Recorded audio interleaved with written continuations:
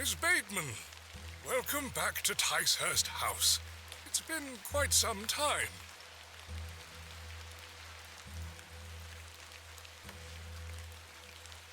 Terrible weather this evening, is it not? Nurse Blaketon has had enough of me smoking inside. Makes her cough, you see. A bit of rain won't kill me, will it? You mustn't be interested in me nattering on. Give my regards to your father. Nurse Blaketon is preparing his supper.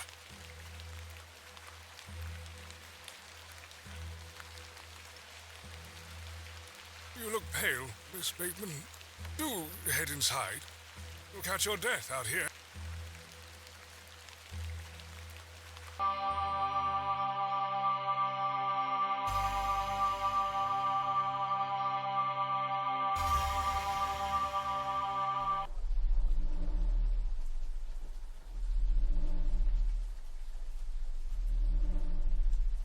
Dearest Mother, I hope this letter will reach you.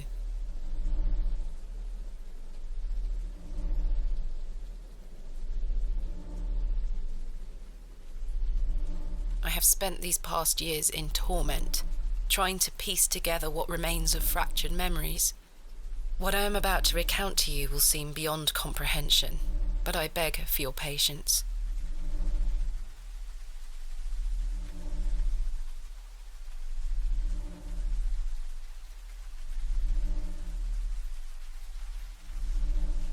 I will endeavour to explain the events that led me to Ticehurst House that night. As far as I can recall, this whole wretched story started with the receipt of a letter from a Mr. Leonard Shoulder.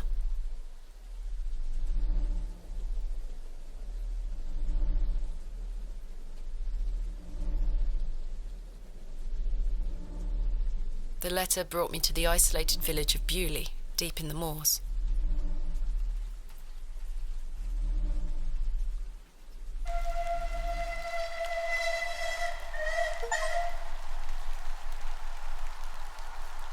No station master in sight. I can't recall our exact meeting place. Mr. Shoulder mentioned it in his letter.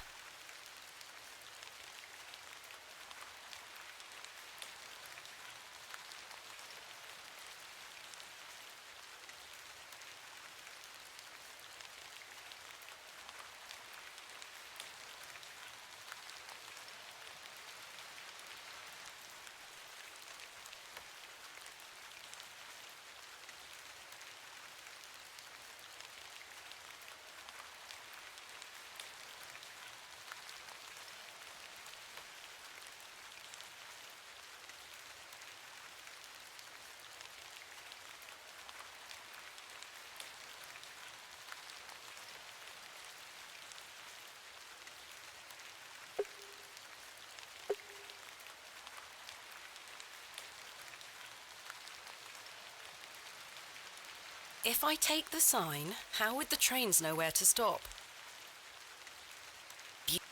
Bewlay. I have great expectations for this Barrow. The tracks look quite untarnished. I don't think many trains come through here.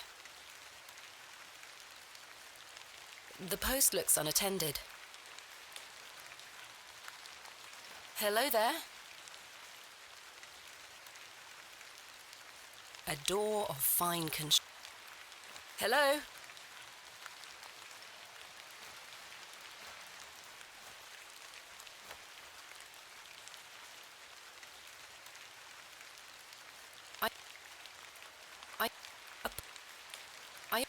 I ought to read Mr. Shoulder's letter again. I can't recall the name of our meeting place.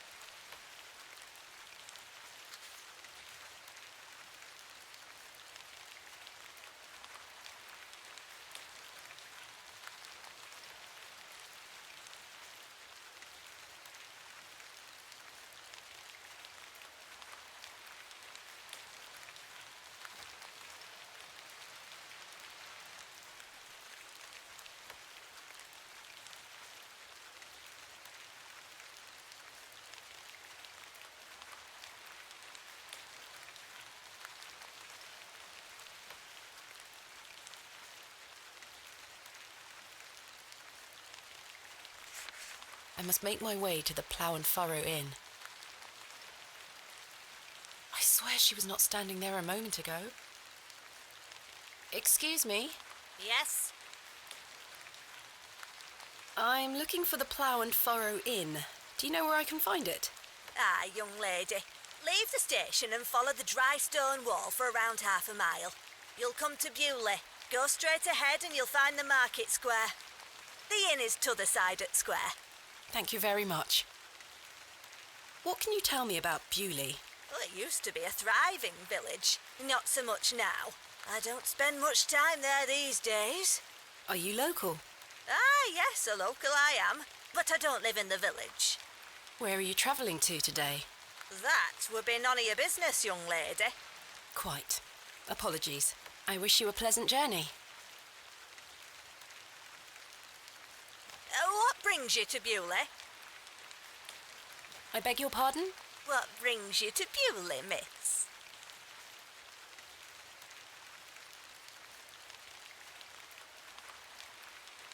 I'm here to visit a local landmark, Hob's Barrow. Hob's Barrow? Well, I can't say I've heard of it. For what reason? I wish to excavate it. Grave robber, are you? Not at all. I merely have an interest in antiquities. Not much to be found in Bewlay, if you ask me. You're better off waiting for the next train back to the city. I'll take my chances. Can't say I didn't warn you. That was odd.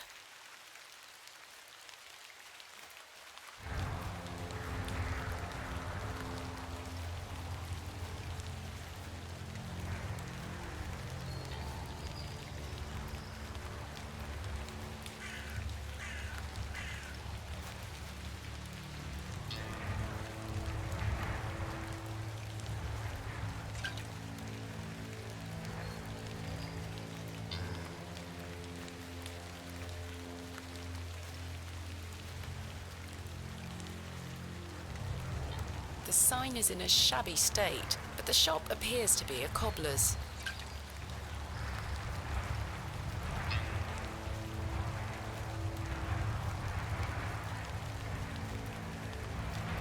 The Plough and Furrow. I have a bit of time before Mr. Shoulder arrives. I should inquire about a room. The Plough and Furrow Inn. The inn where I am to meet Mr. Shoulder. The man looks thoroughly inebriated.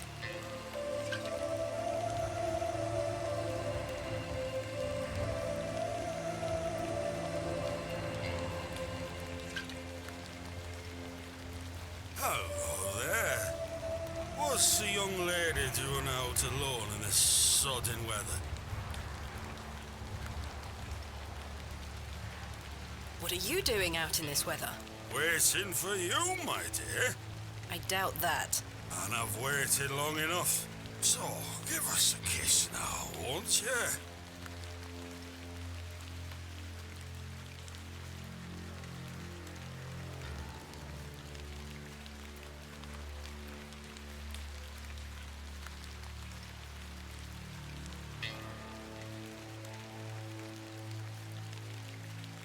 Wouldn't your wife disapprove? My wife? Bloody hell, my wife! My tea'll be on the table at this hour, and if I don't get back, she'll be roaring. Until we meet again. What a buffoon.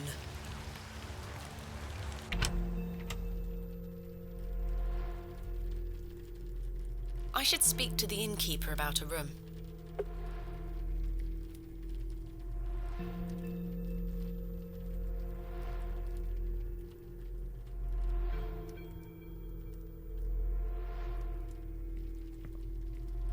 Good afternoon. Good afternoon, lass. How can I help you? I am in need of a room for the night. Aye, we aren't short of those. One night, is it? I shall need at least 2 nights, maybe more. Aye, 'tis not a problem. 3 shilling per night. That includes your dinner and tea. A fair price.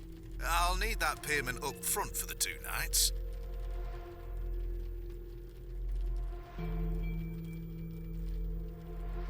This is payment for the room. Thank you. Can I ask for your name, lass? Thomasina Bateman. And will Mr. Bateman be staying with us tonight? No, I am not wed. My assistant is arriving in Bewlay tomorrow. Your assistant, you say? Will you be needing another room? Please. I'll keep a room spare. It's not quite as nice as yours, I'm afraid. Not a problem, sir. I'm sure it will be adequate. Kenneth is a man of inexpensive taste. Here's your key. Just go through the door to the right of the bar, then up the stairs. Room number 2. Thank you. Can I help you with your luggage? No, thank you, sir. I can manage. I should go upstairs and freshen up before Mr. Shoulder arrives.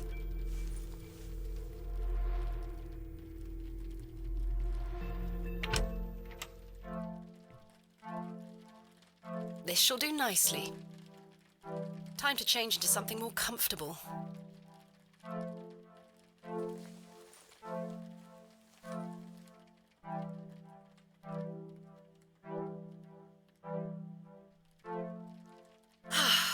Much better.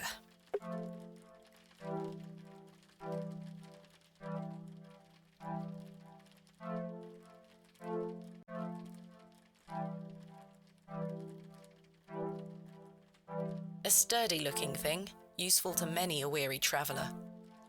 The wardrobe looks old, perhaps 100 years or more in age. No doubt the mattress is stuffed with itchy straw. A decrepit set of drawers. A painting of surprising quality, it portrays a rocky outcrop overlooking a vast moor, perhaps a local landmark.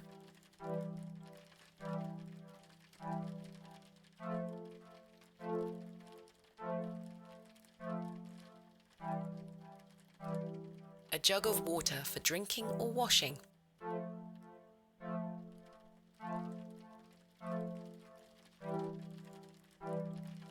The door to my room.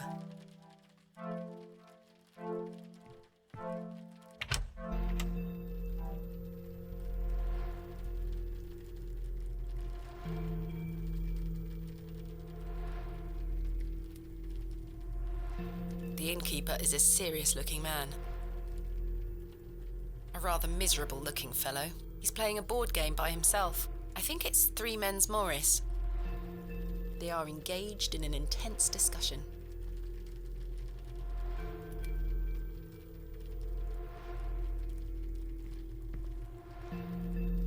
A fine exemplar of inebriation. A decorative plate depicting an eagle. A decorative plate. This one depicts a bull. Miss Bateman, you've transformed. I feel far more comfortable in my outdoor clothing. You look like one of those explorers you see in the newspaper. I guess you could call me an explorer of sorts. I'm Stanley. Stanley Kemp. A pleasure to meet you, Stanley. And tell me, I trust your room is adequate. Most adequate. Excellent.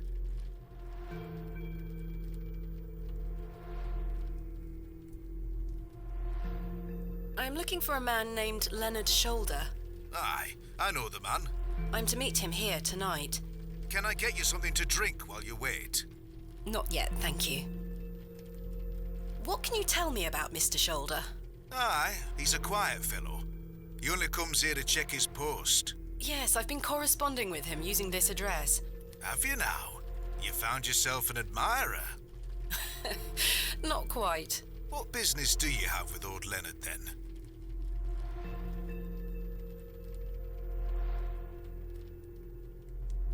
Well, if you must know, I am what some people call a barrow digger. A what? A barrow digger. What in God's name is that? Are you familiar with tumuli? Afraid not. Barrow is another word for tumulus, or tumuli in the plural. A profoundly interesting subject. You've lost me. I excavate ancient burial sites looking for relics. A barrow is traditionally a circular mound of raised earth enclosing a burial chamber. Oh, aye? You're a grave robber. I am no such thing. Don't worry, lass. I've met all sorts in here over the years. I won't tell anyone. I assure you, my goal is more noble than petty grave robbery. What sort of relics do you find then? Gold? Silver? Bones? Well, rarely gold or silver, but treasures certainly. Ancient pottery is the most common find. I've been excavating barrows all over the country. I'm documenting my findings in preparation for my book. It shall be called Vestiges of the Antiquities in Rural England. Oh, aye. Very interesting. But what does old Leonard have to do with this? He sent me a letter in which he told me about an unusual barrow in Bewlay, a site called Hob's Barrow. I'm meeting him here this evening to find out more. I've lived here nigh on my whole life, and I've heard nowt about a Hob's Barrow. What can you tell me about Bewlay? Aye, it's a quiet place. People keep to themselves, work hard. I look forward to exploring the village tomorrow. There's not a lot to see, lass. But St Edmund's Church is a fine building, worth a visit. Are you sure you've never heard of Hob's Barrow? Not in my life, lass, but I'll tell you something. The moors stretch further than the eyes can see once you leave this village. There's no doubt many a discovery to be made. Mr. Shoulder said the barrow is well known locally, a place of legend. I'm afraid you're going to have to speak to him about it. Why are you interested in digging around in the dirt, lass? Haven't you better things to do with your time? But everything was different. I inherited this passion from my father. Oh, a barrow digger too, were he? Indeed. He would take me with him on excavations as a child. Does he still come with you now, on your own adventures? I'm afraid my father's been bedbound by illness for many years. Oh, I am sorry to hear that, lass. Thank you, Mr. Kemp. He is well looked after at a private hospital. Tell me about yourself, Mr. Kemp. Well, I've been the proprietor of this inn for the last 16 years. I worked as a drover all over the country in my younger days. Saved up my coin and bought this place. It's a fine inn. Thank you. I often run short of ale, but my rooms are rarely full. We don't get many outsiders wanting to stay overnight here in Bewlay. Thanks for your time. As you were.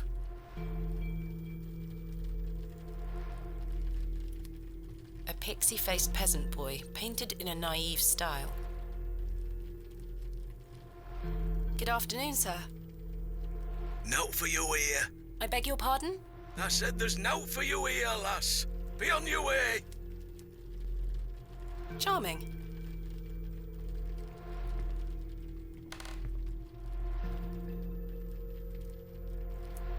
This painting shows a Rubenesque figure brushing her hair. Quite unusual to see such a sensual work in a room like this. A colourful work depicting a bashful knight. It is signed N. Hamley. A biblical scene of some kind. An angel is depicted looking longingly to the heavens. A curmudgeonly-looking old fellow. Hello, sir. Right, Do you know a Mr. Leonard Shoulder? you're not local. You've come on that bloody train, haven't you? Bewlay's going to dogs. I take it you are not enamoured with the railway station. Bewlay's gonna be swarming with outsiders, like you. We don't want you coming here. It's as simple as that, lass. Why not? This is our town, our land. I assure you I am not here to cause trouble.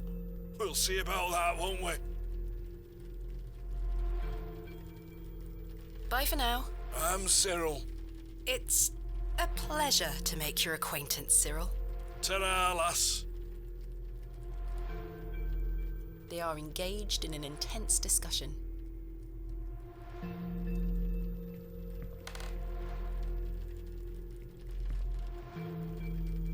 Good day, sir.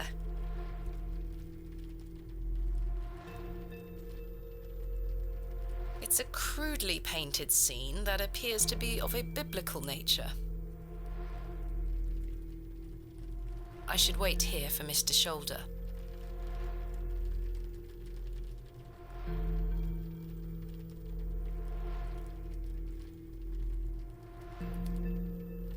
The prices are cheap here.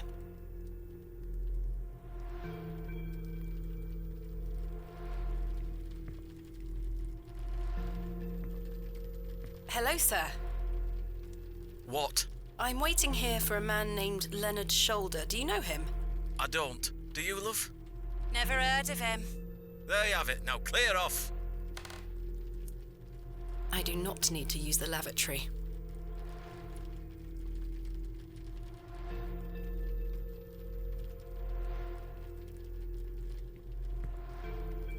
Hello again, Cyril. Oh, Do you know Mr. Shoulder? that'd be none of your business, lass. I don't come to your city poking around asking questions, do I? Man just wants to enjoy his ale in peace. What can you tell me about Bewlay? We're a proud community. I've lived here my whole life. Not much here to interest folks like you. Folks like me? Aye. My name is Thomasina Bateman. Where's your husband? None of your business, sir. Ah! You're brave coming in here all on your own. I'm a grown woman. Bye for now. Ta-ra, lass. Mr. Shoulder should really be here by now. I'll sit down and wait.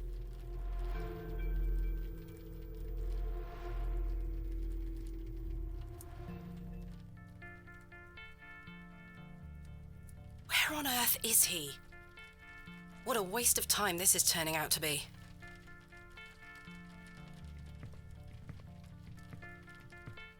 Evening there, miss. Not you again. I just wanted to apologise for earlier. I got home, had my tea, but it gave me an aching belly. How so? I felt bad for how I spoke to you. I'm sorry. The drink gets a hold of me sometimes. Let's start again, shall we? My name is Arthur Tillett. Thomasina Bateman. What brings you to Bewlay, anyway? I'm here to meet someone, but he has not arrived. His loss, if you ask me. Perhaps you know the gentleman, Mr. Leonard Shoulder. Oh, I know Mr. Shoulder all right. If I may be so bold as to say, he's a bit long in the tooth for you. The relationship is not what you're implying. I've never met him. In fact, I know very little about him at all.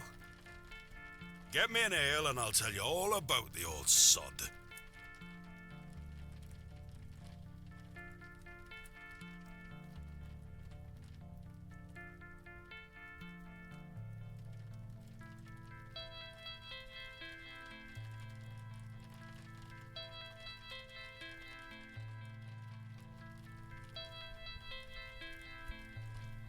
One ale, coming right up. Thank you very much, Miss Bateman. Then I'll tell you all about old Leonard Shoulder.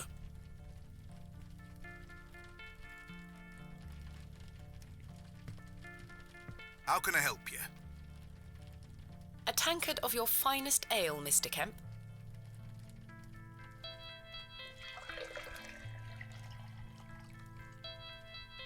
There we are. 2 pence, please. Thank you. This was the last of my money, but Kenneth will be here tomorrow with more funds.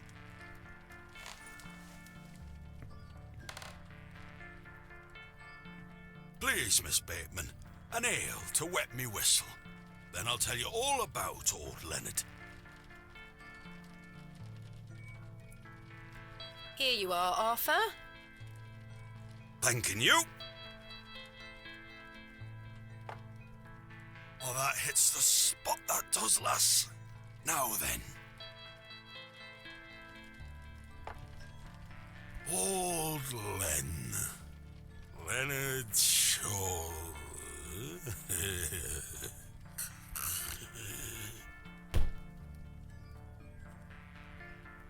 Arthur? Mr. Tillett? Oh, for heaven's sake. The man is in a drunken stupor. After one drink too many, Arthur Tillett has passed out.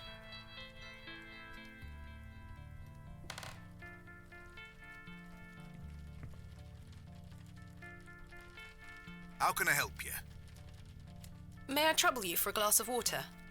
If it's water you're after, I just refilled the jug in your room for you. Thank you. Thanks for your time. As you were.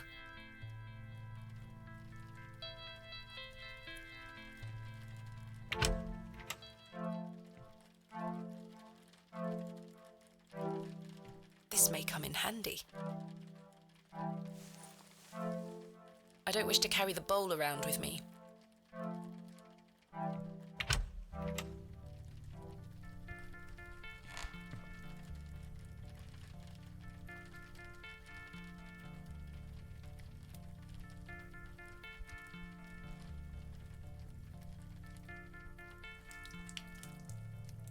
Oh, what the hell were that for? You passed out, Mr. Tillett. Oh, sorry, lass. Where were I? Leonard Shoulder.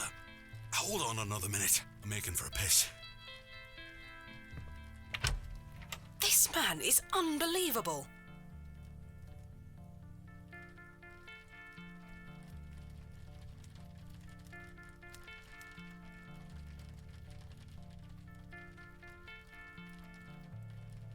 It feels like an hour has passed. Perhaps I should go in there and check on him.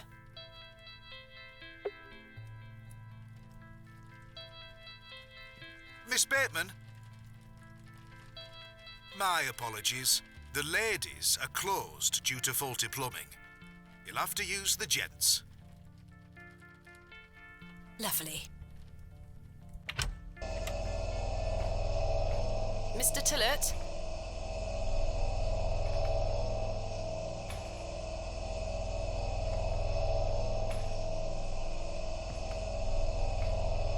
The jug is empty. Mr. Tillett? Mr. Tillett, are you in there?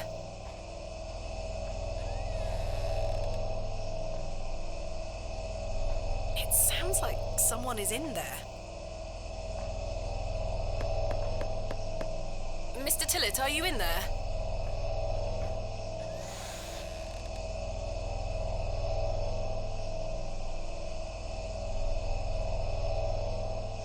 Well, you're not Mr. Tillett.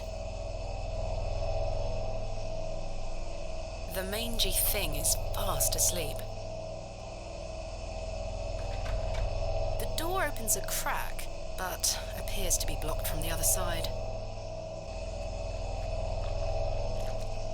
I think I can hear someone moving around. Mr. Tillett? Arthur, are you out there? Judging from the draft coming from below, this door must lead outside. I should investigate further.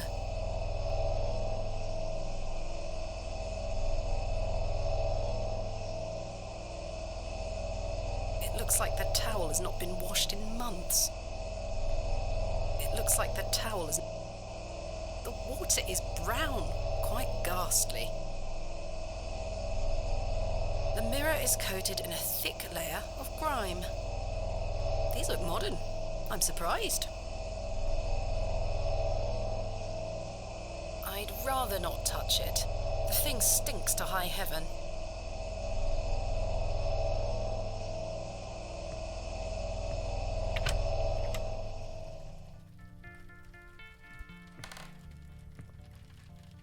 How can I help you? There's a door to the outside in the gents' lavatories. Why is it bolted? That door doesn't even have a lock. So you didn't block the door? I don't know what you're talking about. Have you seen Arthur Tillett? I thought he were with you. He went to the lavatory and has not returned. That sounds like Arthur Tillett. Don't worry, lass. He'll be back. Thanks for your time. As you were.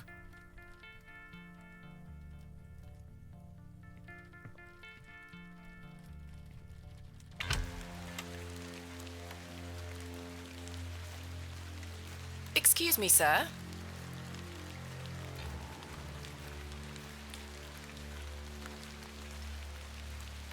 A pearly white gent's glove. It's certainly unlike anything Mr. Tillett was wearing. Seems rather out of place here. Peculiar.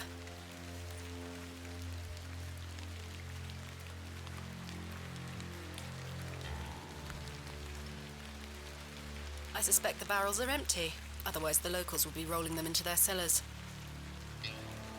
The post has been embellished with a fine bronze bust of a horse. Someone has wedged the door shut. Mr. Tillett. Why would he have done that?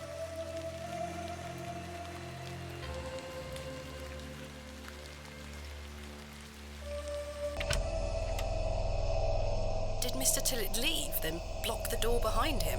Something strange is going on here. Who was that old chap I saw outside the alley? He headed eastward. Maybe I could catch up with him and ask him if he saw Mr. Tillett.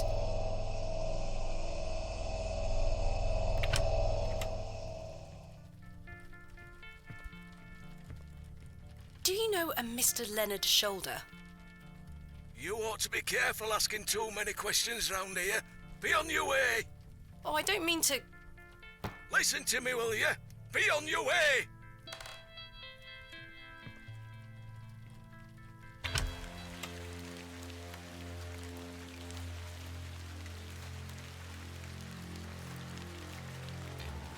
Sir?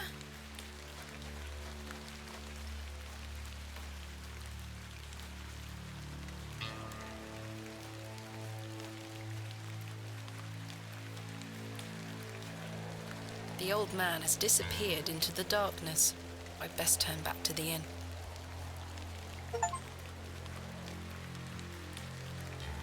A humble local dwelling.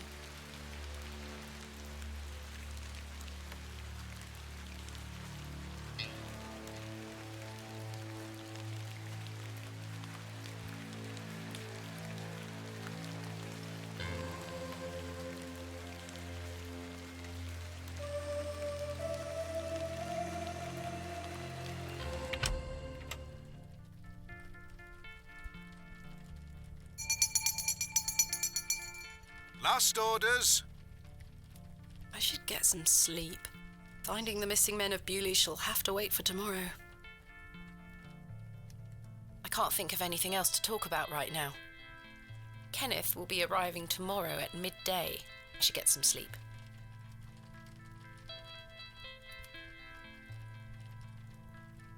Yes, I must get some sleep. I shall track down Mr. Shoulder tomorrow. Miss Bateman, Yes? off to bed. Yes. I'm afraid Mr. Shoulder's let me down. The rotter. Perhaps he will make himself known tomorrow. I should hope so. This is turning into a waste of my time. Don't mind the locals, miss. It's just that we don't get a lot of visitors in Bewlay. Quite. They mean well, believe me. Sure, Mr. Kemp. Please, call me Stanley. Good night, Stanley. Sleep well, Miss Bateman.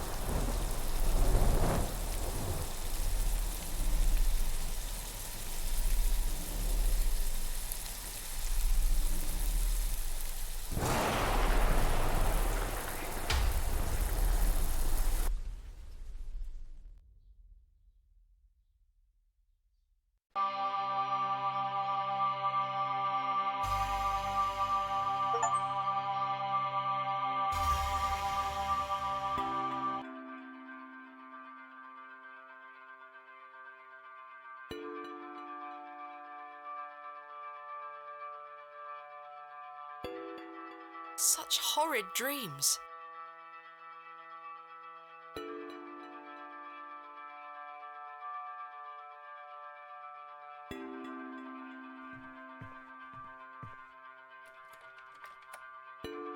Bolted from the inside, just as I left it last night.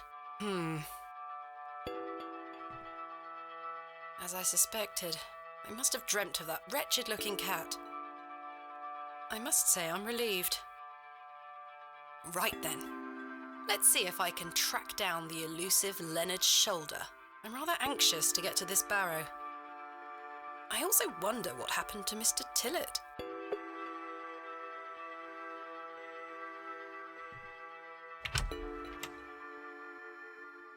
Good morning, Miss Bateman. Good day, Stanley.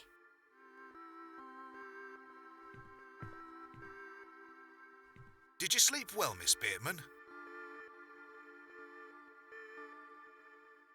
Yes, thank you, Stanley. Splendid. I'm happy to report the rain of yesterday has lifted. It's a clear morning outside. Crisp. I've prepared a room for your assistant. What time will he be arriving? His train will get in around midday. Kenneth will also be bringing my excavation equipment. Oh, aye. What does that entail? Picks, shovels, buckets, lighting and such. He usually packs it in a large crate. Come to think of it, I'll need somewhere to store it. You're welcome to use the alley behind the inn for any such bulky items.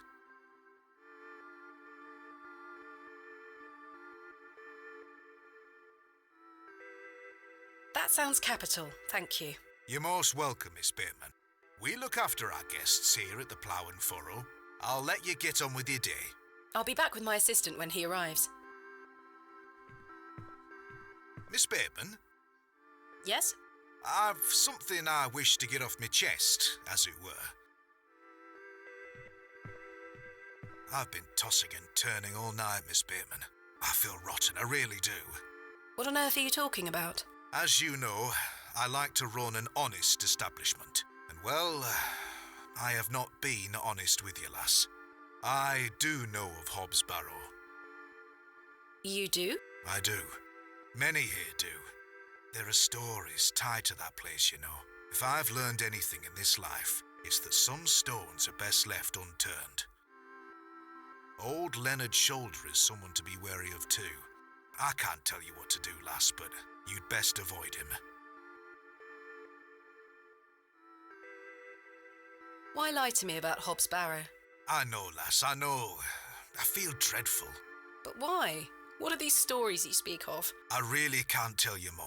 If you insist on visiting that place, you'll have to seek out Mr. Shoulder. He brought you here. He should be the one to tell you. I must say, Mr. Kemp, this is all quite puzzling. I've never let local superstitions stop me in the past. I pride myself on being a woman of logic and reason. I've no time to waste on such matters. As I say, seek out Mr. Shoulder. He can tell you more. Why must I be wary of Mr. Shoulder? The man has a certain reputation. For what? You've seen it already. Were he here to meet you last night? No. Precisely. A man not to be trusted. Where does Mr. Shoulder live? I can't say for sure. As I think I told you last night, he's a quiet man and keeps to himself. He only comes in here to collect his post. Leads me to believe he lives a fair distance away. Certainly not in the village itself. Might someone around Bewlay be able to help me find him? You could ask around. As I say, lass, Bewlay folk mean well. Don't forget that. Where is Hob's Barrow? I don't know.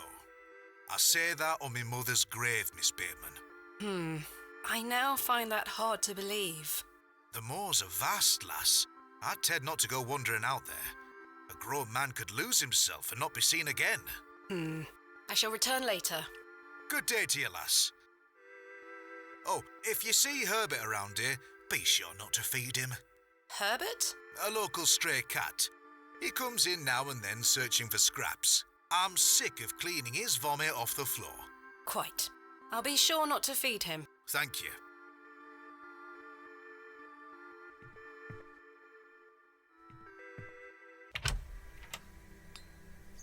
It seems I may be fighting a battle against some sort of local superstition. Is there a single barrow in England that doesn't have some ghastly tale attached to it? Hogwash. All of it. I've a few hours until Kenneth arrives. I should use this time to find Mr. Shoulder.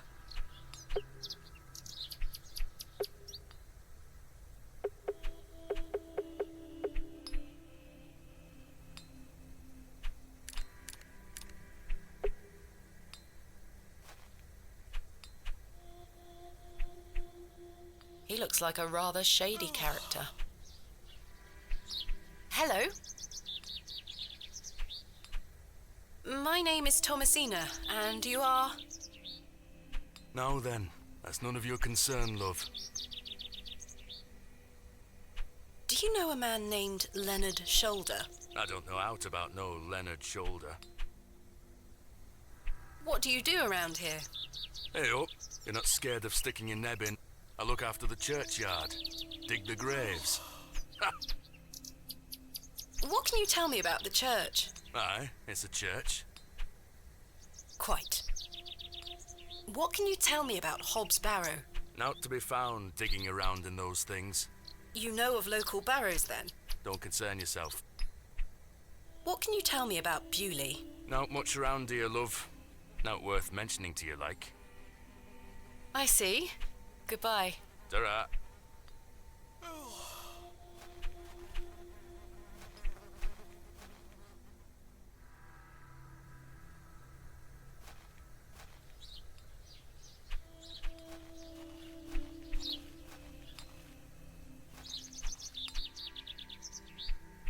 Quite a fine building indeed.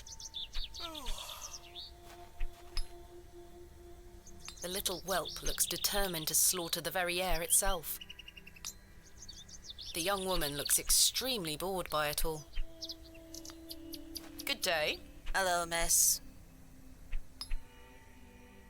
My name is Thomasina. What's yours? Betty. Nice to meet you, Betty. What are you up to? My brother is practicing his sword-fighting technique. I'm to watch him until he tires himself out. I'm tireless! This time last month it were all about his teaspoon collection. This month it's swords. Do you know a man named Leonard Shoulder? No. Are you sure? Yes. What do you know of Hob's Barrow? Our parents don't like us talking to strangers, miss. So you know of it? No. Are you sure? Yes. Goodbye. Bye, miss. Quite an ornate construction. This was created with pride and care.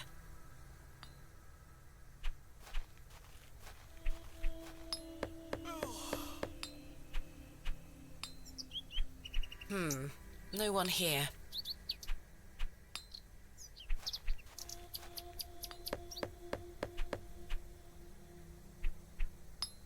I don't think anyone is home.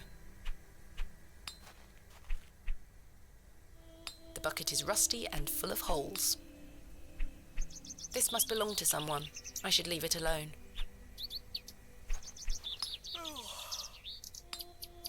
Good day. Yes? My name is Thomasina. George Crozier. Can I help you? Are you a Bewlay native, Mr. Crozier? Aye, born and bred. That's where my father's forge before mine. How is business faring? I do an honest trade. There'll always be horses needing shoes and farmers needing tools. You let me know if you need out made or mended. I'll do you a fair price. Thank you, Mr. Crozier. Do you know a man by the name of Leonard Shoulder? Oh, aye. Old Leonard. Have you seen him recently? No, not recently. Do you know where he lives? Why all these questions, lass? I need to speak with him. He invited me to Bewlay. Oh, he'll turn up. I've seen him in the plough and furrow from time to time. But do you know where he lives? I need to find him. I believe he lives somewhere out on the moors. Can't tell you out more than that. Thank you, Mr. Crozier. Do you know of a local landmark named Hob's Barrow? There's a fair many barrows found out on the moors, lass. Too many to put a name to. Not a soul in Bewlay pays them any mind. What can you tell me about Bewlay? We don't get many visitors here, outside of market days. But there's plenty of work for the village blacksmith. Where are you from, then? I arrived yesterday on the train from London, by way of Derby. Oh, aye. I've heard about London. What have you heard? Plenty of factories there. Yes, indeed. The city is always changing and moving forward. Too busy for me, though, lass. I prefer a quieter pace. Aye. When do market days run in Bewlay? Once or twice a month. The next one is tomorrow. How delightful. Unless your vice is cabbages, there'll be naught to interest a young lady. I don't mind a cabbage. Then you're in luck. Thanks for your time. Aye. Speak to you later. The blacksmith is toiling away. A fantastic specimen.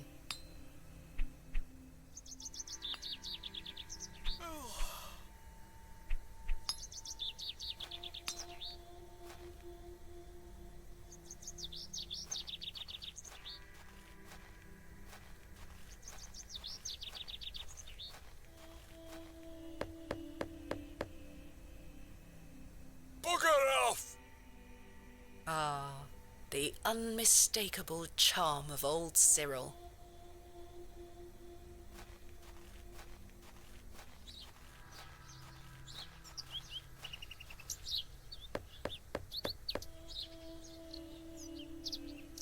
I don't think anyone is home.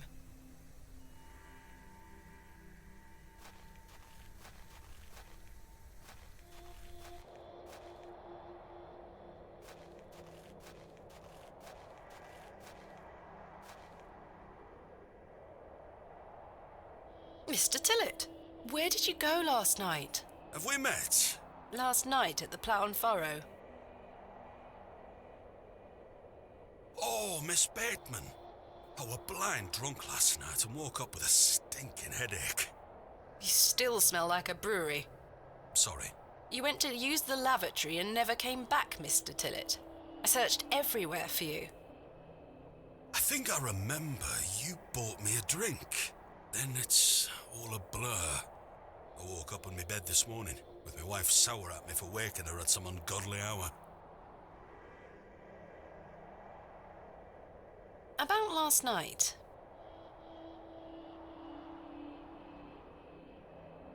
What were you going to tell me about Leonard Shoulder? Who? Leonard Shoulder. You told me you knew him. And promised to tell me more if I bought you a drink. Which I did. So what were you going to tell me? I don't really know the old bugger. But you said you did. Oh, aye. No, I know naught about him. No, naught about Leonard Shoulder.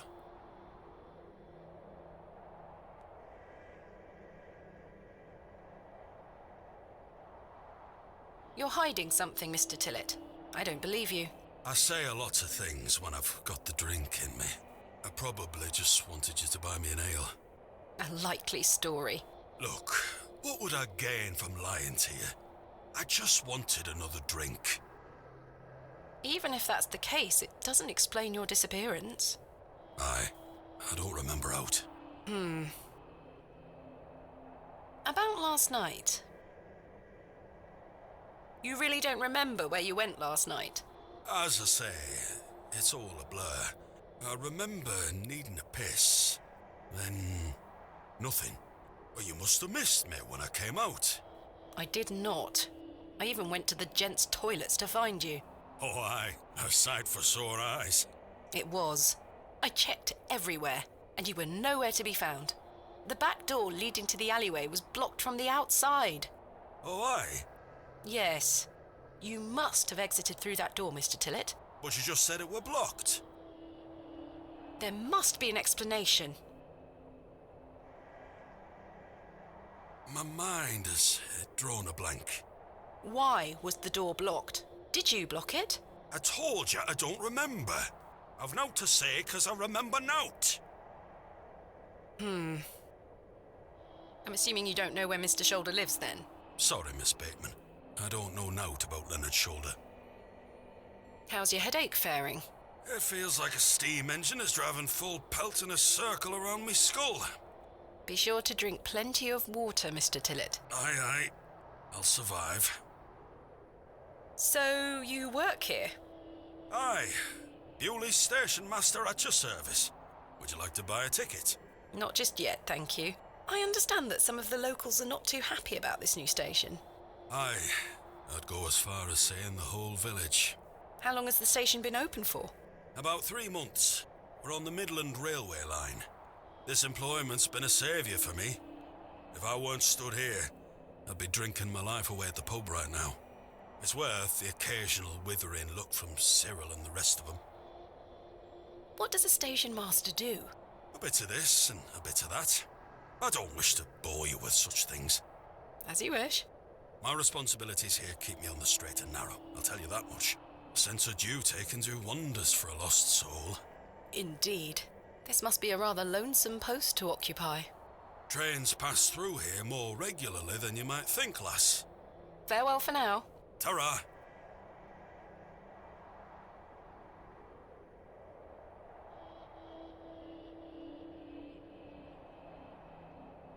Do you recognise this glove? Never seen it before in my life.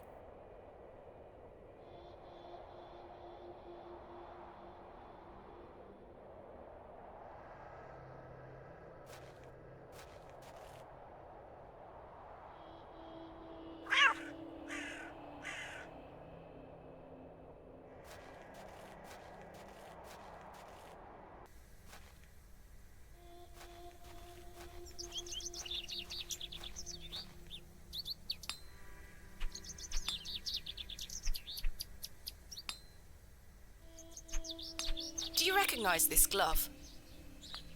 No. Should I? Never mind.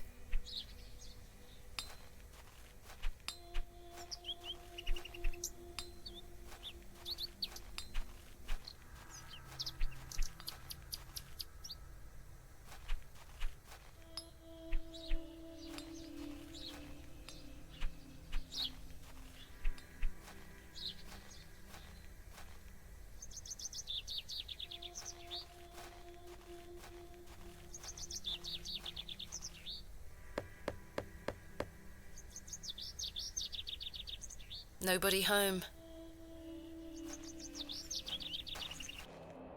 The road disappears over the horizon. I see nothing but moorland.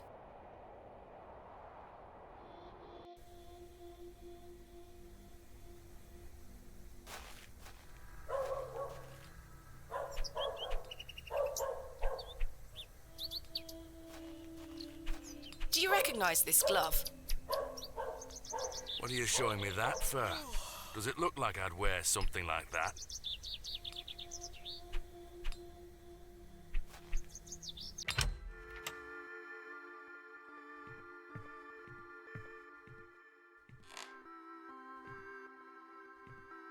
I must say, last night is rather...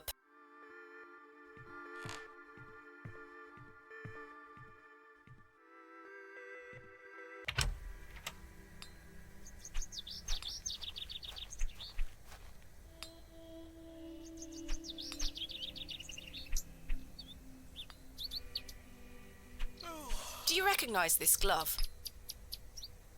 Sorry, I don't.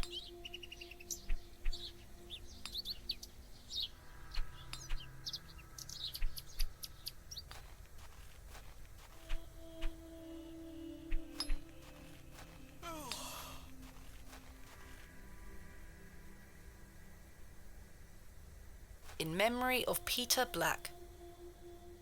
In memory of William Ager. In memory of Mabel Hurst. In memory of Benjamin Garkham. In memory of Millicent Smith.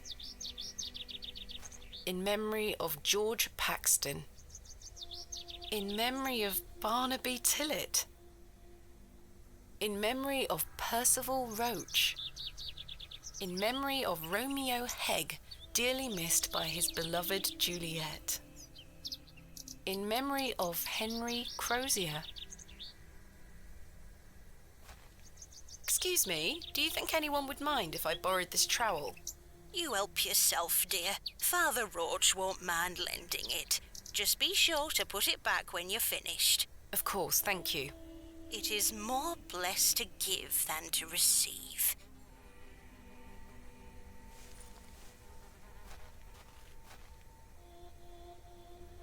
Hello? Good day. Would you like to buy one of these cakes, pet?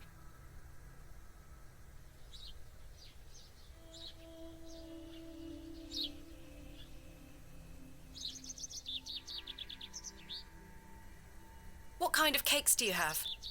I have some lovely Bakewell puddings, the sweetest marriage of almond and jam.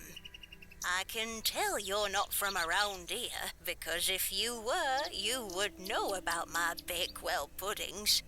They are quite famous. Alas, I'm not carrying any money with me. That's unfortunate, pet. I'm sorry, I can't give them away for free. The money goes to the church, you see, and one cannot shirk one's duty to the church. I understand. My name is Thomasina. What's yours? Mrs. de Plancy.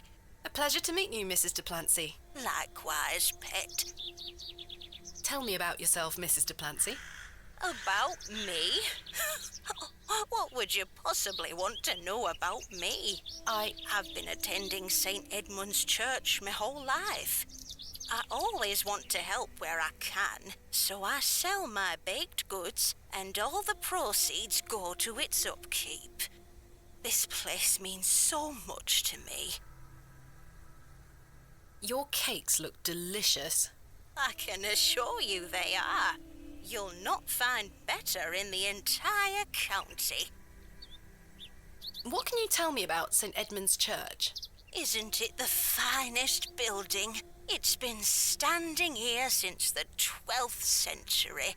The box pews in the nave are very fine and date back to the 17th century. The door is open if you'd like to worship. Thank you, Mrs. de Plancy. Do you know a local man called Leonard Shoulder? Yes, I know Leonard. What business do you have with him? It's a long story, but I'm trying to find where he lives. I'm afraid I don't know, dear. Father Roach has access to the parish register. He might be able to help you. What can you tell me about Father Roach? He is a lovely man and an exemplary servant of the Lord. He's been the vicar of St. Edmund's for many years. Where can I find Father Roach? At this time of day, he'll be taking his exercise in Herne Wood, to the west of the village. Thank you. I'll go find him. Be sure to listen out for his merry whistling. Such a jolly man.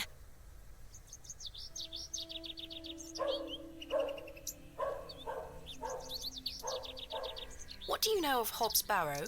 Hobbs what? Hob's Barrow, a local burial mound. The only place of burial I know about and care for is in this very churchyard. Thank you for your time. Lord be with you.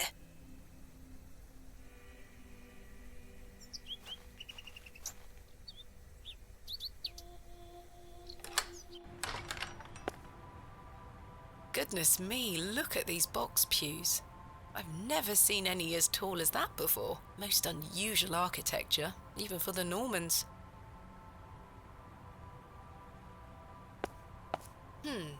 Someone has left a necklace hanging here. A silver cross. Sterling by the look of it. Maybe I can reunite it with its owner. This must be where the local vicar sacrifices the newborns.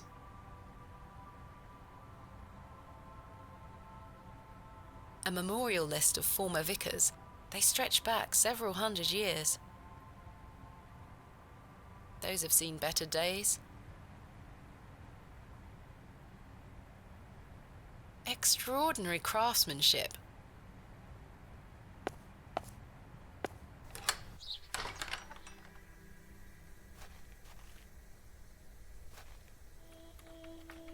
It's locked.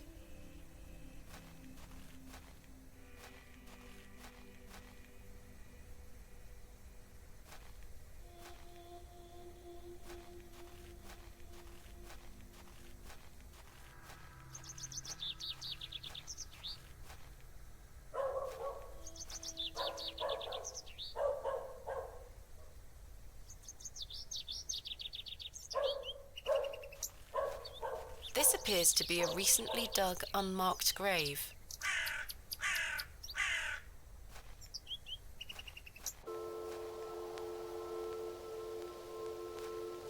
Margaret's Lookout. I wonder who Margaret is, or was.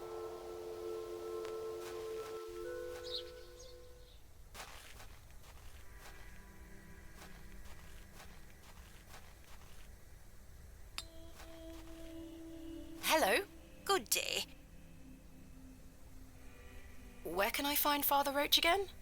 At this time of day, he'll be taking his exercise in Herne Wood, to the west of the village. Thank you, Mrs. de Plancy. Thank you for your time. Lord be with you.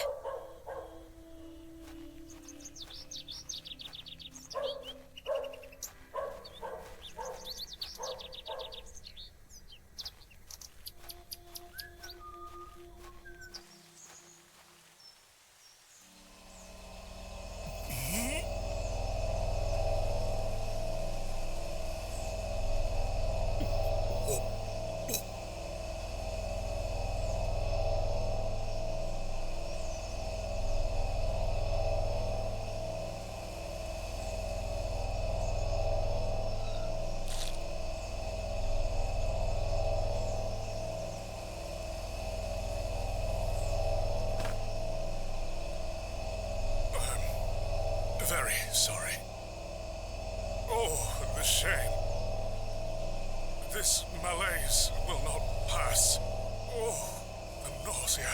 I need your help, young lady. Tell me what you need. Let the blood from my arm.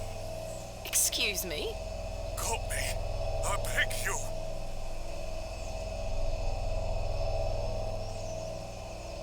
The vicar looks dreadfully ill.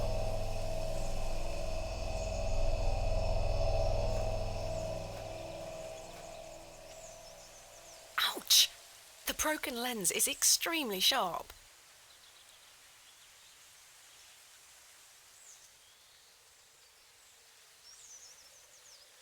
Perhaps I shouldn't risk soiling this glove until I find its owner.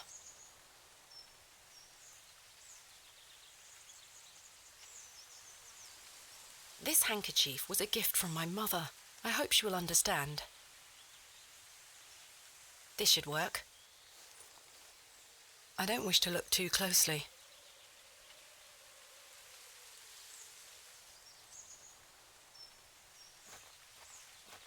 Are you sure you want me to do this? Yes, it will cure me of my ills. I shall do as you ask, Father.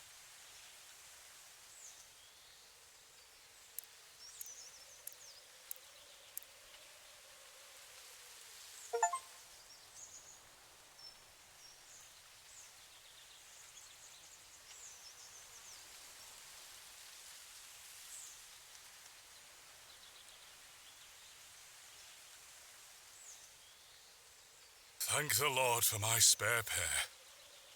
God bless you. I already feel quite better. I'm glad, Father. The rapid healing properties of bloodletting cannot be overstated. I'm Frederick Roach, vicar of St. Edmund's Church. My name is Thomasina Bateman. It's a pleasure to meet you.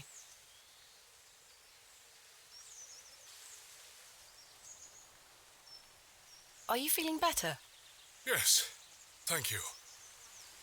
What ails you, Father Roach? I just ate a rotten berry, that's all. I like to pick blackberries for my supper, you see. They are quite delicious, as long as you mind the bramble. My apologies again. I wish we had met in different circumstances. Are you from Bewlay originally? I was born in our very own St. Edmund's. It's quite the story. Do tell. My mother was sheltering there as a frightful tempest raged. And lo, did her waters break right there and then in that pew. One could say that you were born into your role, Father. Indeed. When my mother told me the story as a young boy, I knew that this was my calling. St. Edmund's is a fine building. Thank you for saying so. It's hard work keeping her in good shape, but our congregation is always willing to lend a hand in the Lord's name. What is it like being the vicar here? Every day is a blessing, my child. I have a great love for our parish, and the Lord looks after us. What about your congregation? Numbers have fallen over the years, I must say. But those that remain are faithful and full of His Spirit. I'm looking for Mr. Leonard Shoulder. Oh, yes? Are you a relative? No, it's a long story, but he invited me to Bewlay. And he didn't tell you his address? He was to meet me last night at the Plough and Furrow, but he never came. I see. Well, let me welcome you to Bewlay on his behalf. Thank you, Father. Do you know where Mr. Shoulder lives? Let me think. It's been many moons since I've paid him a visit. Perhaps you could allow me to take a look at the parish register. No need. I remember it now. A fair hike across the moors. Could you please give me directions? I'll take you there myself. It's the least I can do after you aided me so. Capital. Thank you. Just let me know when you're ready to pay him a visit. I'll be resting here for the time being. What do you know of Hob's Barrow? I can't say I've heard of it. It's supposedly a famous local landmark. I'm afraid I know nothing about it. What can you tell me about Bewlay? It's a quiet town. The railway line, which I presume you arrived by, is the only news of note we've had here for years. I've heard the new station has received a mixed reaction. I've heard many a debate, it's true. But my role is not to adjudicate on that matter. I'm very busy in my own work, you see. I'm ready to go to Mr. Shoulder's house. Excellent. I feel the fresh air will do me well. Follow me.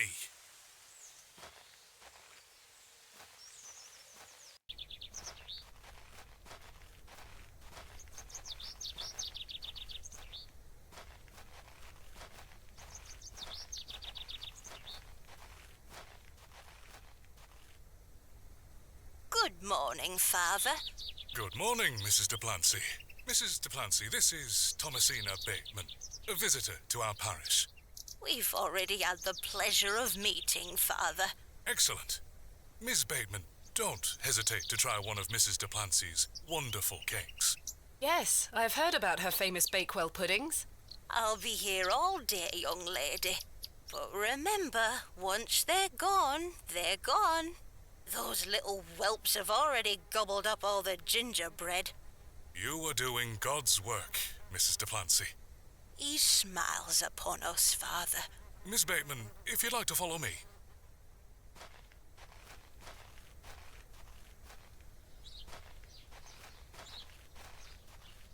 Let's talk of graves, of worms, and epitaphs.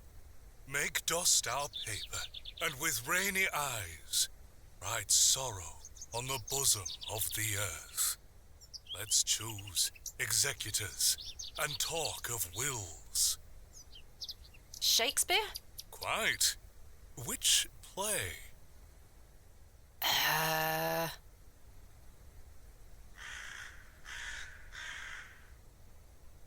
Richard II? Correct. You are well read, Miss Bateman. Studying the work of the bard is one of my favorite pastimes.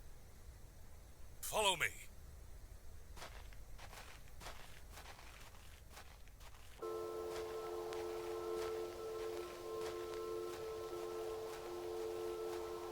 Behold, the vast expanse of God's creation. The moors extend as far as the mortal eye can see. Beautiful, is it not?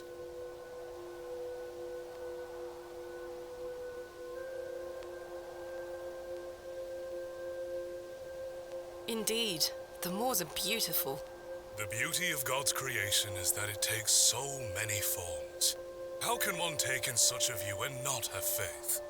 Some look at these moors and think this a godless land.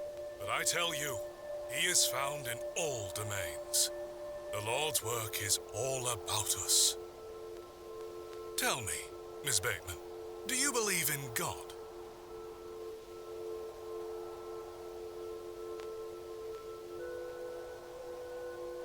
Yes. I sensed a hesitation there. No, I believe in... Come now, I will not bring the fire and brimstone upon you for speaking your truth. Well, I was brought up Anglican. The church was an important part of my early life, Father Roach. But what happened to my father eventually made me question things. If you don't mind me asking, my child, what happened to your father? He had an accident when I was very young.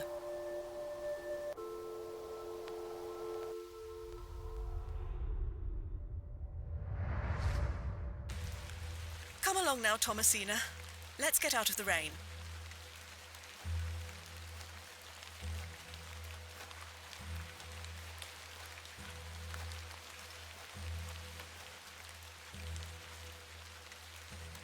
Remember what I told you, all right? Be a good girl. People are unwell here. They don't want to hear you running about making noise. Understood? Yes, Mother. Good. And don't annoy the nurses. I promise I won't. Good. Now, let's see your father.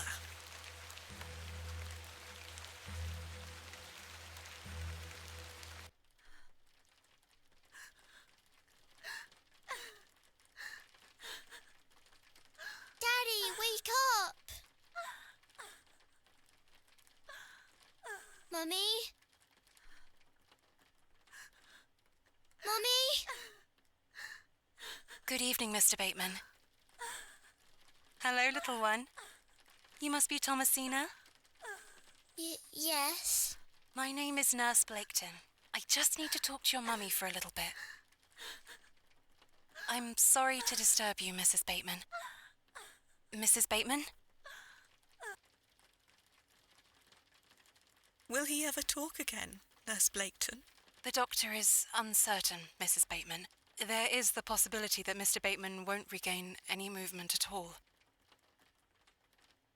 But we will do our utmost to look after Mr. Bateman here at Ticehurst Manor. He will have a nurse by his side at all times, I can assure you.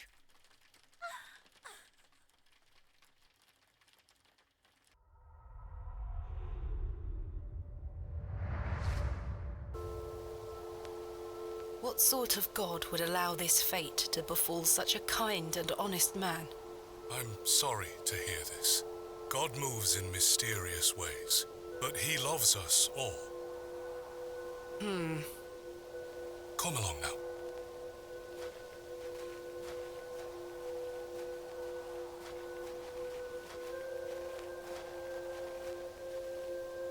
Hello. She scampered off in a hurry. Who was that?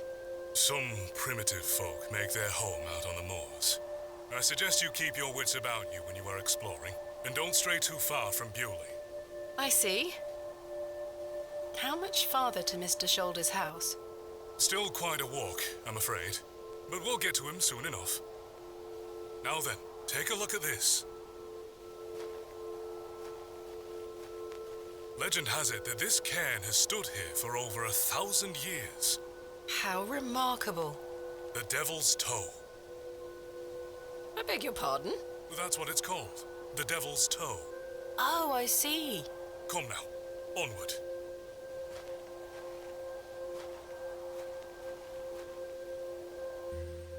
We walked and walked across that vast, featureless landscape. All the while, Father Roach was whistling away merrily. Just as I had begun to wonder if we were hopelessly lost, a building emerged from the mist. Mr. Shoulder's cottage.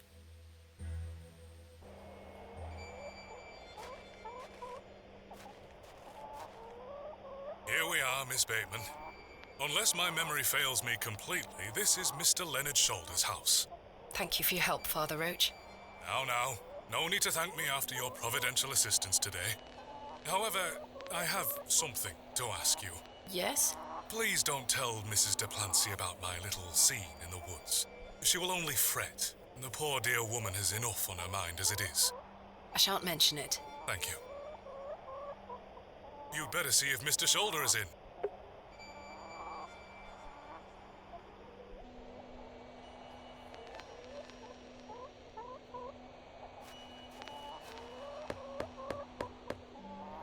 Mr. Shoulder? Is Thomasina Bateman here? I'm here in Bewlay as discussed. Maybe try again. His hearing probably isn't the best at his age.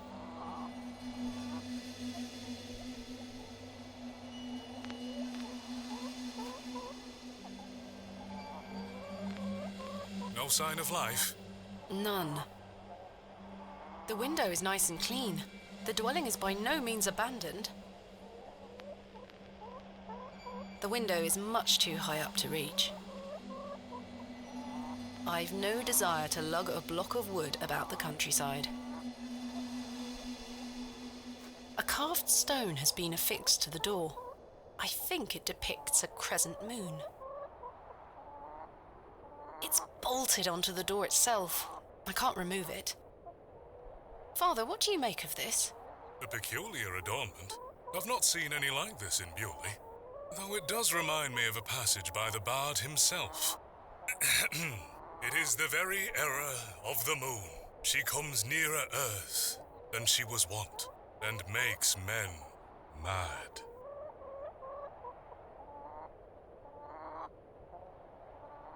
Othello? Precisely, Miss Bateman. Your knowledge of the bard is presently flawless. I consider myself to be well-read, Father Roach. It's delightful to meet a fellow bookworm, I must say.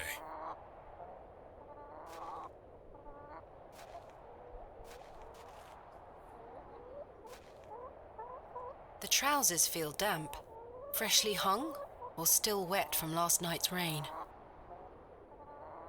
That glove looks familiar.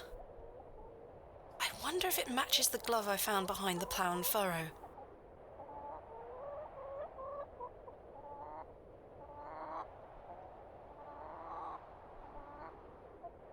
That glove looks... I wonder if... Slightly damp. I have a similar one myself. So very warm.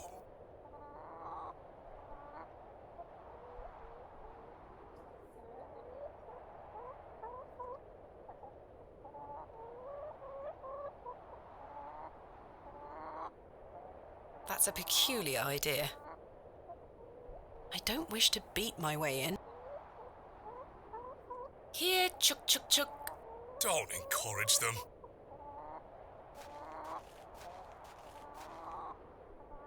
What else do you know about Mr. Shoulder? A reclusive man. I must say I know very little about him. Does he attend services at St. Edmund's? Not regularly, if at all these days. Perhaps he feels closer to God out here on the moors. What do you make of Mr. Shoulder's residence? A sturdy construction, I'm in, no doubt. The winds blow a gale out here, not to mention the pelting rain. At least he must have plenty of eggs to eat. Awful creatures, those hens. Do you know that young girl we saw? No, but I've seen her sneaking around the churchyard. The poor thing is feral. She takes off at the slightest stirring. We will bring the Lord to her. Good time. Perhaps she has her own beliefs. You said there were others like her. Primitive folk, yes. Avoid the moors in hours of darkness and don't wander too far. I wouldn't entrust a young woman in their company. Do you know anything else about the Devil's Toe? Not really. I do recall it toppling over when I was a child. A few lads from Bewlay rebuilt it to the best of their memories. The devil mustn't have been happy. Come now, my child. Do not joke about such matters. Is there a Mrs. Shoulder? No. I believe Mr. Shoulder has led a life of celibacy. Why don't you like hens, Father? I know I must love all of God's creatures, but they make such an unholy ruckus, and their talons claw at my boots. But they mean no harm, and they provide eggs. I cannot abide hens' eggs. They smell of sulphur when rotten. What more can you tell me of these primitive folk? Godless people, Miss Bateman. Don't concern yourself with them. They live out there on the very edges of this land. If you don't wander too far, you shouldn't cross their path. You mentioned that Mrs. de Plancy is worried about something at the moment. It is not my place to say. Mrs. de Plancy will tell you in good time, if she deems it fit to do so. What is your favourite of Shakespeare's works? A very difficult question, Miss Bateman. But one I can answer, nonetheless. I am awfully fond of Cymbeline. An unusual choice. All gold and silver rather turn to dirt. Wouldn't you agree? A fine quote. Thank you for your time. Lord be with you.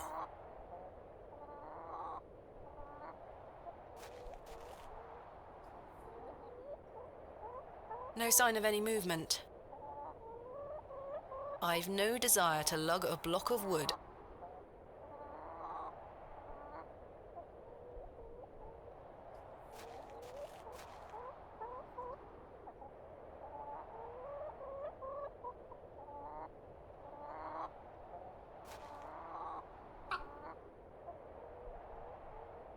Care to hold one, Father Roach? Put that thing down, would you? You're no fun.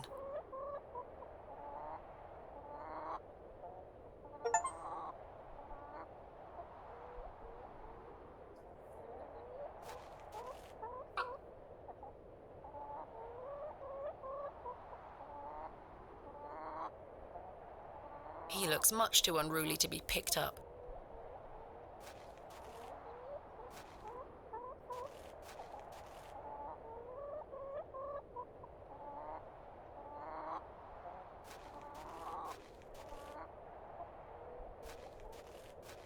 Mr. Shoulder has stacked blocks of wood neatly beneath this small lean-to. Very neat and tidy.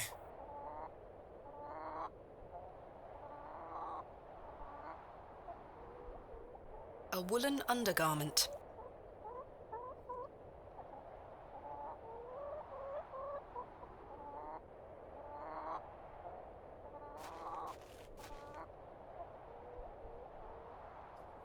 I found this necklace inside the church. Do you know who it belongs to? Many in our congregation wear such things. I'll announce it at the next service. Do you mind if I keep hold of it until then? Not at all. That's a peculiar idea. Do you recognize this glove? Fine stitching indeed. An item of some considerable taste. Indeed. But I'm afraid I don't recognize it. Why do you ask? Never mind.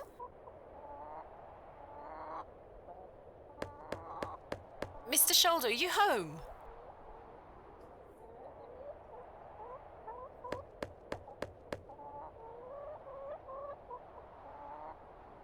It appears Mr. Shoulder is not at home.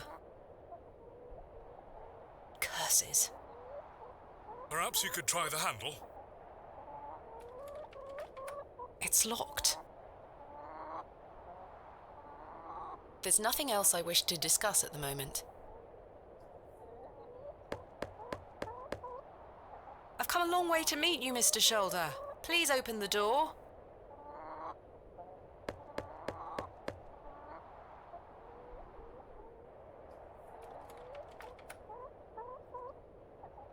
Mr. Shoulder continues to prove himself elusive.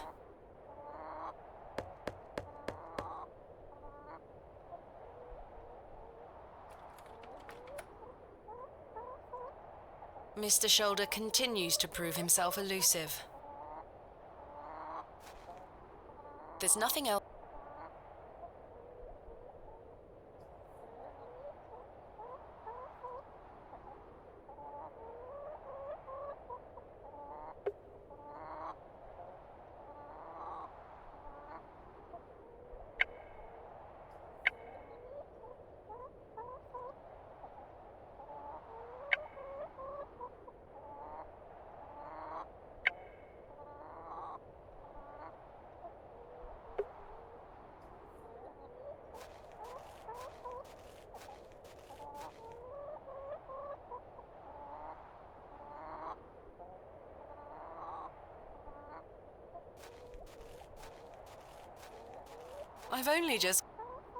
I've only just got here.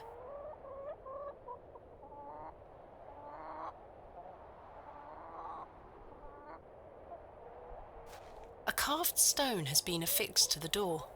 I think it depicts a crescent moon.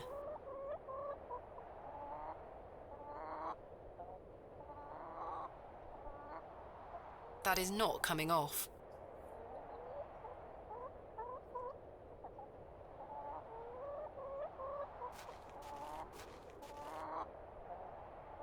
That glove looks familiar. I wonder if it matches the glove I found behind the plough and furrow. That glove... I wonder if it...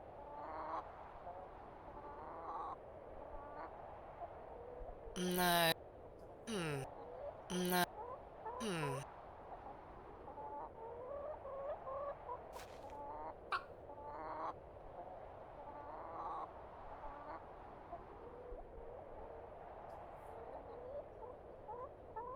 I've no desire.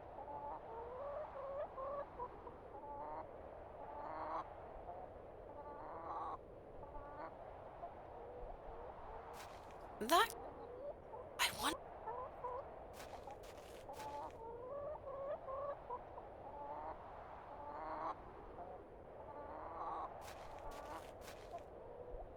I've only just got here. I have nothing else to ask for the time being. I don't wish to give that away.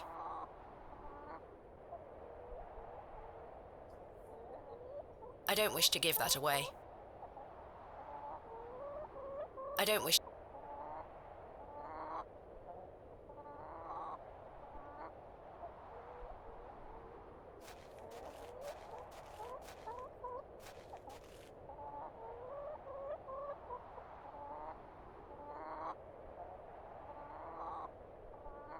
No sign of any movement.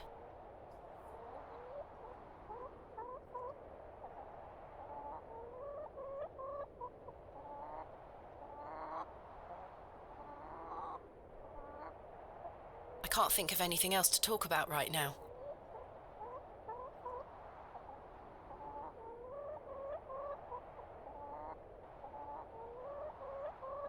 I've no desire to lug a block of wood about the countryside.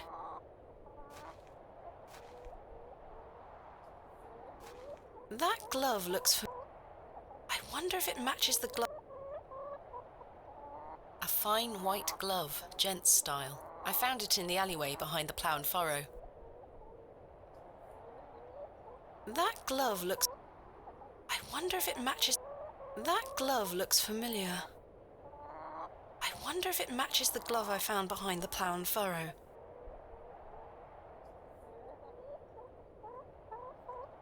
The gloves are a pair. Does this mean Mr. Shoulder was in the alley last night? Why didn't he come inside to see me? Perhaps he's gone for a stroll. Possibly. I'd suggest you call back later, my child. I myself must make my way back home. I have some matters to attend to at the church. Shall I accompany you back to Bewlay?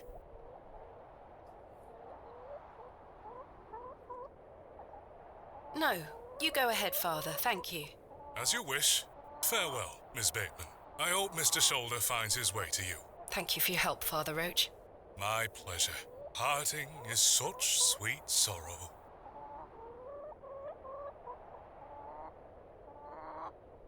Romeo and Juliet? Correct. That I shall say good night till it be morrow. You've proven yourself to be an impeccable scholar of the bard, my child. Lord be with you. Well, Mr. Shoulder, you've brought me to Bewlay, and now you're nowhere to be found. Mr. Shoulder must have dropped the matching glove last night. What was he doing in the alley? Rather rude of him not to come inside and see me.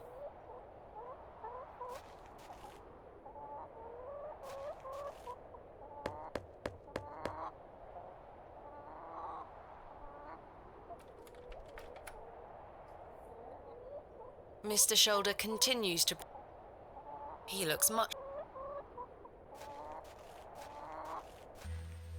As I trudged back to Bewlay across those cold moors, I made a new resolution. I would find Hob's Barrow myself, with or without Mr. Shoulder.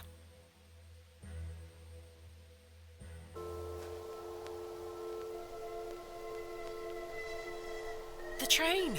That must be Kenneth. I should go and meet him at the station.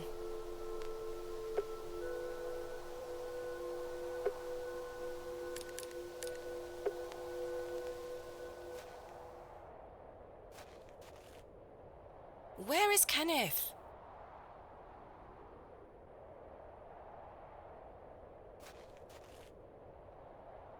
He was supposed to wait for me at the station.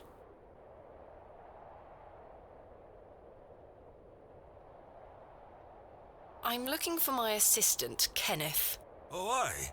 His train has arrived. Not a single soul disembarked the last train, Miss Bateman. Impossible. Was that not the midday train from London by way of Derby?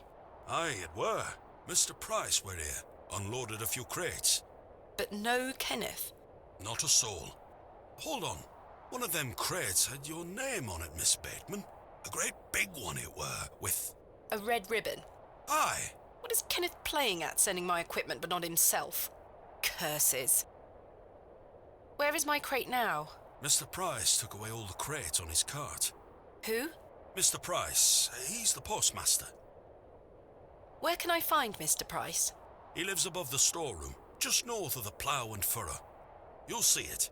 There's a Royal Mail plaque on the wall. Thank you.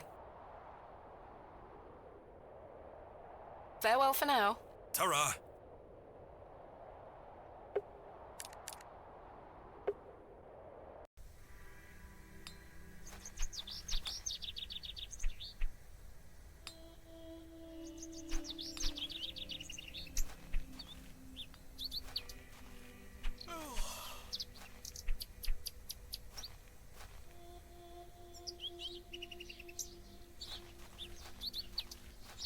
Hello there. My name's Thomasina. Yeah? What's yours? Wally? Do you know a man called Leonard Shoulder? No. Have you heard of a place called... No. Goodbye.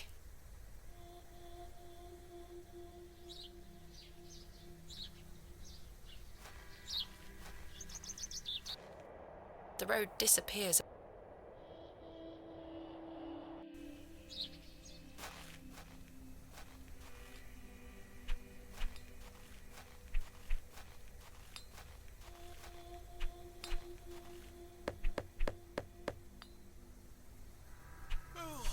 I don't think anyone is home.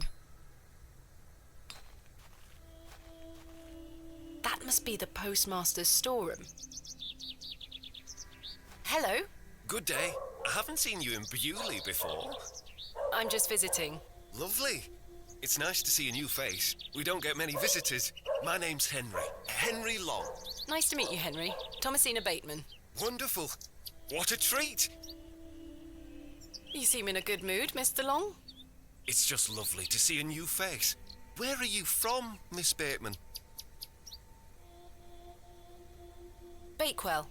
Not too far away, then. I've never been myself. Have you travelled much, Mr. Long? Why on earth would I ever want to leave Bewlay? I have all I need here. I were born in this very home I stand in front of. Bewlay is in my blood. Why would I ever want to leave? Especially now I can meet new folk thanks to the railway line. I'm looking for Mr. Price, the postmaster. Oh, Mr. Price, my lovely neighbour. I'm afraid you've just missed him. Curses. I saw him wheeling a large crate into his storeroom just there. It must be mine. I really need it. Have a look through the window to see if it's yours. Where did Mr. Price go? I don't know. The man were in a hurry. I know he has family in Bakewell. That's miles away. Did he leave by foot? No, by horse. He must be a few miles down the road by now. Curses. When will Mr. Price be back? He didn't say. Could be tonight, could be a few days. How infuriating. I told him I'd keep watch of his storeroom, and I'm a man of my word, Miss Bateman. I shall not budge from this spot. Do you know a man named Leonard Shoulder? Aye, funny old fellow. I hear he lives way out on the moors somewhere. Have you seen him recently? No, not for a long while now that you mention it. Why do you ask? It's a long story, but I was to meet him in Bewlay. He invited me here. Well, I must thank him when I see him for inviting such an enchanting young woman. You flatter me, Mr. Long. I'm looking for Hob's Barrow. One of those old burial hills? Yes. Do you know where it is? Believe it or not, I haven't set foot on the moors since I were a child. Why is that? I've got all I need right here in Bewlay. And we're all truly blessed with the railway station which brings us... Your opinion of the railway station differs widely from your fellow townsfolk, Mr. Long. I've not met anyone particularly keen on it. That railway line is the start of a new era for Bewlay. Mark my words. There's much to protect here, but we need new blood. I hope that some of you visitors will actually stay here permanently. Why is that? So I have new friends to talk to. Some people here don't want any new friends. Cyril Farnaby, the miserable old sod, is the worst offender. I've had the pleasure of meeting Cyril. He really dislikes the railway station. Absolutely miserable he is. I've tried to convince him many times that the station will help Bewlay. He just doesn't understand. I met him last night in the Plough and Furrow. Aye, the scene of our many debates. Blimey, I could go for an ale right now, actually. Can I buy you a drink? Really? No. Wait. Do you think Mr. Kemp will let me open a tab? Perhaps. You could always ask him. I shouldn't leave anyway. Mr. Price is relying on me to keep watch of his storeroom. Goodbye. Don't be a stranger.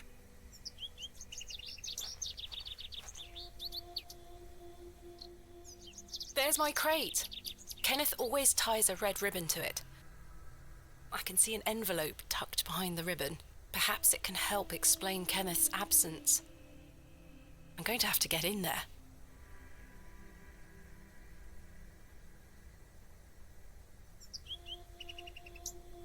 Royal Mail, Postmaster's Residence. This must be the local post office.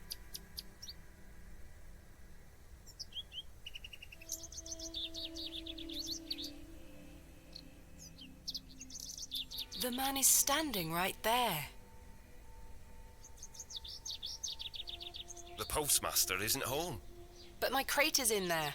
You'll have to wait for Mr. Price to get back.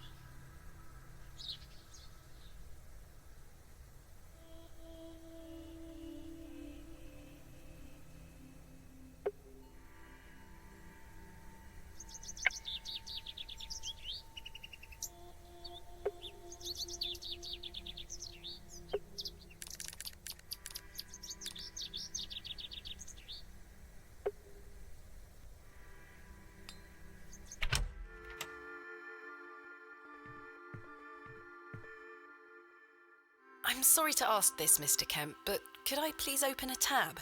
Still not in your purse? I'm afraid not. My assistant hasn't arrived as planned, so I find myself in a bind. He must have put the money in my crate, which is currently being held in Mr. Price's storeroom. Well, as you know, I run an honest establishment here, and I do trust you. So yes, I'll open an account for you, to be settled at the end of your stay. Of course. Thank you, Mr. Kemp. Now then, I'll be needing something of value as a deposit. I thought you said you trusted me. Aye, it's not personal, lass. One can never be too cautious. How can I open a tab again? Leave me an item of value as a deposit. I'll give it back to you at the end of your stay, when it will be time to pay the piper. I found Mr. Shoulder's home, thanks to the help of Father Roach. Wonderful. So you've met our vicar then? Yes, I did. An interesting character. Indeed. So, did old Leonard apologise for his absence? Not quite. He wasn't home. What is that man playing at? You tell me. I've decided to find Hob's Barrow without Mr. Shoulder's aid. Are you sure that's a wise idea, lass? What other choice do I have? I have a feeling he is avoiding me. Do you know where I can find the Barrow? No, sorry. I say that on my mother's grave, Miss Bateman. My assistant has not arrived as planned. Oh, is everything all right? I'm not entirely sure. Am I to keep a room for him, just in case? If you could hold it for one more night, Mr. Kemp. As you wish. Goodbye. See you soon.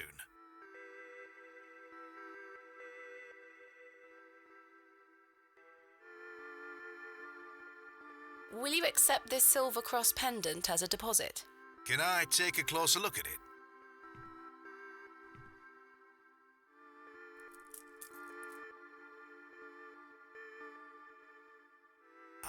silver. That'll do. Thank you, Mr. Kemp. Can I get you something to drink? Not right now, Mr. Kemp. As you were.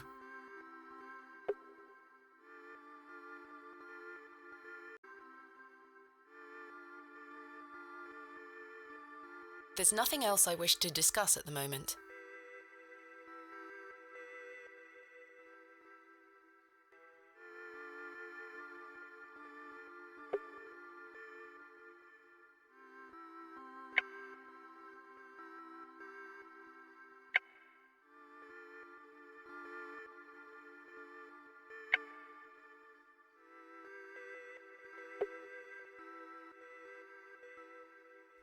Good day, sir.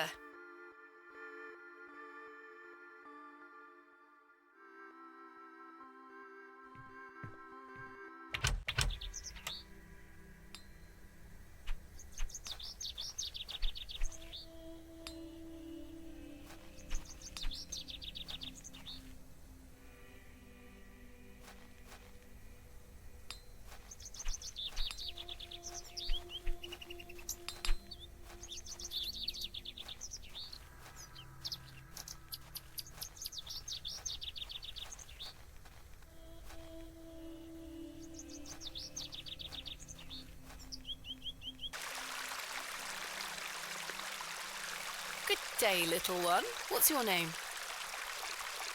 Wally took Myrtle. Pardon? He took her and ran off. I hate him. Is Myrtle one of your dolls? Yes, my favourite. Mummy made her for me. She's so beautiful. Wally is the worst brother in the whole world. I'm sorry to hear that. What is your name, little one? Jane. It's a pleasure to meet you, Jane.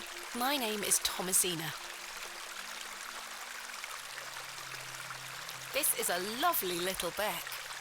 It's where we get our water, miss. It's good for drinking and cleaning.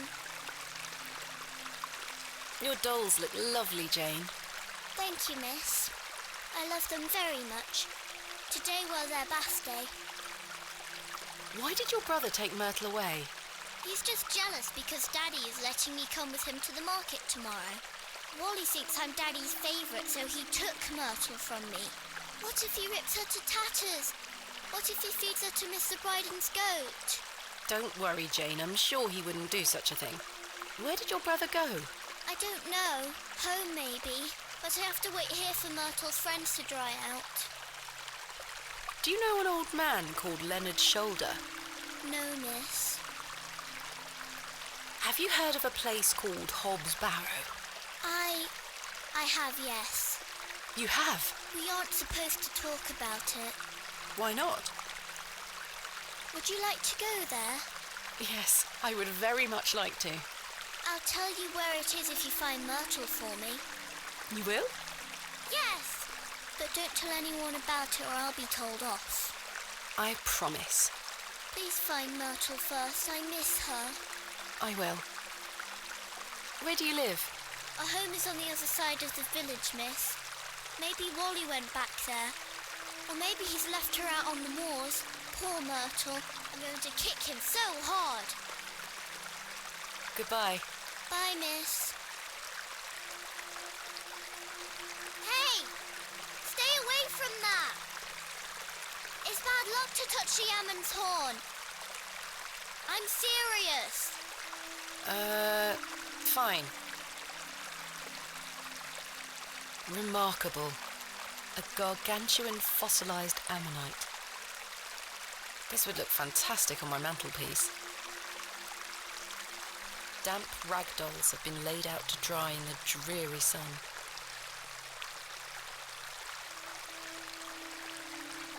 Sweet little flowers.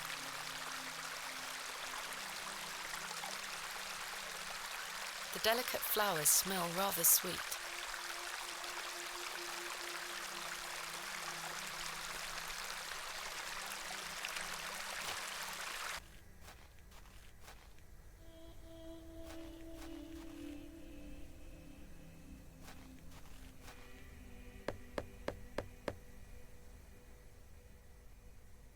don't think anyone is home.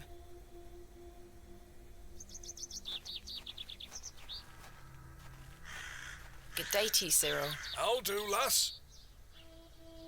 What are you up to, Cyril? Keeping an eye on that bleeding railway station. That's what. Thankfully, no one got off the last train.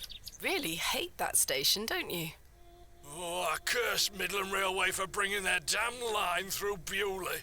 This is our town, our land. 'Tis no place for outsiders. So you keep saying. Anyway, no more trains today. Almost time to celebrate with an ale, I think. I could do with one myself. You paying? No. I found Mr. Shoulder's house today, but he wasn't home. Why the bleeding hell should I care, lass? I'm looking for Hob's Barrow. Do you know where it is? Mind your own business, lass. You really are quite helpful, aren't you? Bah! What do you make of Henry Long? An idiot who thinks that station's a good idea. Can you imagine? Strangers pouring into Bewlay. Turns the stomach, that does. Maybe he has a point. You could travel. Bah! You're an outsider. I'd expect you to have such a bad opinion. But Henry, he's a Bewlay lad. We've had the odd barney or two in the pub over it all. I can imagine. Can I buy you a drink, Cyril? Now? Yes. Go on then, lass. Follow me.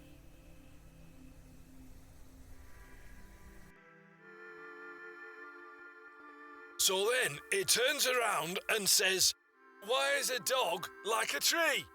And I says, "I don't know." And he says, "Because they both lose their bark once they're dead." Very droll, Cyril. Well, it's been a pleasure, but I must be off. Aye, lass. Ta for the drink. You're not too bad for an outsider.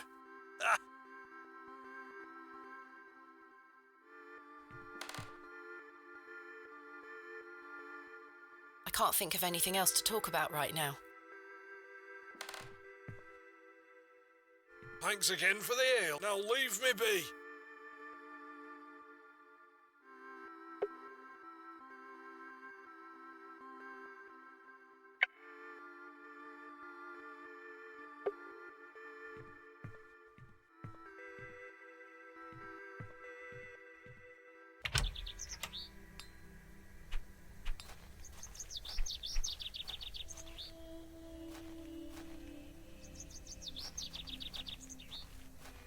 Good day. Jane tells me you've taken Myrtle away. And what if I did?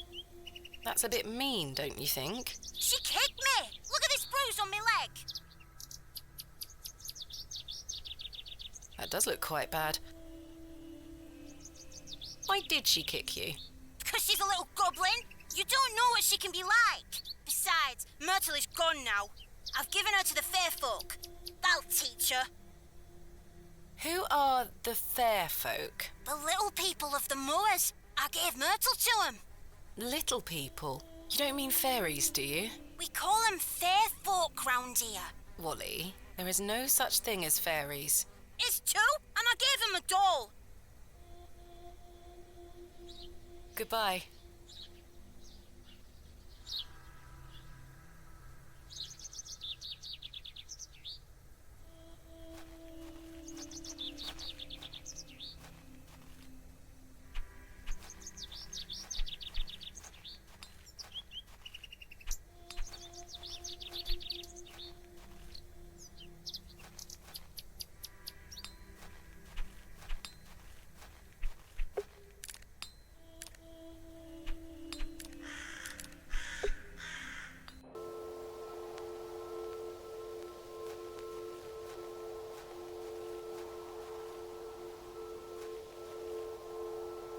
What a peculiar name, the Devil's Toe. I can't quite see the resemblance myself.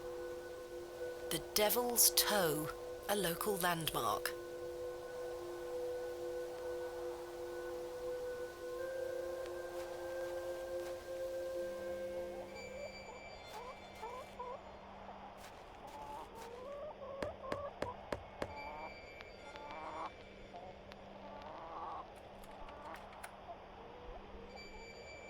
Mr. Shoulder continues to prove himself elusive.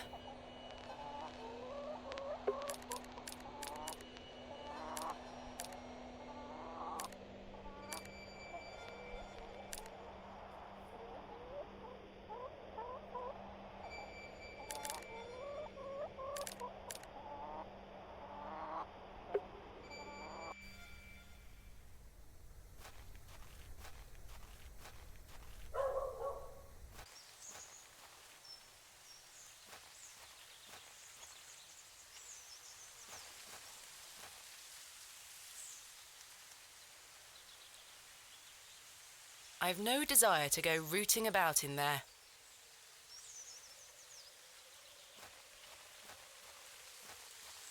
I shall see you later this evening, gents. Well, I say. Greetings, my dear. Hello, sir. A pause on your beauty, for I shall see you again soon. Wait! Some nerve. Lady, you're blushing. I most certainly am not. Sorry, lass. No way through here today.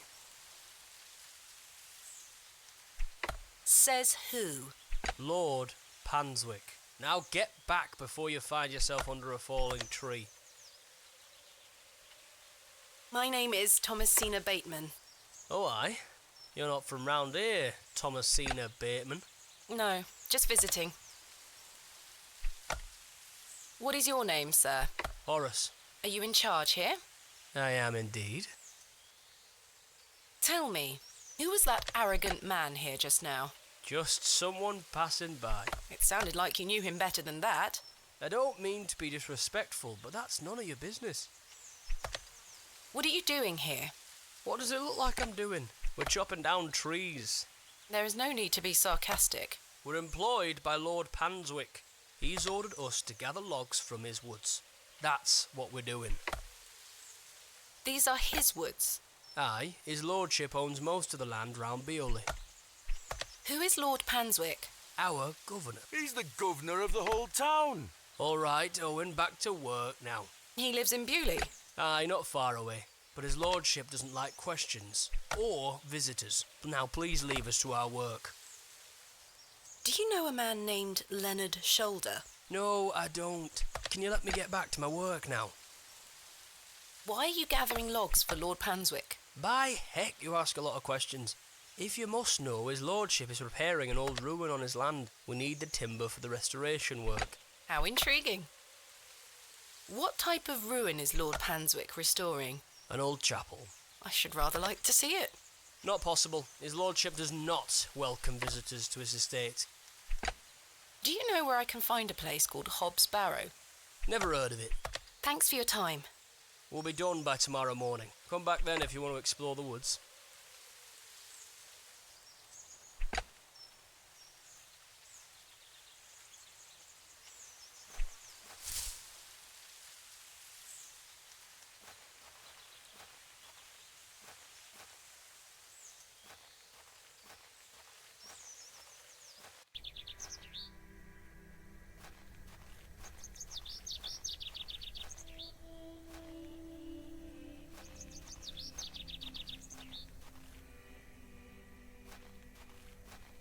Hello. Good day. Father Roach asked me not to discuss that with Mrs. de Plancy.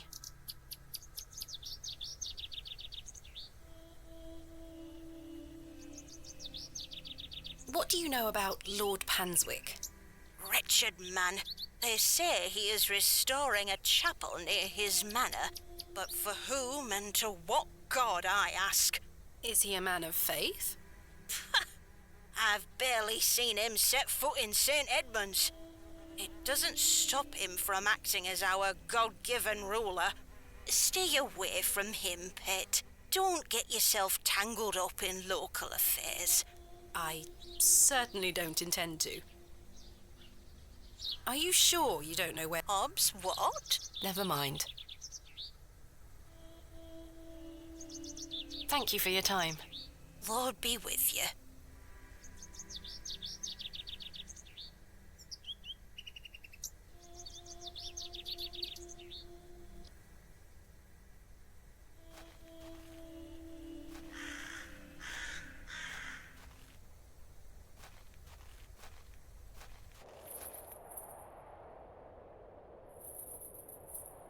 I'm not sure if these are poisonous or edible.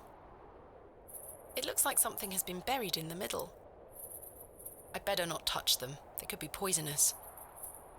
It looks like something has been buried in the middle.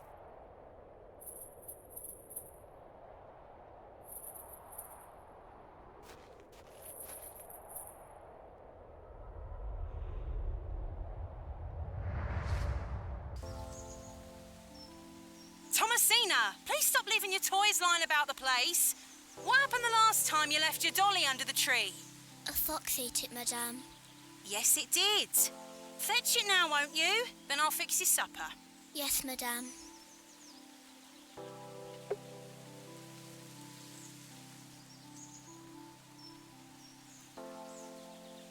Mr. Bowles looks cross. Hello, fairies.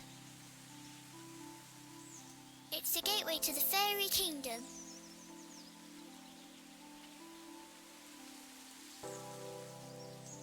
There you are, Josephine. I won't let the foxes eat you.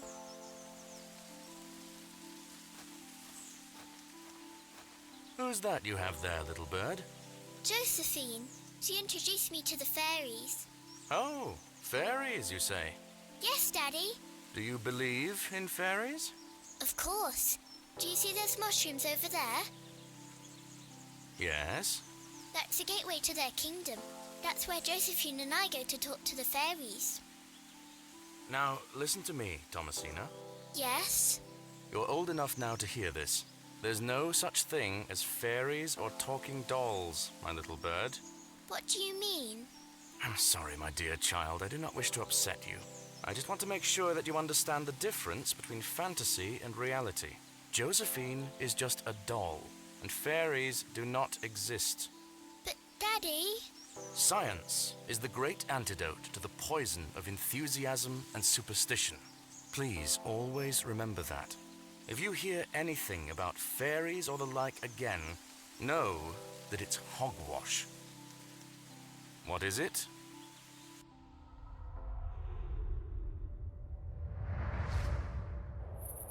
Hogwash. Did Wally bury the doll, I wonder?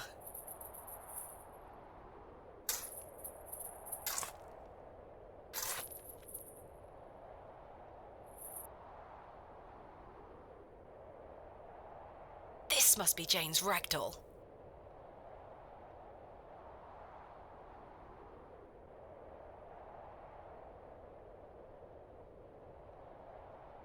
Perhaps these wriggling worms are the fair folk young Wally was so fearful of. How strange. There is a hairpin pierced through the arm. This may come in handy. I'll keep it. At least I shall not return from Bewlay empty-handed.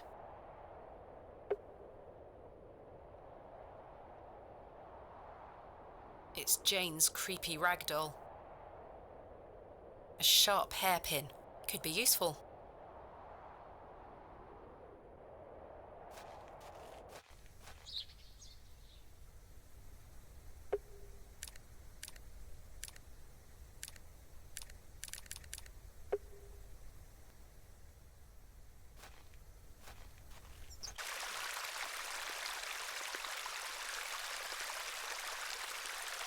I present to you Myrtle. Myrtle! I missed you so much. Now, I believe we had a deal. Hide and seek.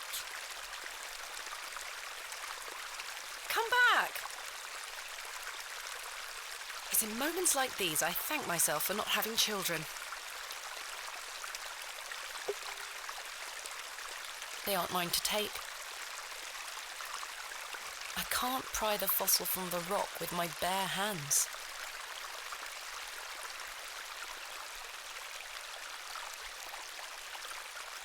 The trowel is too blunt to chip away at the rock.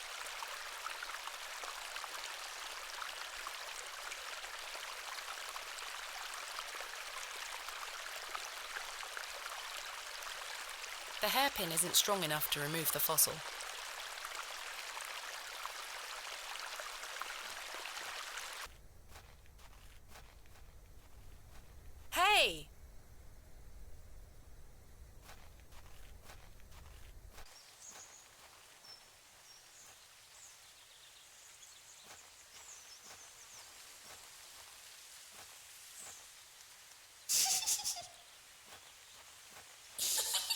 Jane?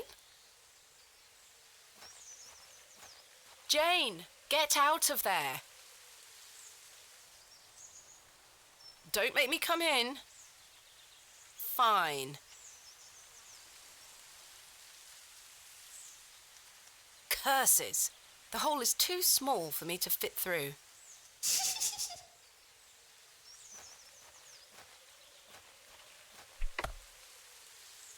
There's nothing else I wish to discuss at the moment.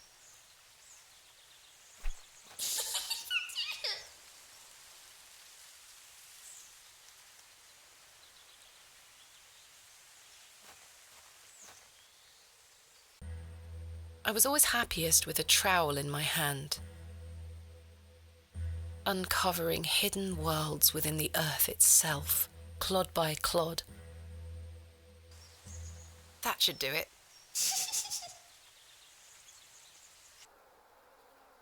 Jane! Jane?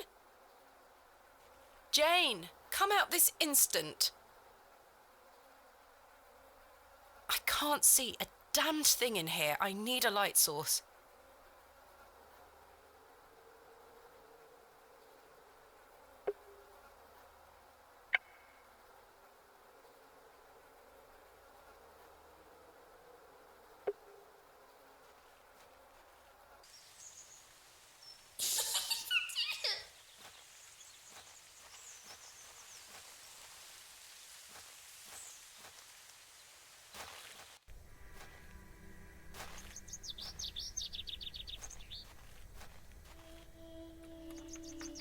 It's locked.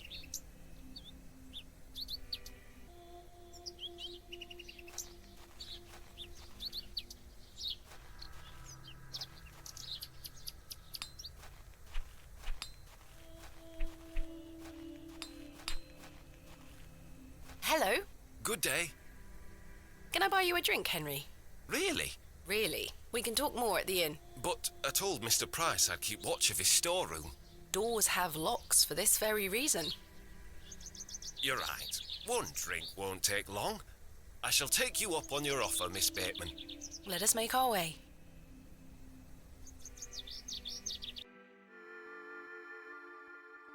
To think, if that station hadn't been built, we would never have met. Blessed be the Midland Railway. Idiot! That station is the worst decision this village has ever made! Cyril Farnaby, a miserable man with miserable ideas. I will change your mind even if it kills me.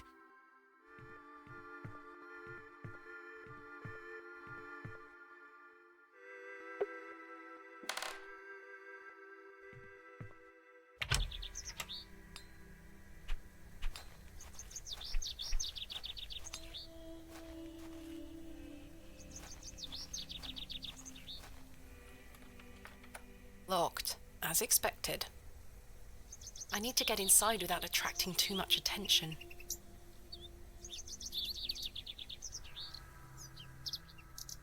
Kenneth taught me this useful trick.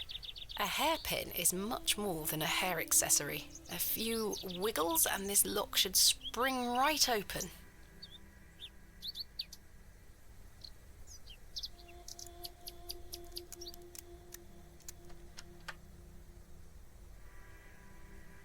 I've snapped the hairpin in the process, but I managed to unlock the door. Let's open this envelope. There's a note inside.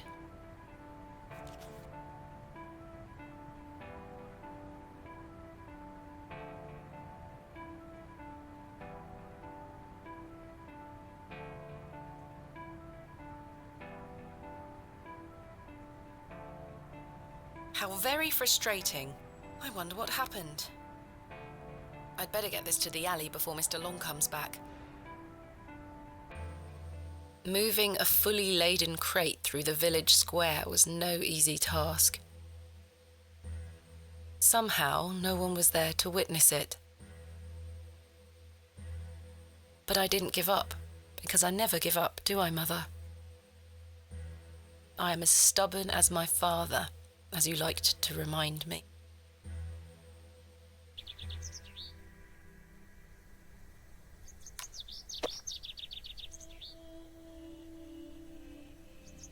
Wait. Where is my money? It's not in here. Kenneth, you absolute liability of a man. It looks like everything else is in here. Picks, specimen trays, shovels. Oh, my chisel, I'll take that. Ah, my lantern. It feels light. There mustn't be any oil inside. I'll leave the rest in the crate. Stanley assured me things would be safe here. No money and no assistant. This is most inconvenient. Still, I've been in worse situations. I've got a tab at the inn for now. I'll worry about money later. I must find that barrow and get on with the excavation.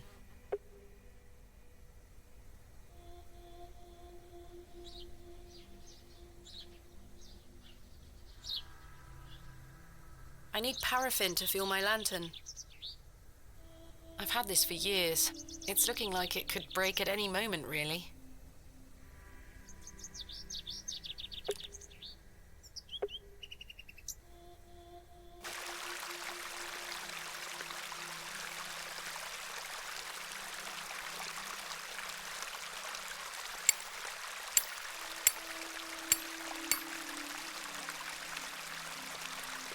Splendid. I've managed to extract it in one piece.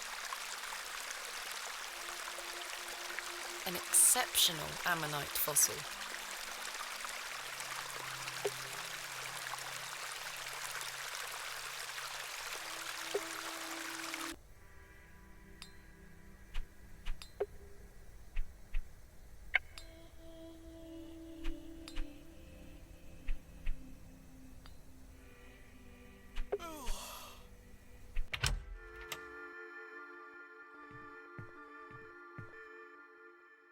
What can you tell me about Lord Panswick?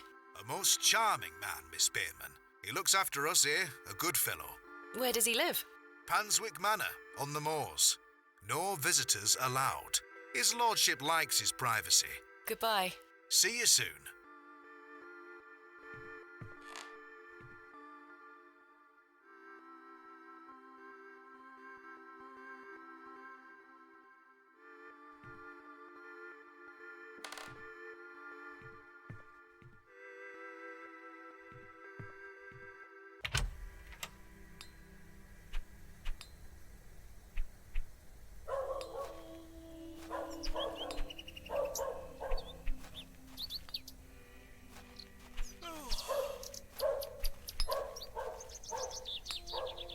Good day. Yes? I noticed your spectacular fossil specimen. Oh, I collect them. This one is called Ammonite. I'm impressed, lass. From the Jurassic period, I'd venture. Do you collect them too, then? My true interests lie in comparatively modern history. Oh, well, I do love a fossil. It's important to remember that we all end up in the soil eventually. Quite. I was wondering if you might be able to spare some lantern oil. I don't have much to spare, lass. Paraffin is as rare as hen's teeth in these parts. How much coin do you have? None, I'm afraid. If you're in a bind, I can trade you a small amount. A trade, you say? Aye. What can I trade you for some lantern oil? Surprise me. Thanks for your time. Aye. Speak to you later.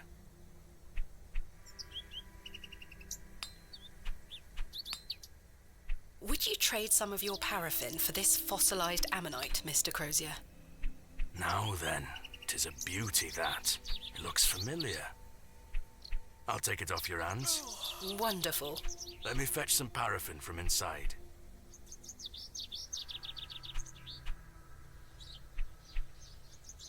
There you are. Thank you, Mr. Crozier.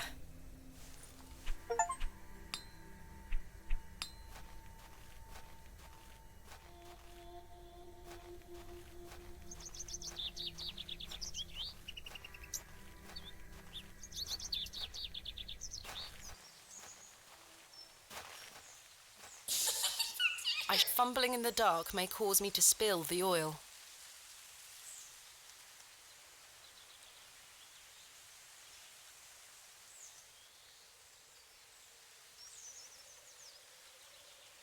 My lantern is fueled and ready for action.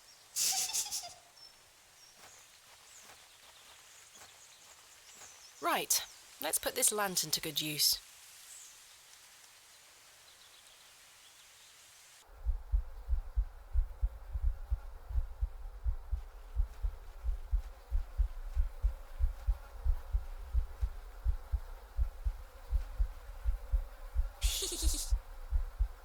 Jane, come out at once.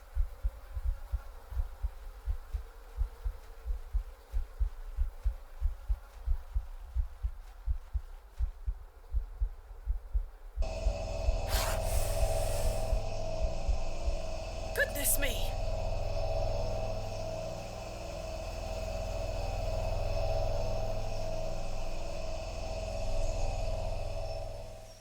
Jane! Silly, what are you doing in that smelly old badger's hole? You were in there. No, I weren't. Yes, you were. Not true. I was hiding behind that tree over there. I got bored of waiting for you. So where can I find Hob's Barrow? Go north from the church graveyard, up the hill. You'll see some muddy fields on the horizon. That's Mr. Bryden's farm. Hob's Barrow is there.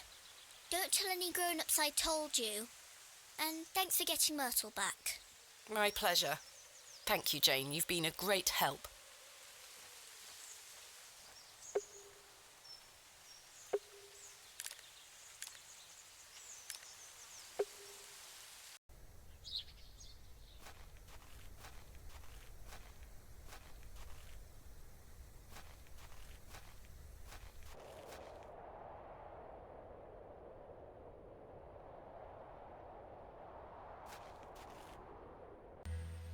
As I trudged through the barren moors, with only the odd sheep for company, I reflected upon my visit to Bewlay thus far. The enigmatic Mr. Shoulder and his puzzling disappearance. The townsfolk of Bewlay who had made it as difficult as they could for me to find Hob's Barrow. The suspicion, the wariness in their eyes. Only now I know it was actually fear. In the end, it was the innocence of a child, young Jane, that condemned me to my fate.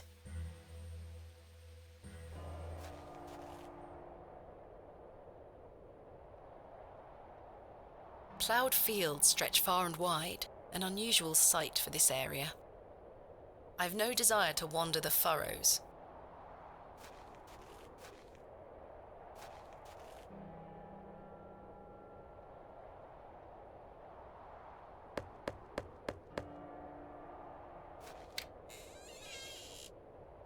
What do you want? My name is Thomasina Bateman. Mr. Bryden, I presume. Aye? What do you want, lass? I understand Hob's Barrow is located on your land. Oh, well, yes. Why do you ask? I am an antiquarian, Mr. Bryden. I'm writing a volume on the barrows of England. Oh, I suppose you'll be wanting to dig about it. If at all possible, Mr. Bryden. I was invited to Bewlay by Mr. Leonard Shoulder, who told me such an excavation would be possible. Leonard Shoulder? Ha! I haven't seen him in years. The last I heard he were on death's door. There's to be no more digging there, lass. Not since it went so badly last time.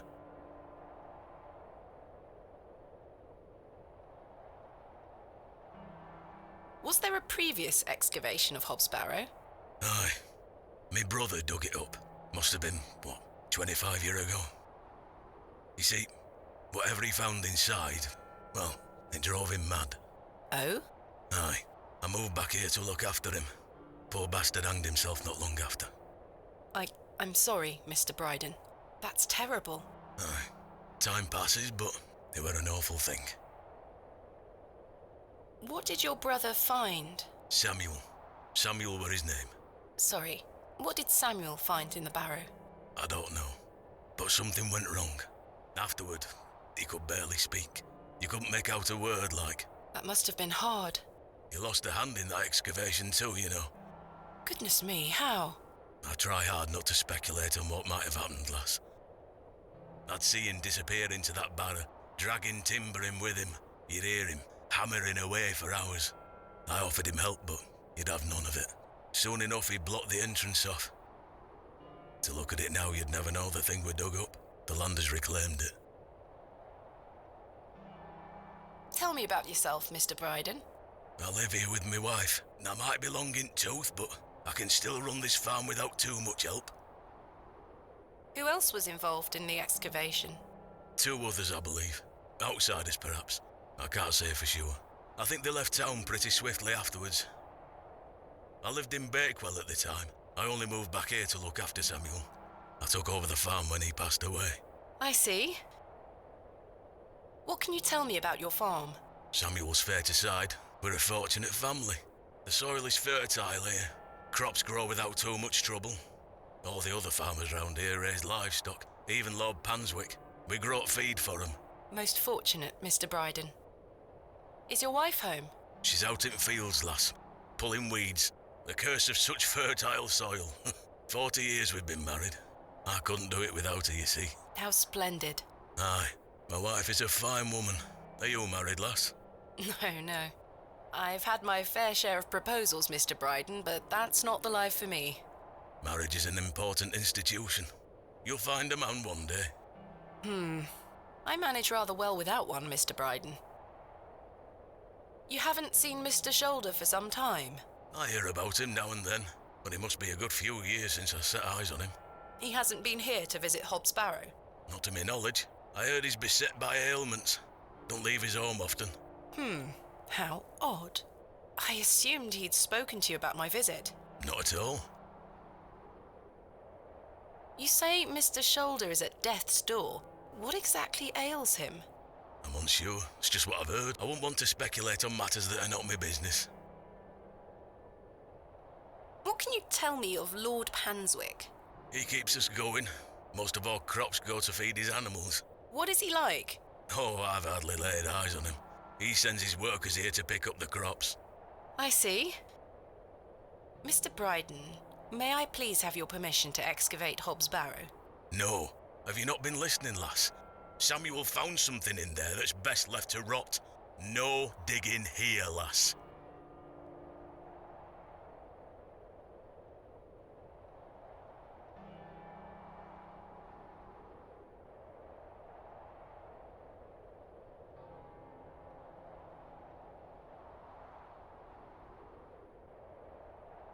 Wouldn't you like to find out more about what Samuel found in there? Perhaps. But Samuel boarded up that barrow for a reason. You don't want to tempt the same fate, lass. Perhaps I can at least see Hob's Barrow. I suppose you've come a long way to be here, lass. All the way from London, Mr. Bryden. Have you any proof of all you've told me? You wish to see proof of what, Mr. Bryden? I can't let any Tom, Dick or Harry wander around me fields. What proof have you of your claims? Thanks for your time. Ta-ra now. Here is proof that Mr. Shoulder invited me to Bewlay in order to excavate Hob's Barrow. Leonard making bold promises, I see. Don't make me regret this, but yes, you can have a look at it. Thank you. Any road. Once you've set your eyes on it, you won't be wanting out do with it. The place gives one a queer feeling. So where can I find it? Through that gate to your left. Just head straight across the top to the field there. After 10 minutes or so, you'll see Barrow, set on a hill ahead. Thank you again, Mr. Bryden. I really do appreciate it.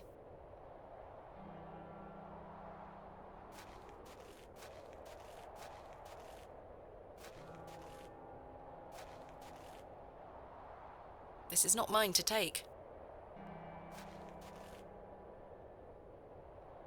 What a wild-looking thing.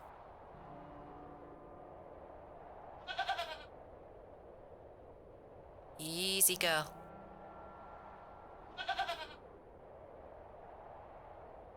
I'm not fond of goats at the best of times, but this one seems particularly particularly disagreeable.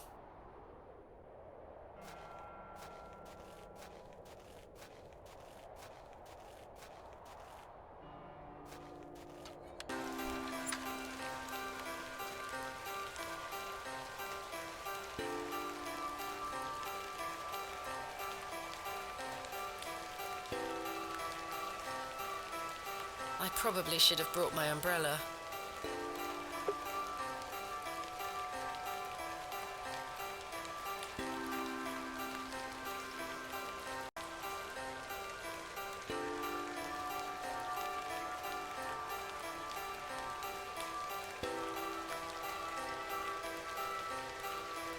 AR. I haven't a clue what that could be referring to. Finally, here it is. Hob's Barrow.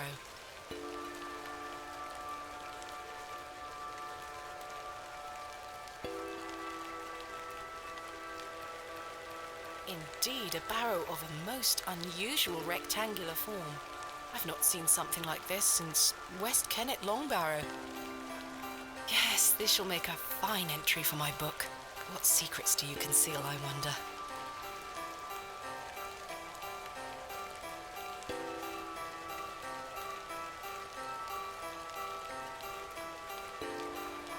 That smell.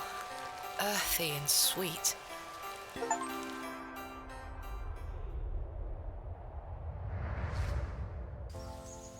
Three, 2, 1. You can open your eyes now, Thomasina. Come.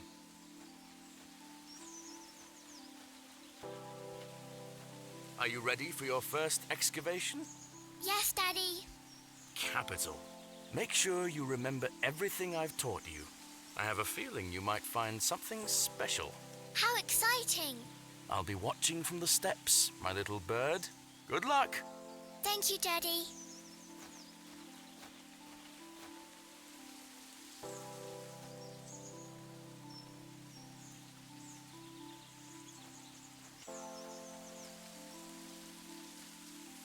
Now I'm ready.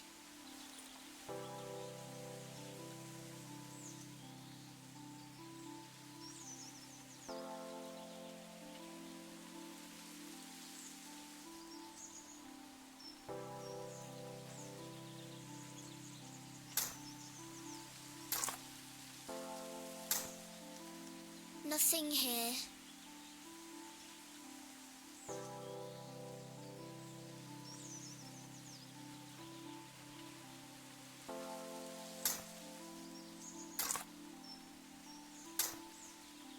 No treasures here.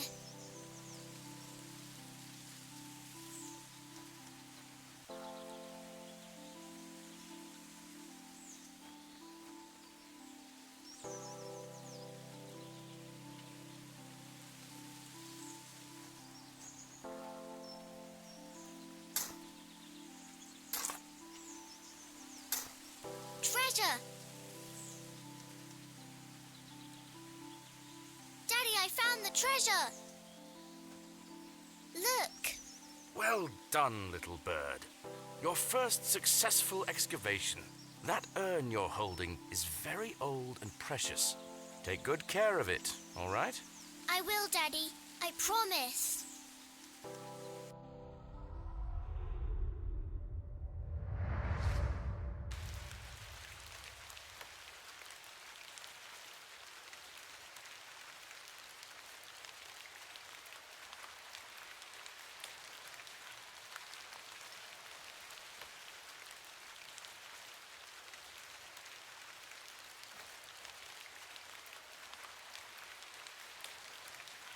I do have a feeling there is something exceptional to be discovered here. I must gain Mr. Bryden's permission to excavate.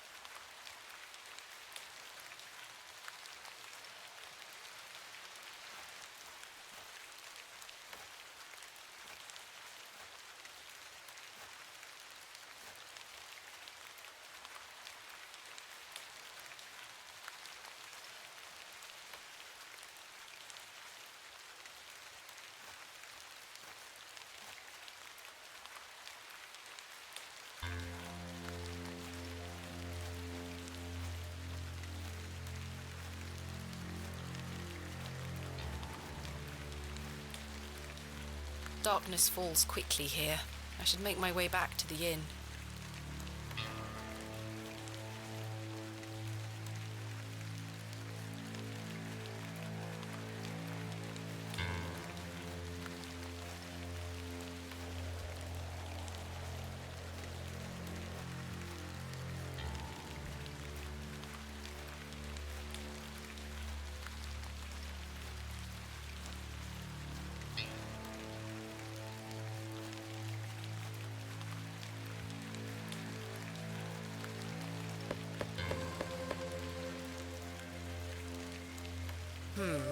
No one here.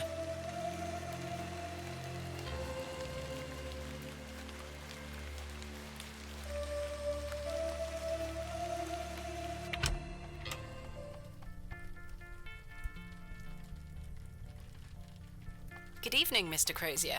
Evening. Thanks again for the fossil, lass. 'Tis truly a beauty. You're most welcome. What can you tell me of Lord Panswick? His lordship commands much respect around here, lass. Keeps me busy with work. Why do you ask? Just curious. How long have you been collecting fossils? Ever since I were a boy. The moors look a barren place, but there are plenty of fossils to be found in the rock formations. All manner of creatures to uncover.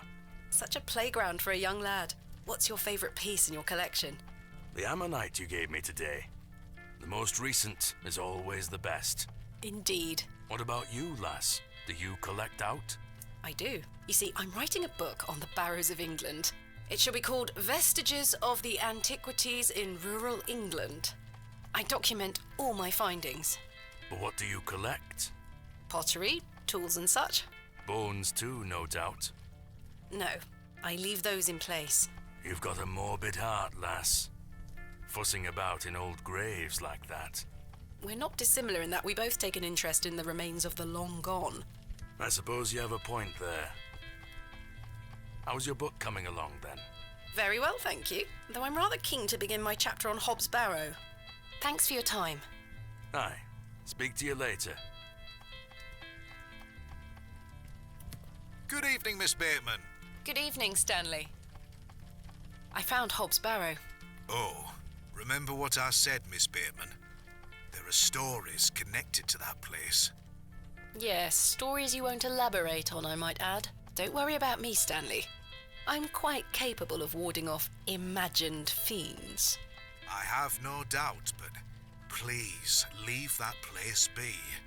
I've come this far, there's no turning back now. That's precisely what worries me.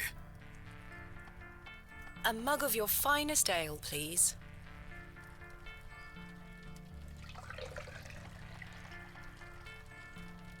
There we are. That's 2 pence on your account. Thank you.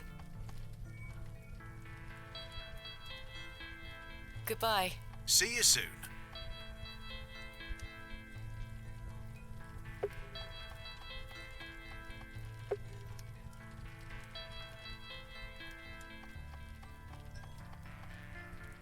Good evening, gentlemen.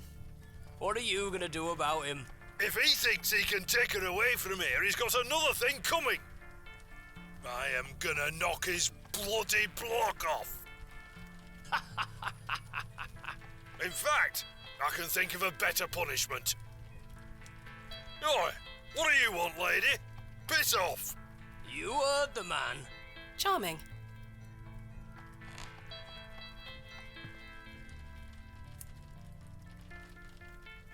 Good evening, sir.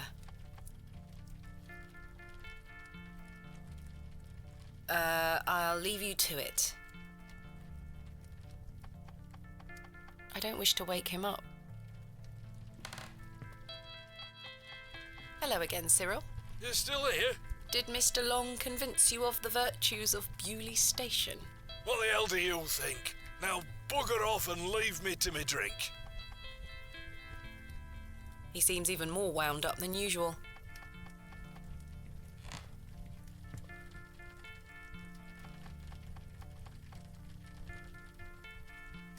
Time for bed.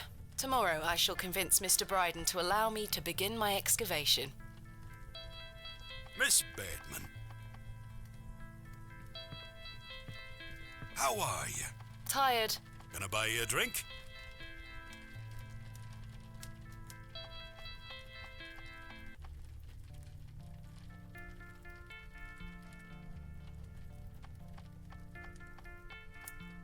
One won't hurt. Excellent. I feel bad about what happened last night. I'm sorry I can't remember it. That's all right, Mr. Tillett. Alcohol can do all sorts of damage to one's memory. I was thinking that maybe if we had another drink tonight, I might remember what happened. I'm not sure that's logical. But worth trying? I don't need any further convincing. Take your seat, Miss Bateman. I shall return with the goods.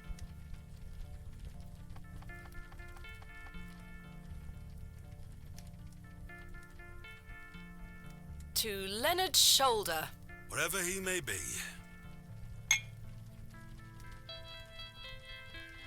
I've been meaning to ask you something. Yes? Why did Leonard Shoulder ask you to dig up Hob's Barrow? Despite his disappearing act the previous evening, not to mention his questionable sobriety, I decided Mr. Tillett was to be my ally.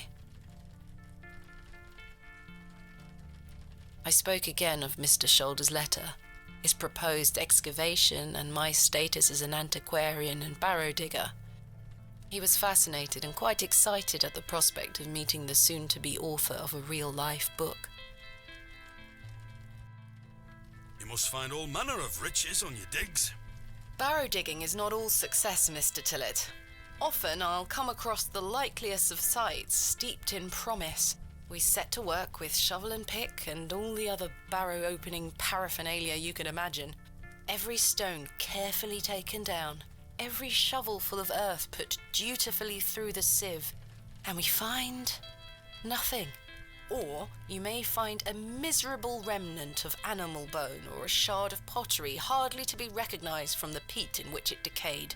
Sometimes it's as if some Neolithic humorist prepared an elaborate practical joke for your special benefit. It still sounds much more exciting than spending your day sitting in England's most remote railway station. Are you all right, Mr. Tillett? I've had another argument with Agnes. Your wife? Aye. She didn't want me coming to the plough tonight.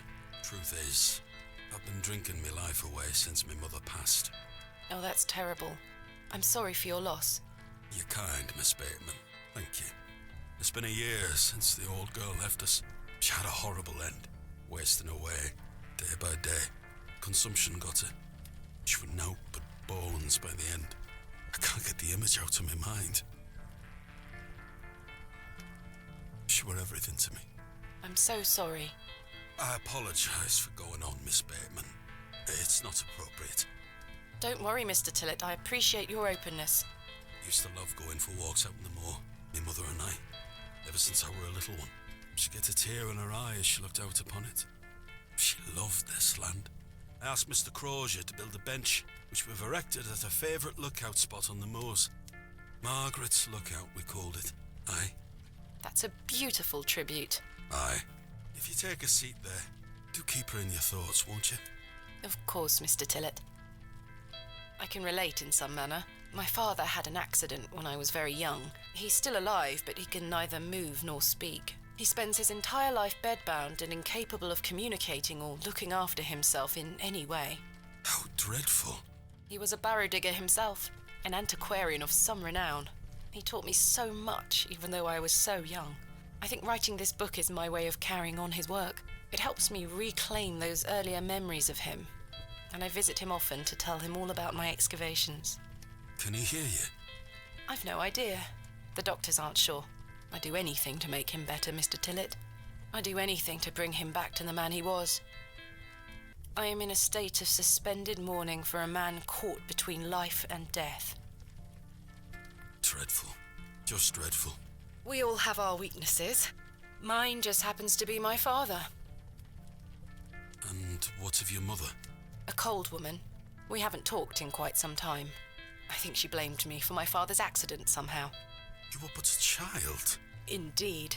She thus saw it fit that a governess should raise me as she spent her life grieving for my father. Well then, I propose a toast. A toast to what? A shared sense of loss. I'll toast to that, Arthur. Now then, enough of this wallowing. Let us be merry. Another round. I really shouldn't. But I did. And another after that. And another.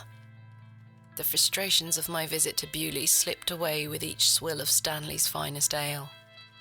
We had great fun that night, Mr. Tillett and I.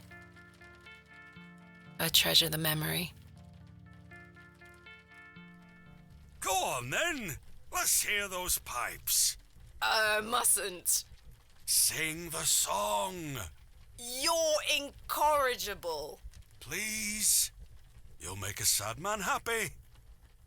Oh, all right then.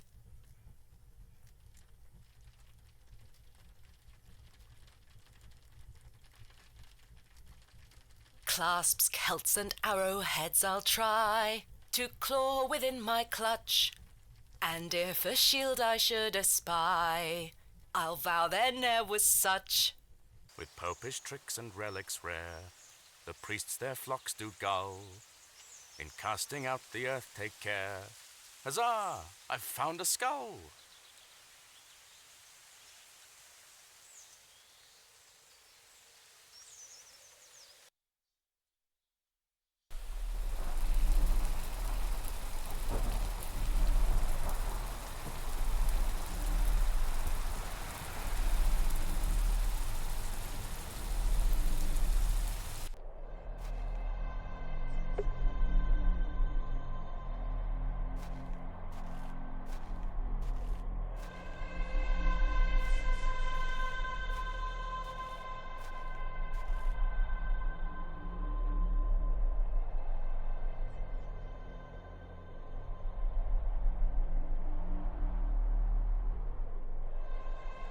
Hello, Thomasina. What is this? Who are you? I'm the one that saved your father. What do you mean? You were here 25 years ago. My father? You were deep down with the others. You were there when something went wrong. I dragged him out. Impossible. I helped him then, and I can help him again. I don't understand. Believe my words. You'll find proof in morning. Now go.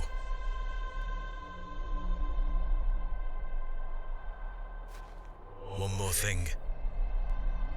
This is not a dream.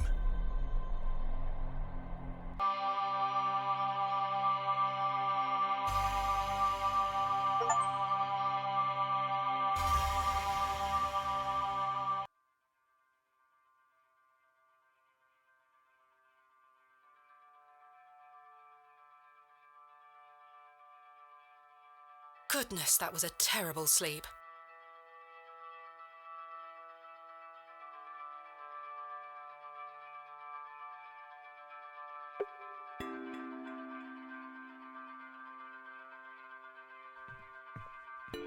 What's this?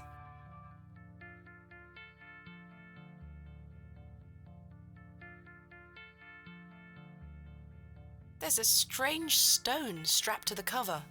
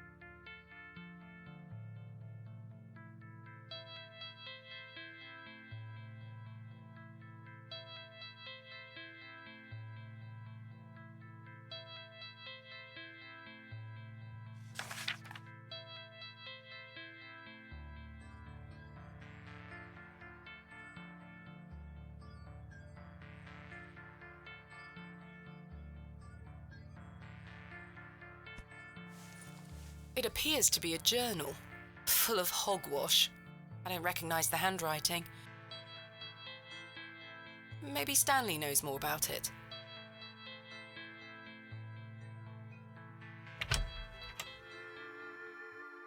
Good morning. How's your head, Miss Bateman? That were quite the tune you treated us to last night. To be honest, Stanley, I've felt better. I take it you slid this journal under my door? I beg your pardon? The journal, Stanley. I certainly did no such thing. Nor could have anyone else. You're the only guest staying here. What's the meaning of all this? Do you propose that it manifested itself out of thin air? Well,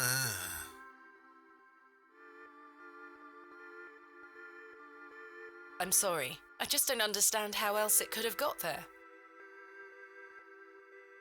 Are you sure there was no one else here overnight? Without doubt. How very, very peculiar. So, what does it say inside?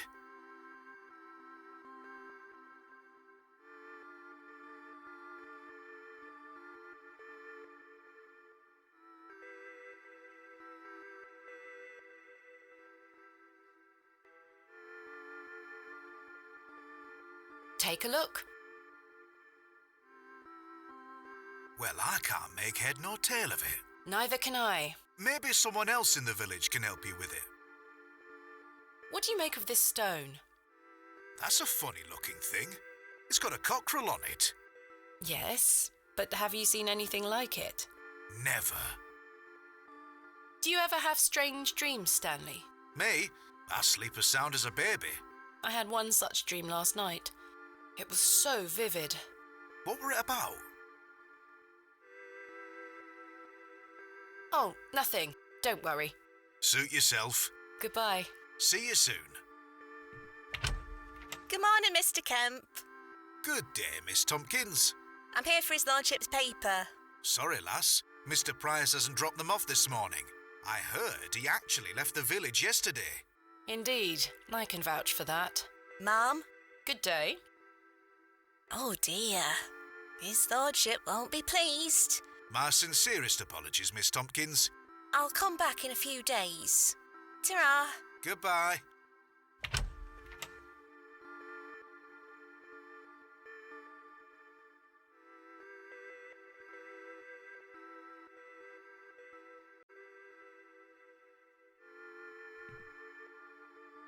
Who is Miss Tompkins? A housemaid in the employ of Panswick Manor. She comes by to pick up his lordship's weekly paper. I'm surprised newspapers are available in Bewlay. Aye, his lordship gets what he wants. Goodbye. See you soon.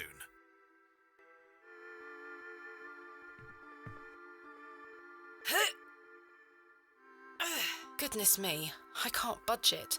Be careful, Miss Bateman. You'll cut yourself.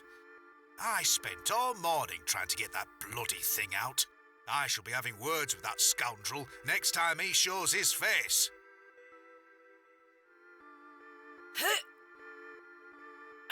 Curses. We have our very own Excalibur. It's all yours if you can pull it out, King Arthur.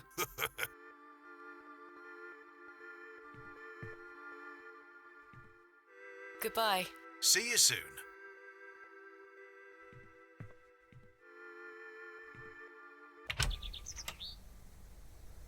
Right. I need to convince Mr. Bryden to let me excavate Hob's Barrow and find out where this journal came from.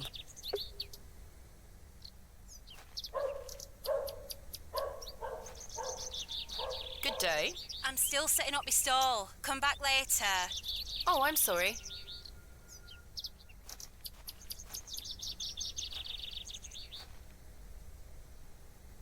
Good morning, Father Roach. Ah, Miss Bateman. What a pleasure to see you again. Have you tracked down Mr. Shoulder yet? Don't get me started. I'll take that as a no. Indeed. Do you recognize this journal? What a tatty old thing. You ought to take better care of your possessions, Miss Bateman. It's not mine. Then whose is it? That's precisely what I'm trying to find out. I'm afraid I can't help you. I haven't seen it before. What do you make of this stone? I don't recognize the symbol from any Christian iconography. Did you make it yourself? No, never mind. What brings you to the square today? I'm meeting a couple of young congregation members to go over some scripture. You're welcome to join us. Thank you, Father Roach, but I have quite a busy day ahead of me. We will be at St. Edmund's, should you wish to join us later. What do you know of Lord Panswick? Oh, yes. A rather important fellow around here. His vast land holdings give many a steady employment. I hear he is renovating an old chapel on his land. Aye, I've heard such reports. He believes this to be a godless land, something I wholeheartedly disagree with. To which god his chapel will be dedicated to remains a matter of concern. Why do you say that? Oh, my apologies. Don't listen to my oafish conjecture. Let us move on. Thanks for your time. Lord be with you.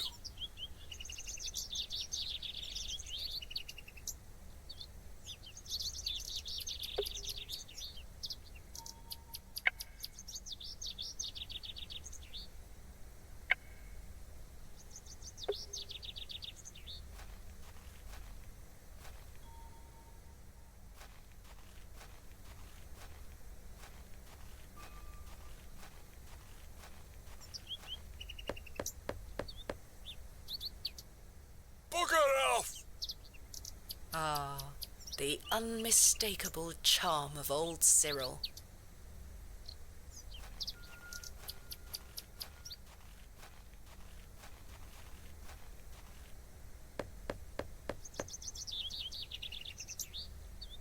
I don't think anyone is home.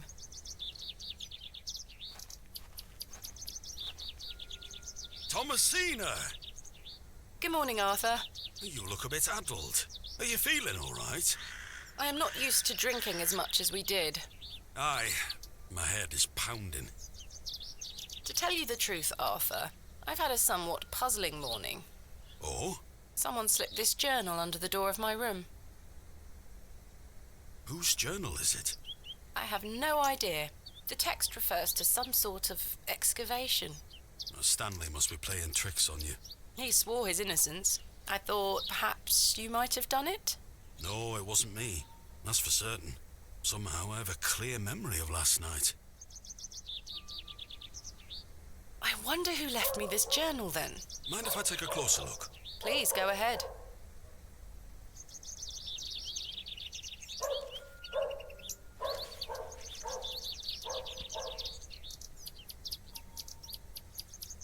The writings of a madman. I don't disagree. Did the sketches mean anything to you? No, not at all. But they turned me stomach. You might want to show this to Mother Mildred. Who is Mother Mildred? Some think her a witch. A witch? Aye. She might be able to help you with the symbols. Where can I find her? She lives alone in a little cottage within Herne Wood here. You shouldn't have too much trouble finding her. Thanks, Arthur. You're welcome. What do you make of this stone? It's a good shape for skimming across water.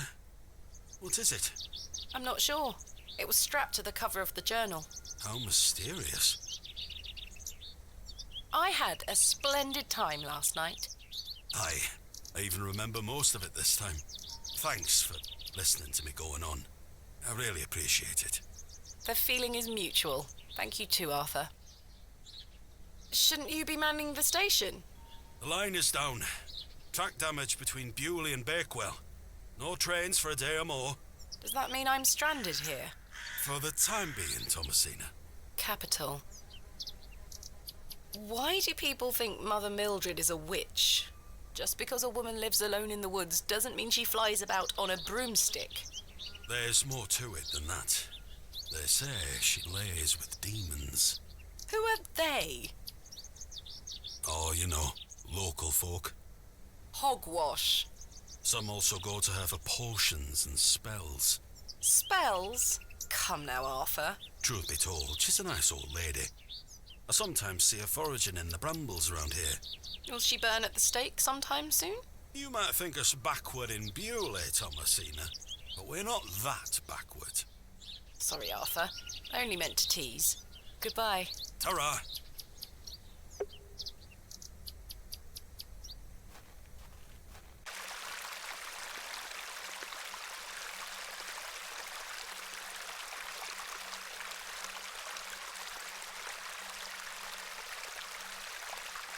Hello, dear. Good day. I believe we've met. Miss Thomasina Bateman, the famous antiquarian. My reputation precedes me. I can assure you it does. And you are? James. Are you a painter? You see this beck before you. Look at the water. See how it tumbles and falls. I seek one spot on which my eyes can rest. Be it a stone or a small corner of the current, I meet it with my gaze, and out of the tumbling and falling, a new land rises. I see a new world. You certainly have the eloquence of an artist. What are you painting? A new world. Quite the ambition. Indeed, my ambition knows no bounds. Can I see it? Not yet. It's not finished. Such a world is not complete without you in it. You flatter me, James. Nonsense. Say you'll let me paint you. I haven't even seen your work. What if you can't paint? Don't fret, my dear. You shall be the shining star of my new world. When the time comes, I shall call on thee.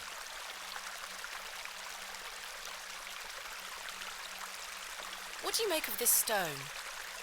It looks antique. You might want to keep a hold of it.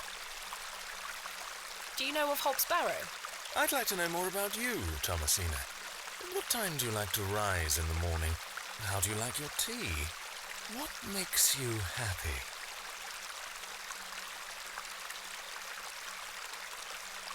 Late, with 3 spoons of sugar and spending time with my husband. You disappoint me. I sense no truth in your words.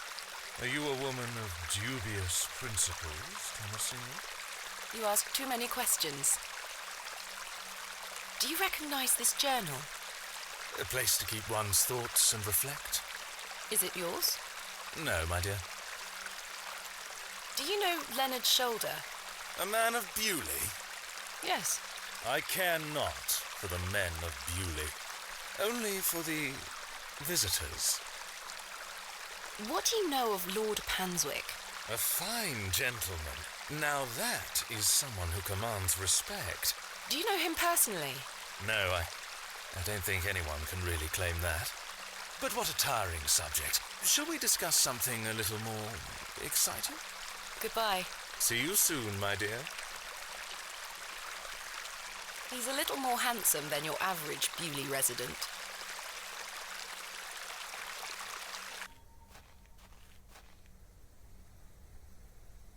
Hello, Arthur. I met a man named James up at the back. Do you know him? James? I don't think so. His manner of speaking, it doesn't sound like he is from around here. Oh, aye. Maybe he is just passing through. Goodbye. Ta-ra!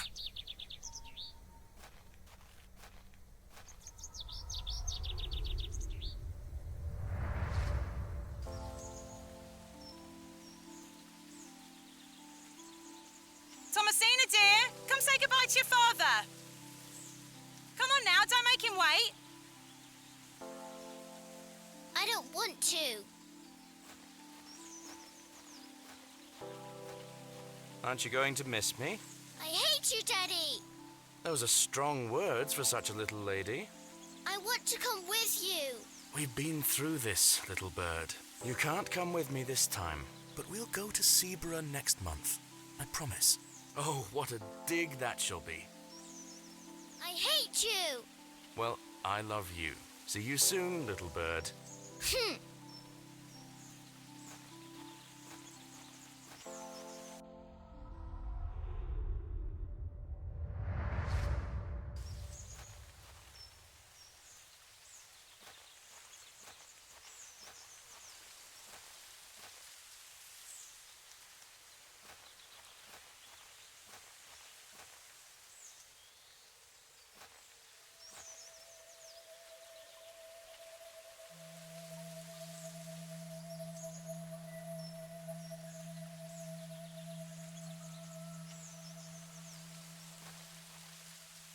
Please, forgive my intrusion.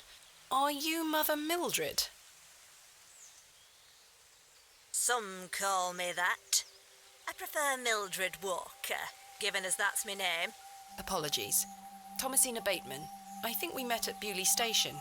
I take it Panswick's men have cleared. Good riddance. Those ruffians would cut their own noses off if he asked them to. I recognised you the moment I laid eyes on you at the station. I beg your pardon? Oh, yeah, it's quite a striking family resemblance. You have your father's eyes, Miss Bateman. You knew my father? Such piercing blue eyes he had. What a handsome young man. William. He was here, in Bewlay. Oh, yes. A long time ago, mind. 25 years by my reckoning. But I'll never forget those eyes. Why was my father in Bewlay? You were helping Samuel Bryden excavate Hob's Barrow. You must be jesting. Do I look like I'm jesting? How did you come to meet my father? One might say I have a reputation in these parts. Folks from all around come to me for help with their ailments. Fernwood is abundant with flora that, if mixed correctly, will cure almost any ill. Your father must have caught wind of this, as one day he came to me, asking for a cure. A cure for what? Your mother were with child, and she was suffering the most terrible nausea. Adam. I made something to help her. The journal. This was entered in the journal. It belongs to my father. What journal? Take a look at this. A passage recalls meeting a local wise woman to seek a tincture for his beloved's nausea gravidarum. Aye, that's me. I made the tincture for him. This is incredible. You don't recognise your own father's handwriting? It's been so many years since I've seen it. What do you make of this stone? I-A-W. I haven't a clue. Perhaps it's an old folk trinket, or a talisman of some kind. The moors are steeped in folklore. What can you tell me about the excavation? Well, not much. I only met your father twice. The last time he asked me if I knew anything about binding magic. Binding magic? He said he needed it for the excavation. Hogwash. My father is a man of logic and reason. Why would he be asking about such nonsense? Perhaps you don't know him as well as you think you do. Anyway, I know nothing of magic and told him so. He seemed disappointed. I never saw him again, but I understand the excavation went ahead. Samuel Bryden hanged himself not long after. Reason enough for you to stay well clear of that place. You never saw my father again after the excavation? No, I always assumed he just went home. Who excavated Hob's Barrow alongside Samuel Bryden and my father? From memory, it were just the two of them. Charles Bryden mentioned there was a third man involved in the excavation. Is that so? Well, you best ask him about it. He knows more than I do. What do you think my father meant by binding magic? I've no idea. He didn't explain more and I didn't wish to pry. This just doesn't sound like my father at all. You'll have to ask him yourself. I'm afraid my father has been incapacitated since I was a child. He cannot speak nor move. Terrible. Oh, I'm sorry. You said that the flora here could cure almost any ill. Almost, my dear. But your father's affliction sounds beyond my abilities. Can you tell me anything about Leonard Shoulder? I know of him, as is the nature of such a small town. I also know he invited you here. Little escapes you, Miss Walker. So they say. My path rarely crosses with his. Let's put it that way. But he's a nice enough fellow. I see. Do you know Lord Panswick? I know his labourers make a mess of these woods, the brutes. The man himself hasn't graced me with his presence. You've never met him? Not since he were a wee lad. A maid brought him to me with a sore stomach. It were all the rich food they were feeding him, nowt more. Thank you for your help, Miss Walker.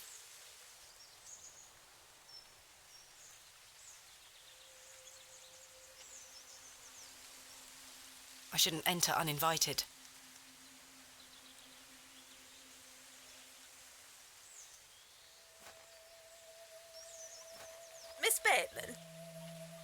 Yes.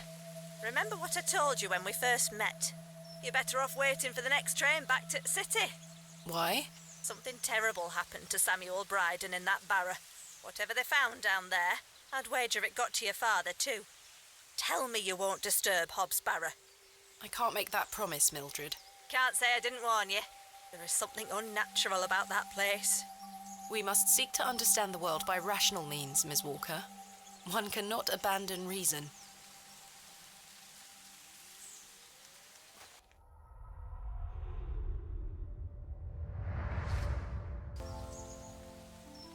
Thomasina! Thomasina, come here this instant. I'm playing with Josephine. She can wait. This is very important.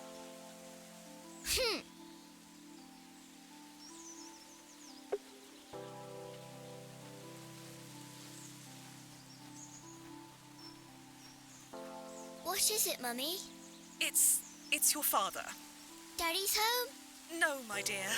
I must go to Bakewell with haste. Miss Bowes will look after you whilst I'm gone. Is that clear? Where's Daddy?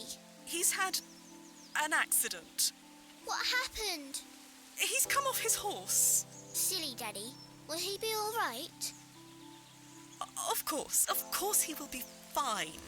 Your father is as strong as an ox, but I need to go collect him, all right? Can't I come too? No, dear. Miss Bowes will look after you. But I want to come. Go pick up your dolls, then come inside, all right? Yes, Mummy.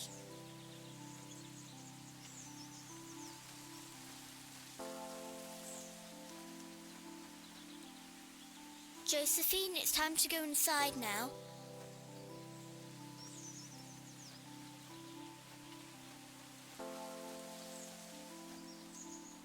Where did Mummy go?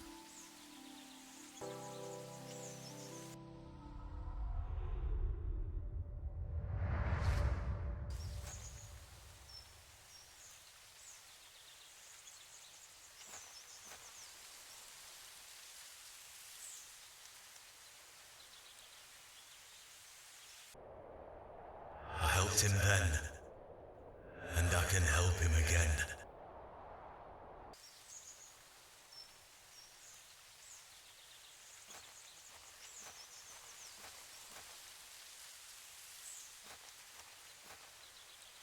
Arthur, you won't believe it. The journal belongs to my father. He was here in Bewlay.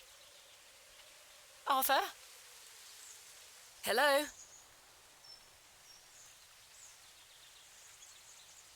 Oh, sorry.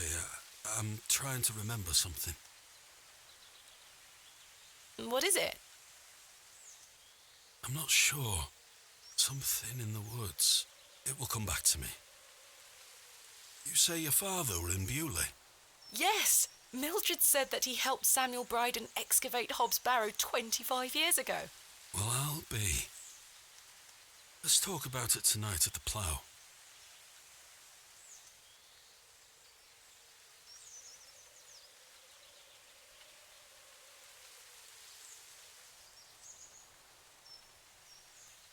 That's fine, Arthur. We'll talk later. I hope you piece together your memories.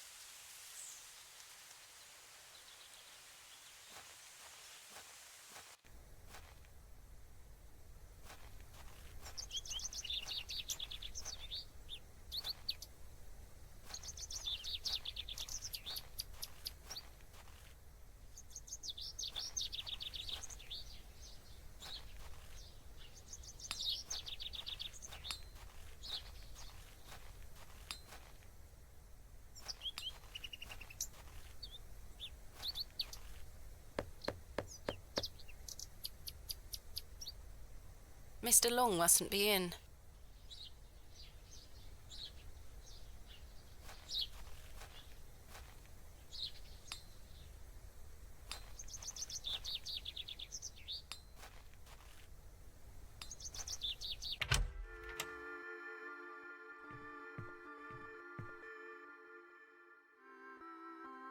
What do you know of Mother Mildred?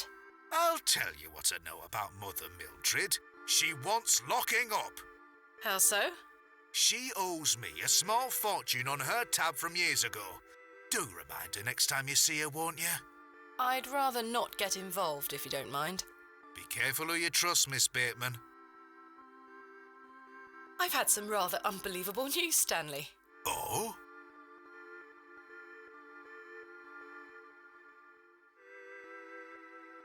Remarkable. Quite the coincidence, is it not? Remarkable. Just remarkable. Do you recall my father from back then? I'm afraid not.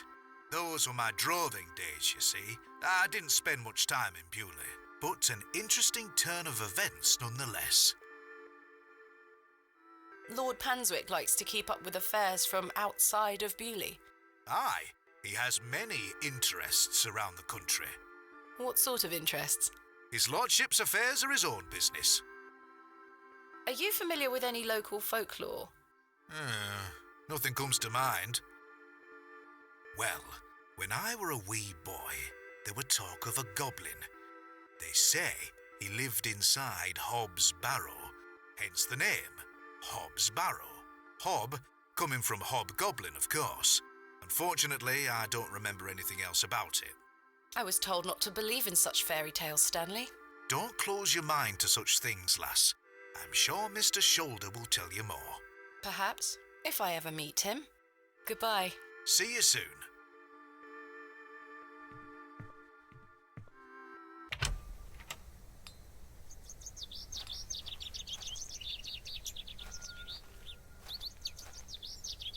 Perhaps I have something in here that could help me get the knife unstuck. No, there's nothing useful here. I don't wish to wake him up.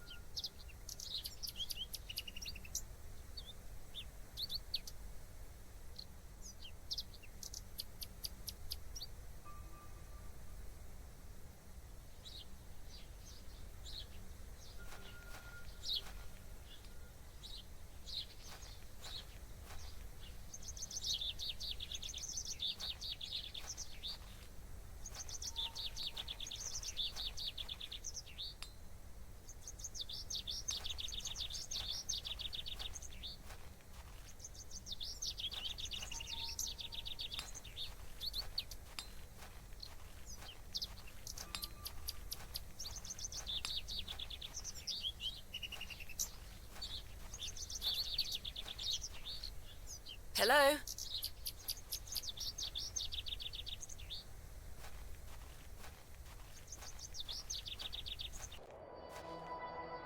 Excuse me, sir. Yes? Did you see a young girl with blonde hair pass by here? No, lass. Here you are. Are you Thomasina Bateman?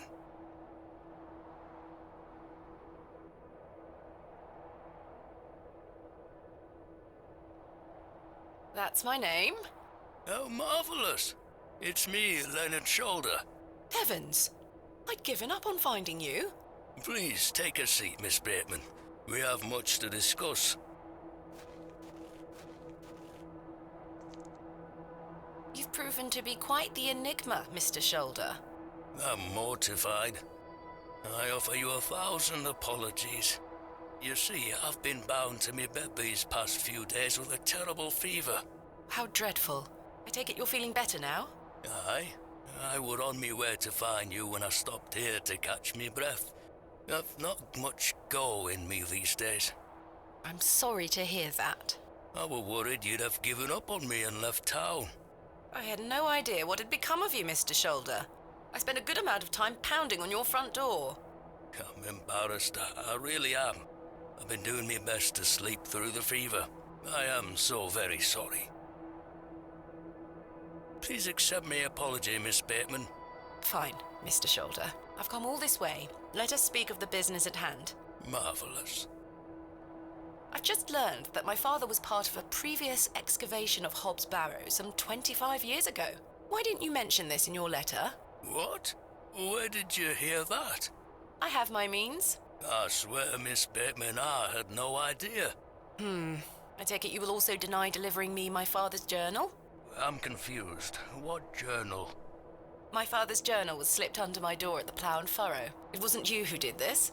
I've been bound to me bed, lass. What an extraordinary coincidence. You are following in your father's footsteps. It would seem so, Mr. Shoulder. Why did you invite me to excavate Hob's Barrow? I've always been curious about the colourful folklore surrounding the place. My father told me all sorts of stories about it when I were a wee fellow. Stories that some folk around here take a little too seriously, especially after those lads entered the Barrow a while back. How did you know about me? I saw your interview in the Bakewell Times. A young lady travelling about the land, digging up barrows. Perfect for the job. But why do you wish to excavate the Barrow? I want to see what those lads found in there. My curiosity has grown over the years. Now it is time for the mystery to be solved. I must say I am rather eager to find out what's in there myself. I've managed to find Hob's Barrow, but Mr. Bryden is yet to give me permission to excavate. Is that so? Keep trying. You'll relent eventually. Perhaps you could have a word with him. Oh, no. A lovely young lass such as yourself has a better chance of changing his mind than a shaky old goat like me. You told me in your letter there would be no issue gaining access to the Barrow. I didn't foresee any when I wrote to you. I'm sorry this has been more complicated than anticipated. Don't give up yet, Miss Bateman. Keep trying with Mr. Bryden. Did you know my father? I don't believe so. What's his name? William Bateman. He was in Bewlay for at least a few days, from my understanding. I'm sorry, lass. The name doesn't ring a bell. Are you sure you had no idea of my father's involvement in the previous excavation? I'm quite sure. A most fascinating coincidence, but nothing more than that. I'm starting to wonder if it's more than mere coincidence, Mr. Shoulder. Miss Bateman, I did not take you for a credulous individual. None of the sort. What can you tell me about the previous excavation of Hob's Barrow? Oh, it were 25 years ago, or thereabout. Back then, Bewlay were undergoing a period of great strife. Samuel Bryden hadn't harvested a single crop for 2 seasons. Even Hernwood was sick. Berries went to rot almost as quickly as they grew. Folks started to believe the ground were blighted. Disease spread through the livestock too. People were going hungry, a panic set in. That sounds terrible. Aye, but I managed to keep myself fed. These things happen in nature, but the blame for it all fell on Hob's Barrow. It were long said that a goblin made his home there. A rumour took root that the goblin were not best pleased with the villagers. In revenge for some unperceived slight, the goblin placed a curse on the soil itself. The villagers believed that ridding the Barrow of its lodger would put an end to it all. Hogwash. My father would have paid no heed to such tales. Whether it were his intent to join the excavation when coming here, I do not know. But whatever it were that Samuel Bryden and those lads did inside that barrow, people say it did the trick. The crop started to grow back, and health returned to the livestock. Bewlay were no longer in the grip of dark forces. You must understand, folk here are a superstitious lot. They don't want you disturbing whatever it were those lads did. As far as the villagers are concerned, the problem were fixed. The thought of another excavation must be conjuring panic that you'll undo whatever it were they did. This does explain a lot. And it's also why I'd venture nobody around here wants you to touch the place. Except for you. I want to know what's there. Surely you don't believe these tales of goblins and curses to be true? Not at all. However, I suspect those lads did find something in the barrow. But did it have any connection to failing crops and dying livestock? No. I can assure you there's nothing to fear. Coincidence reigns supreme. So what do you think they found? That is for us to discover, Miss Bateman. Who was the third man who joined my father and Mr. Bryden on the excavation? I'm afraid I don't know. Although I'd heard about the excavation and I were intrigued by it, I mostly stayed at home during that time. The atmosphere in the village was rather too tense for me liking. And besides, the excavation were undertaken with an air of mystery about it. Tell me more of this folklore you mention.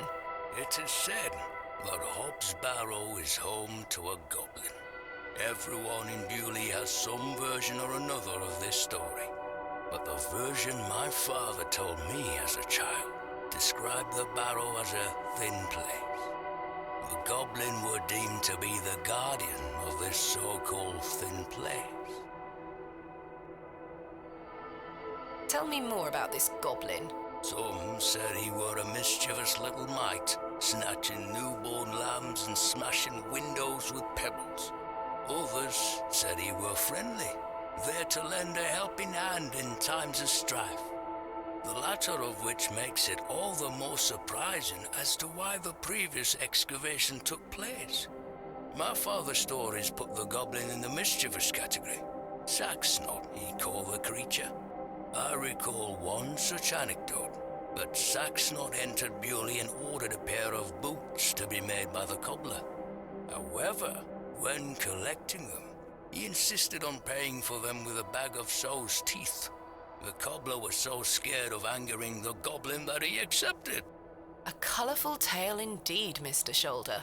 Has any explanation been offered for why this Saxnot cursed the soil? Your guess is as good as mine, lass. What is a thin place? A place where one can walk between worlds, where the flesh meets the spirit world. Just superstition, of course, as you will know. I had a peculiar dream last night. I met a creature at Hob's Barrow. I suppose you might say it was a goblin. It told me it had saved my father from trouble inside Hob's Barrow. I'll admit the coincidence of this is somewhat astounding. A remarkable coincidence, but nothing more than that. But there is still one thing that puzzles me. The goblin told me proof of its claims would await me in the morning. Surely enough, I awoke to find that my father's journal had appeared in my room. Very queer indeed. Mr. Shoulder, you invited me here, to a town I'd never heard of, only for me to discover that my own father was here 25 years before.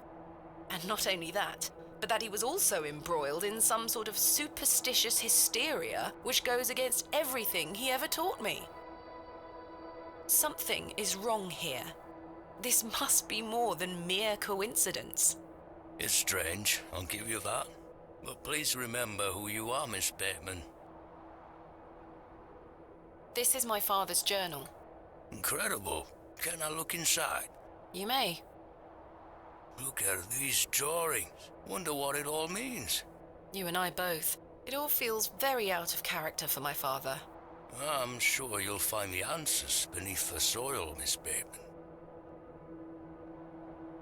What do you make of this strange stone? A carving of a cockerel? Yes, it was strapped to my father's journal. Do you think it could have something to do with the previous excavation? Possibly, though I'm not aware of the motif having any meaning around these parts. Is this your glove? I've been looking all over for that. Where did you find it? In the alley behind the plough and furrow on the night of my arrival. Were you there? As I say, I've been bedbound for several days, Miss Bateman. How odd. Can I please have it back? Here. Thank you.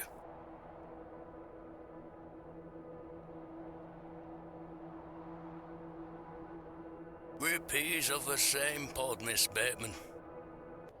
I knew you wouldn't be frightened by a few old stories. It will be interesting to see what those lads found in there.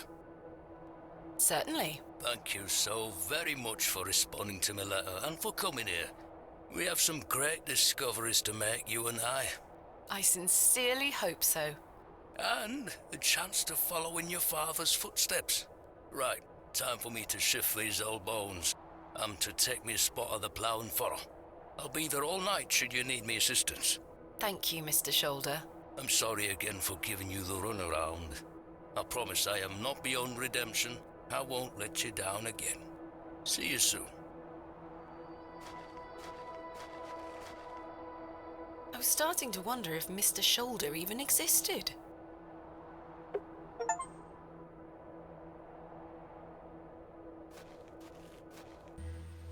The day was starting to test me.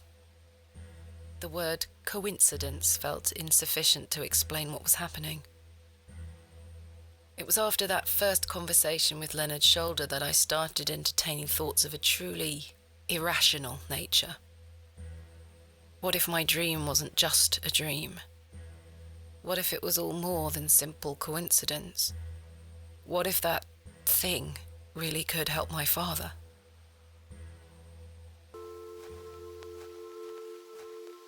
Good day, little one. Hello? What's this? A fiddle bow? There's no string. My name is Thomasina. What's yours? Don't be shy. I don't mean you any harm. What are you doing out here all alone on the moors? Do you live here? Would you like me to fix your bow so you can play your fiddle again? Yes? Hey!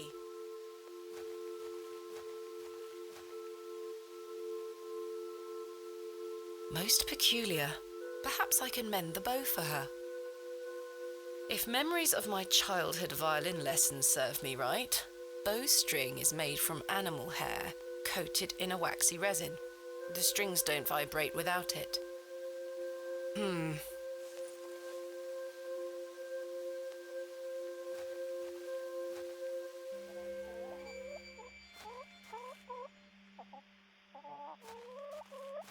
A carved stone has been affixed to the door.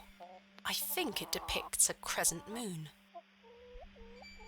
A carved stone has been affixed. I think it's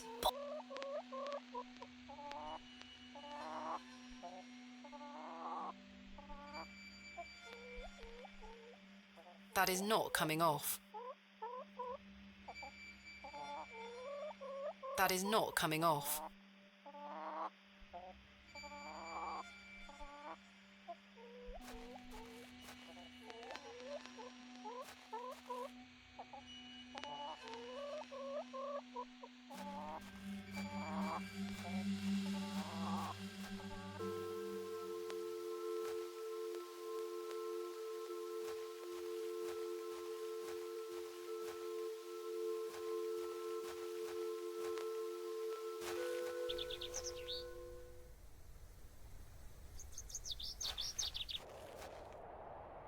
Hello, Wally. Go away! You gave the door back to my sister. It wasn't very nice of you to bury her favourite toy, Wally. I gave it to the fair folk, and you stole it back from them. You don't really believe in fairies, do you? You're old enough to know better. They're real, and thanks to you, I'm cursed. There's no such thing as curses either, Wally. Go away!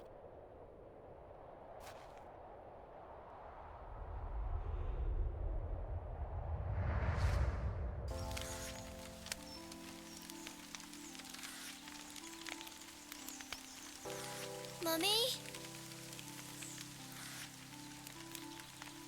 Get away from the fire, Thomasina. What are you burning? Nothing. Just waste. Now go inside.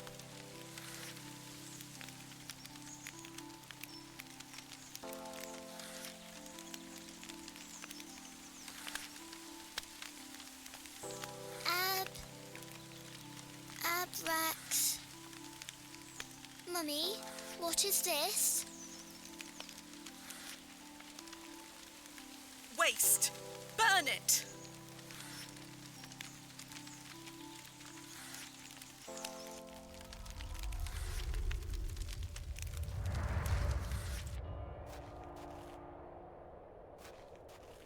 Good day, Mr. Bryden. Miss? I'll stop you there. I know what you're going to ask.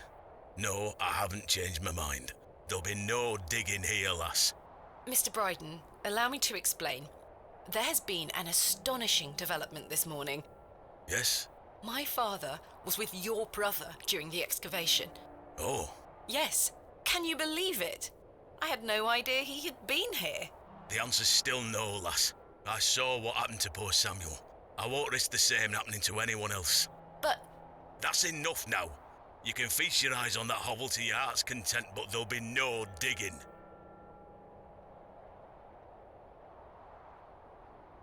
No questions. I'm not interested. But... Off with you.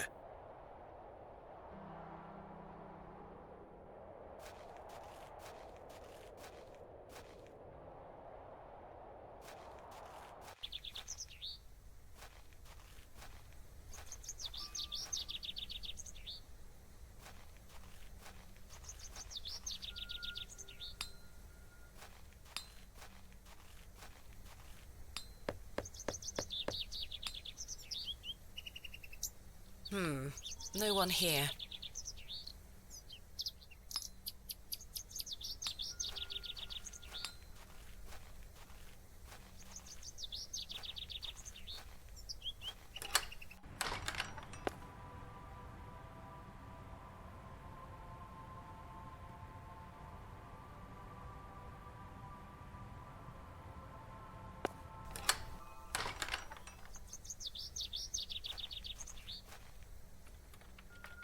It's locked.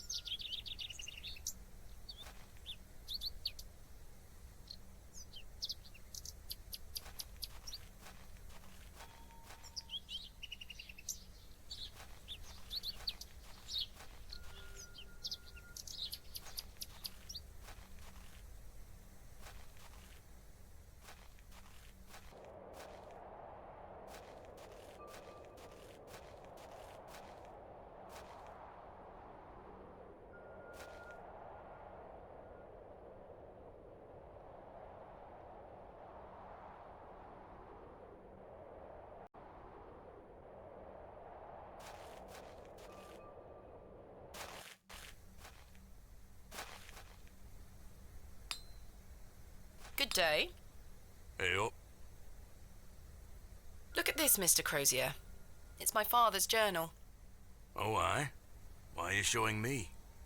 Did you slip it under my door last night? Ha! Have you gone daft? Why would I have your father's journal?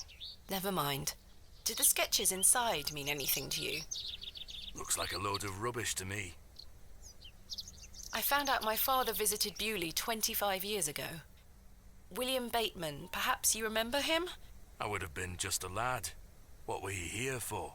That's what I intend to find out. What do you make of this stone? Don't look like out to me. Are you familiar with any local folklore? Oh, aye. The old cobbler used to tell me some right stories. Swore he sold a pair of boots to a goblin when he were a young man. A goblin, you say? I take it this cobbler was a regular at the Plough and Furrow? Never drank a day in his life. Sober as a judge. Have you been to the Devil's Toe? Yes, I'm familiar with the cairn. Some say they've seen the goblin's daughter there, playing her fiddle. How peculiar. I met a girl near there earlier. She gave me this broken fiddle bow. Ha! Well, you've experienced the local folklore firsthand then, lass. Do you know any other stories about this goblin? I don't have the time to be standing here gossiping about old wives' tales. Apologies. I'm having some trouble extricating a knife from a table in the Plough and Furrow. Might I borrow a pair of pliers? A knife, you say? I can get that out for you. That's very kind of you, Mr. Crozier. Think nothing of it. Wait here.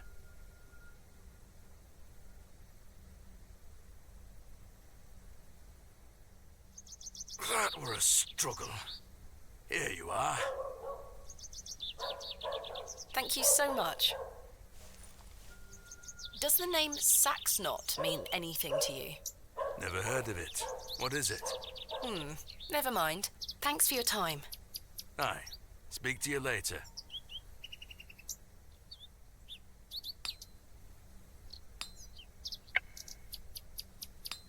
I should be careful. The blade is sharp.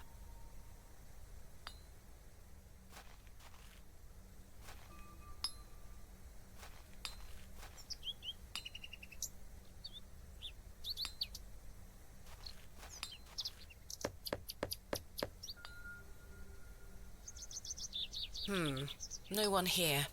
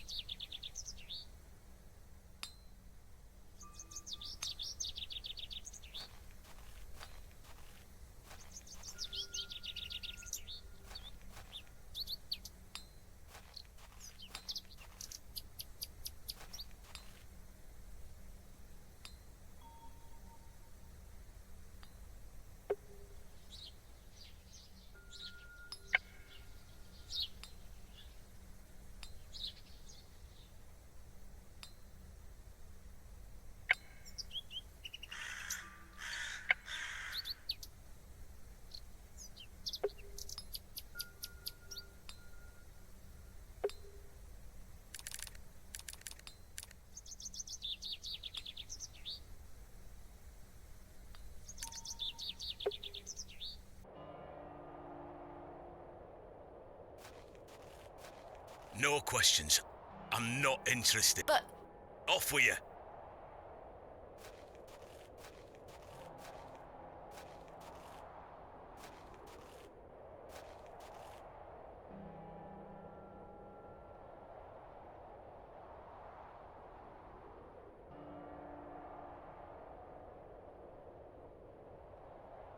Goat hair is much too coarse to be used for bowstring.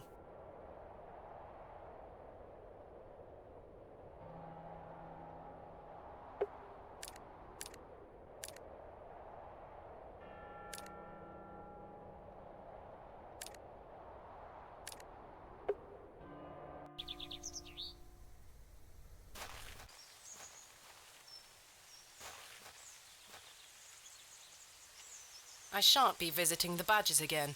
I was lucky to escape intact.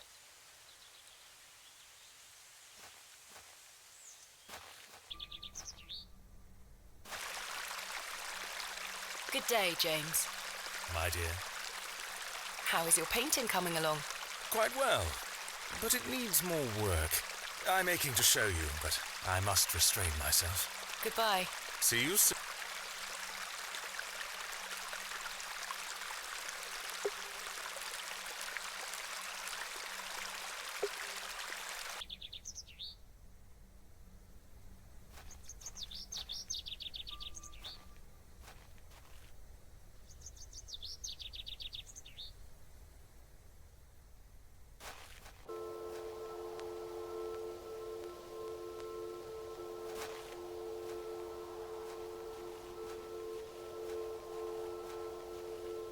What a peculiar name, the Devil's Toe. I can't quite see the resemblance myself.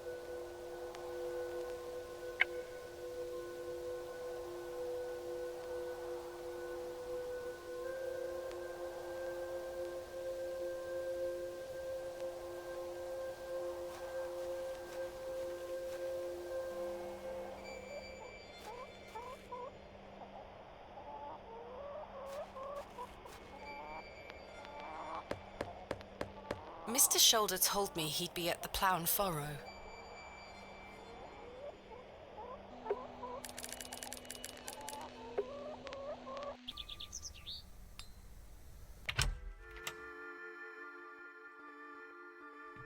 Hello again, Mr. Shoulder.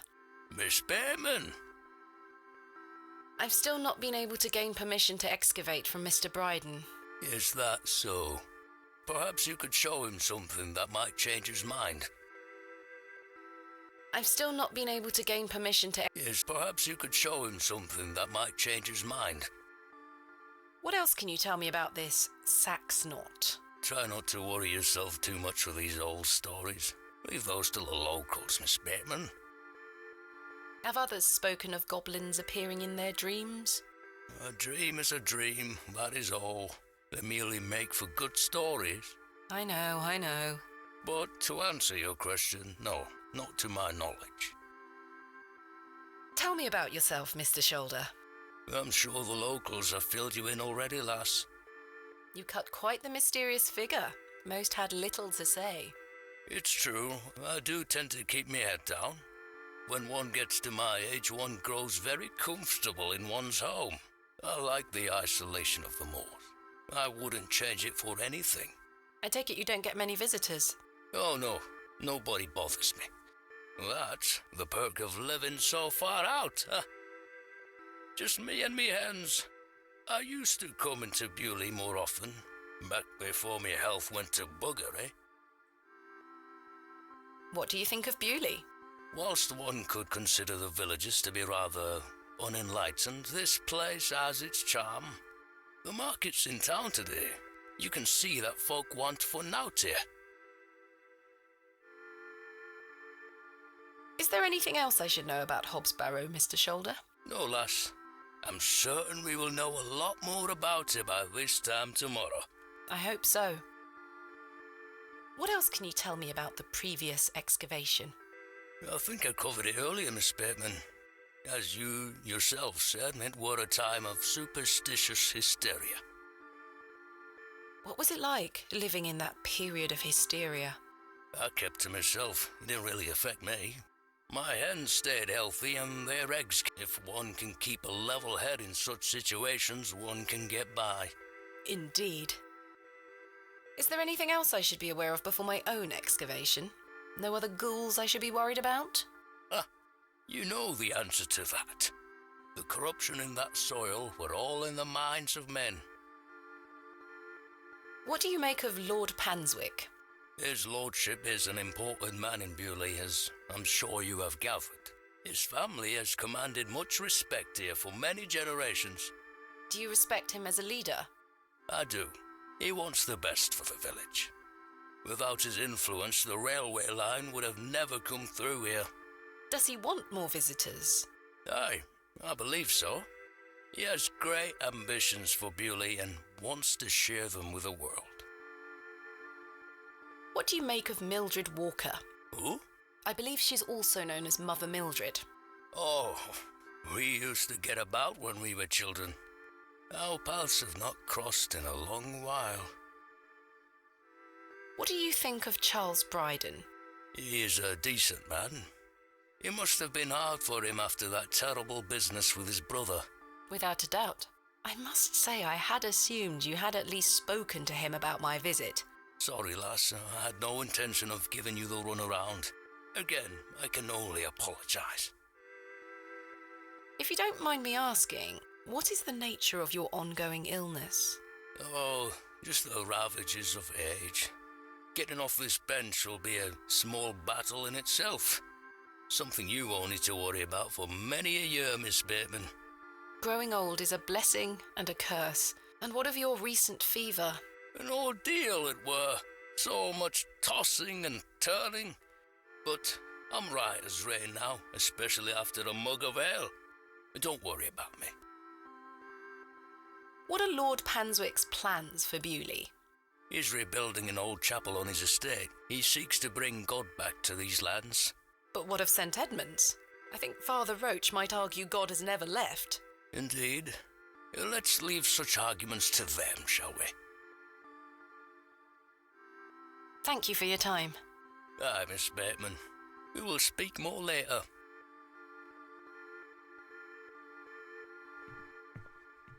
Hello there. Yes?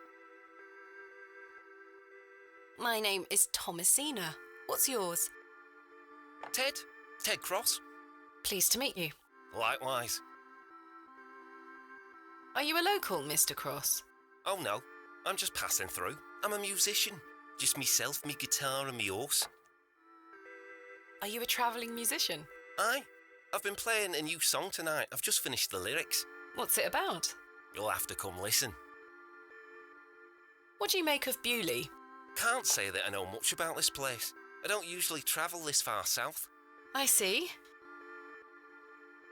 Have you heard of a place called Hob's Barrow? Can't say I have, miss. What is it? Never mind. Thank you for your time. Make sure you watch my performance later, won't you? I'll try.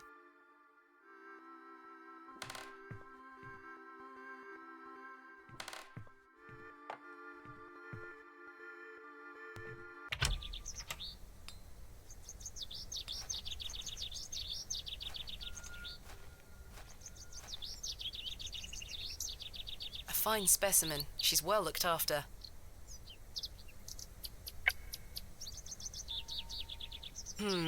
Horsehair would make fine bowstring.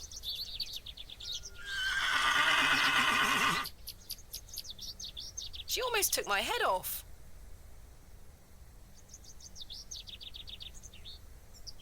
I don't wish to carry around my heavy excavation tools. I could certainly use the knife to cut some hair from her tail, but I'm going to have to gain her trust unless I want a hoof to the nose.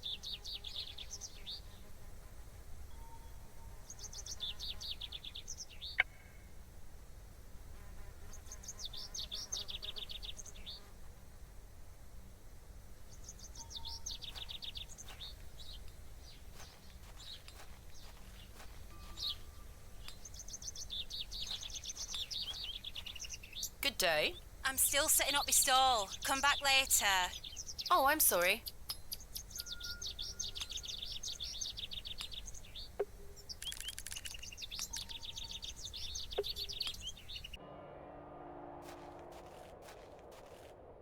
No questions.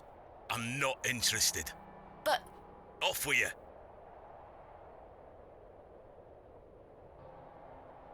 What do you make of this stone, Mr. Bryden? It was strapped to my father's journal. Wait a minute. Let me see that. By God. Wait here a moment. I need to get something from inside. I waited for what felt like an age. I now realise that Mr. Bryden must have been in a great debate with himself, wondering whether or not to share his own piece of the mystery with me. The goat stared at me, seemingly in pity, as I stood there in that rolling fog.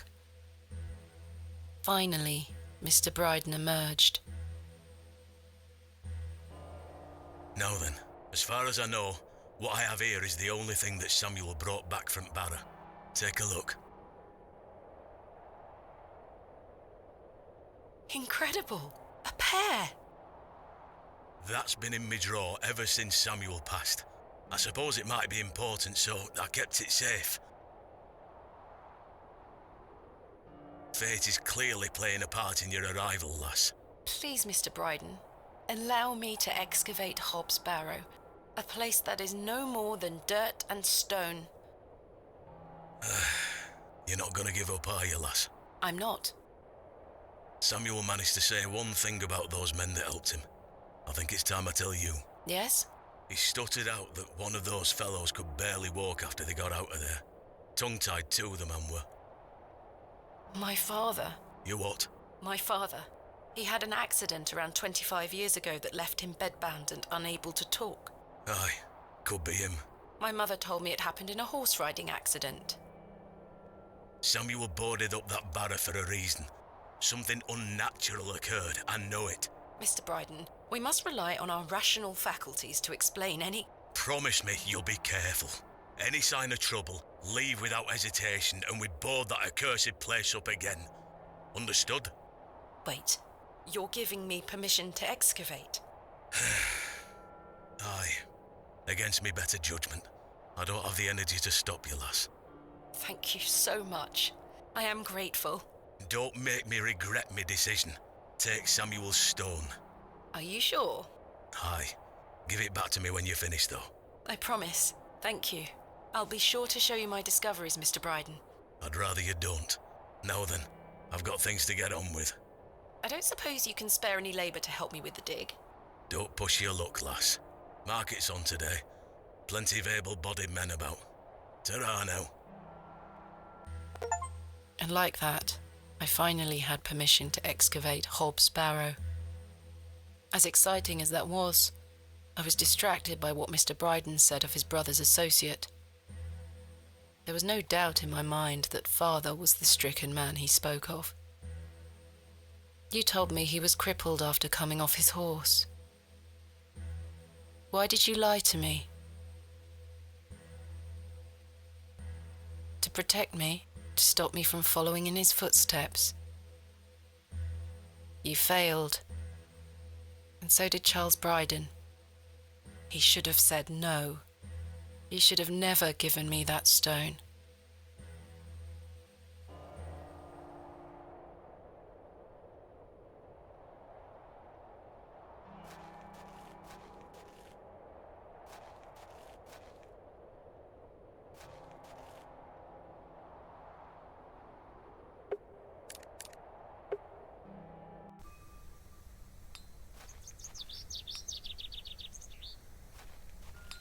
day. Fresh produce. What have you got for sale? I'm selling meat, vegetables, and all sorts of herbs and things. You're welcome to have a gander. I'll be sure to browse. Goodbye. Ta-ra, miss. Good day. Freshly picked apples, miss. Would you like to try one on the house like?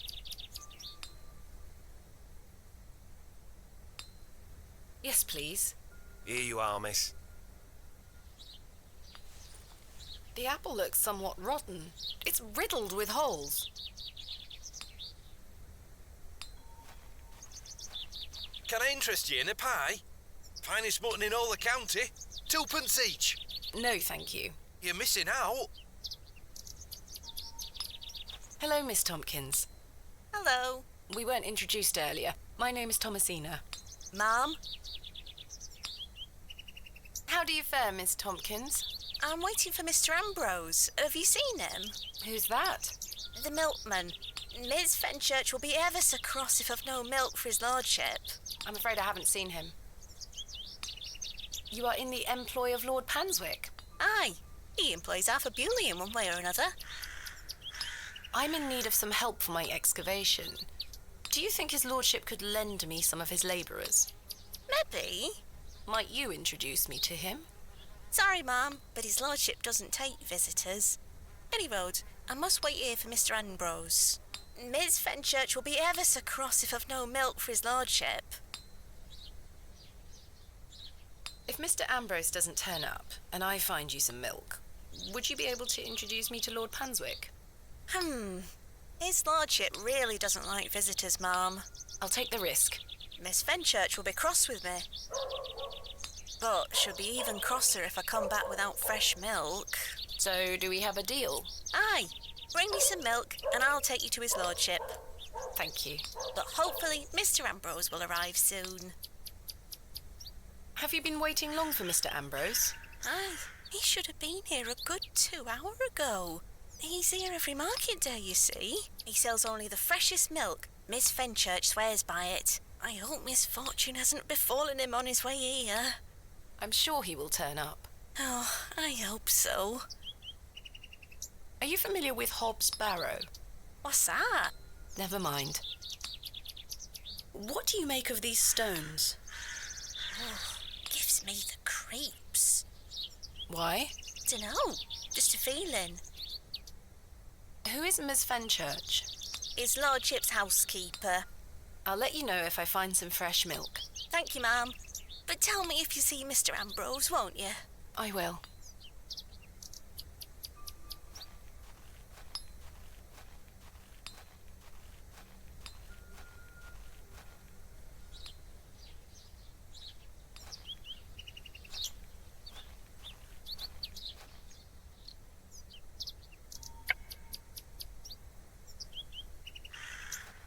Hey girl, would you like an apple?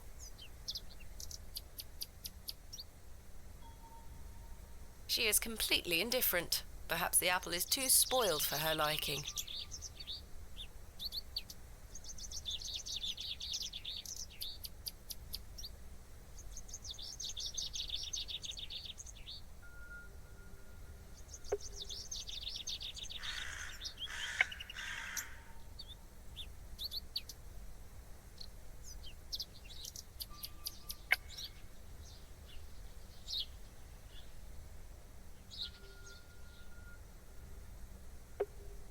I'd rather not go into those horrible toilets again.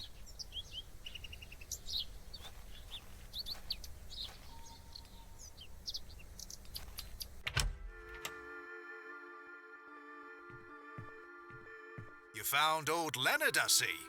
Yes, finally. Do you have any fresh milk going spare?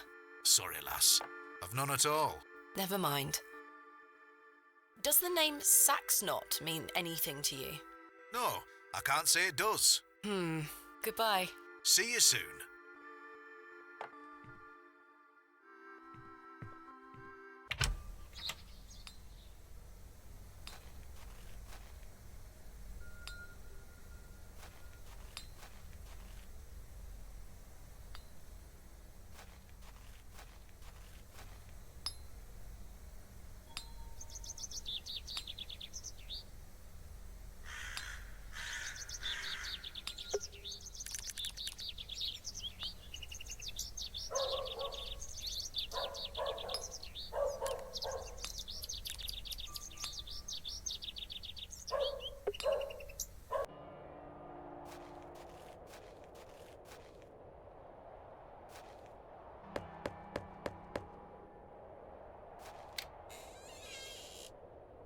What do you want?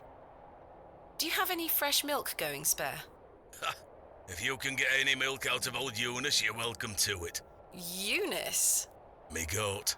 Good luck.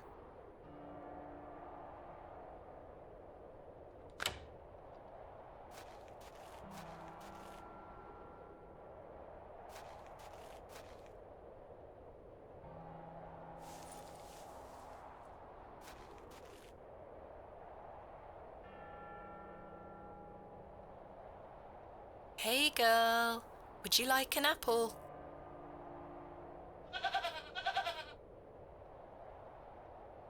The grumpy thing isn't interested.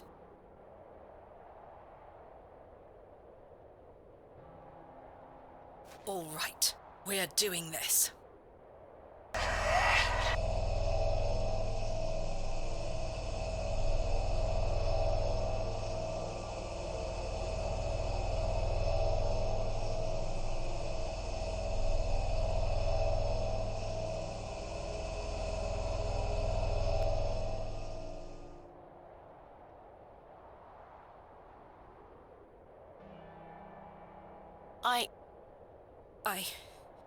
I'm not sure what that was. I don't know what's happening to me. All this superstitious nonsense must be getting to my head.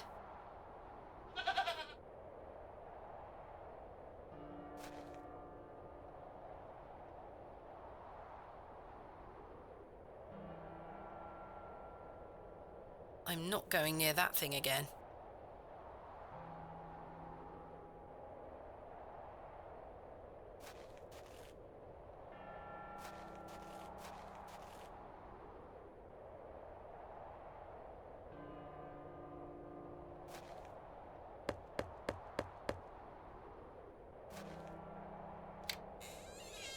Well, did you get any milk out of her? I tried, and failed miserably. She's a temperamental beast. Perhaps you could milk her for me? I'd like to help you, lass, but I've just had a flare-up in me joints. I worked myself too hard this morning. I couldn't bend down to save myself. Is there anything I can do to help? My wife would say I'm beyond any help, I'm certain of that. But if you know of any remedies for aching joints, please send them my way. I'll see what I can do, Mr. Bryden. I'm going to rest for a while. Ta-ra now.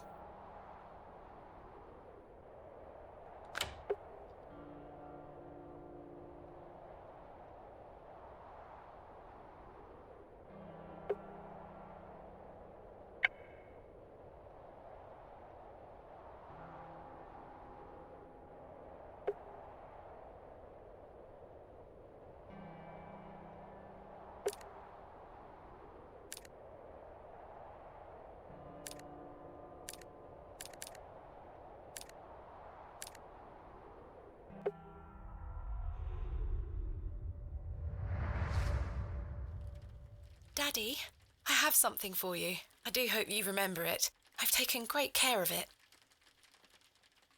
I'll fetch it for you now, all right?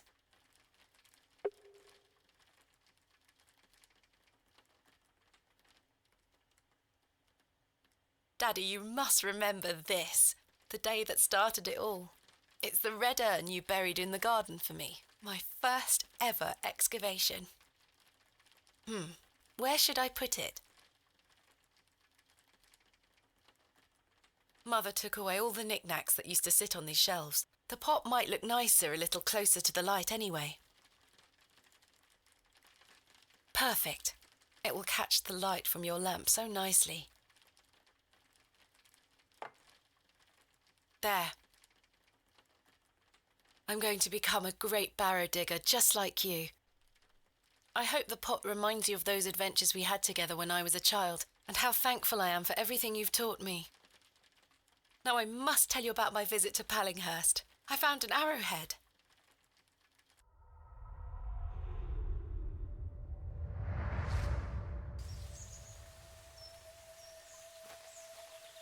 Good day. Yes? Mr. Shoulder told me about a folk tale associated with Hob's Barrow. It tells of Saxnot, a goblin. Are you familiar with it? No doubt there is such a tale. Name any beastie you can think of and someone round here will have a story about it. My thoughts precisely. Do you know of any remedies for aching joints? You're too young to be suffering from this, surely. It's for someone else, Mr. Bryden. Yes. I know just the poultice. Capital. May I have some? Well, I don't have the ingredients, I'm afraid. What do you need to make it? It's a simple blend made of natural elements. Elderflower and flirtwort. I can make the poultice for you if you bring me these things. Then it just needs to be applied directly to the joints. That should ease his burden. Thank you. Where can I find some flirtwort? Flirtwort is not commonly found around Bewlay. It's a perennial shrub that bears small white flowers. You might find some growing out on moors if you're lucky. Thank you. Where can I find some flirtwort? Flirtwort is not commonly found around Bewlay. It's a perennial You might find some growing out on moors if you're lucky. Thank you. Where can I find some elderflower? There used to be quite a few elder plants growing here in Herne Wood, but they've long since gone. Nowadays, you might find the shrub growing within a hedgerow or a private garden. I see. What does elderflower look like? Elderflowers are small, white, and grow in clumps on the elder shrub. Elder shrubs can grow in all shapes and sizes. Just look out for the clumps of tiny white flowers. Do you have any fresh milk going spare? No, sorry. Not to worry. Farewell.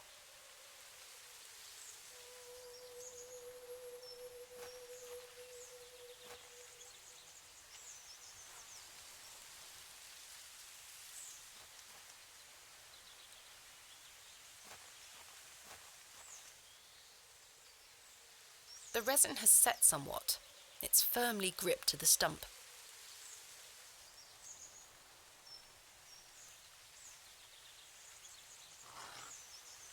I've collected some waxy resin. I've collected this lump of waxy resin.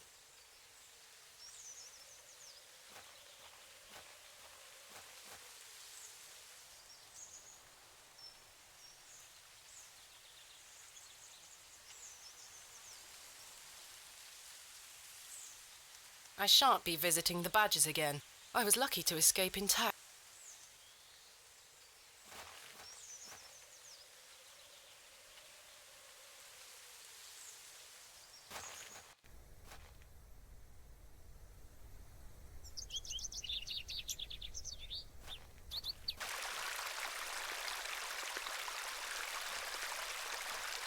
This looks like it might be elderflower. I'll take some.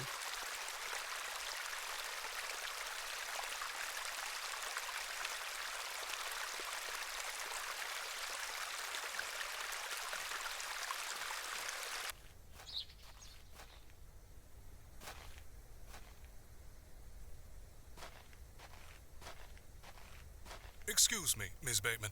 I'm in something of a hurry. Farewell. God knows when we shall meet again. Which work is that quote from?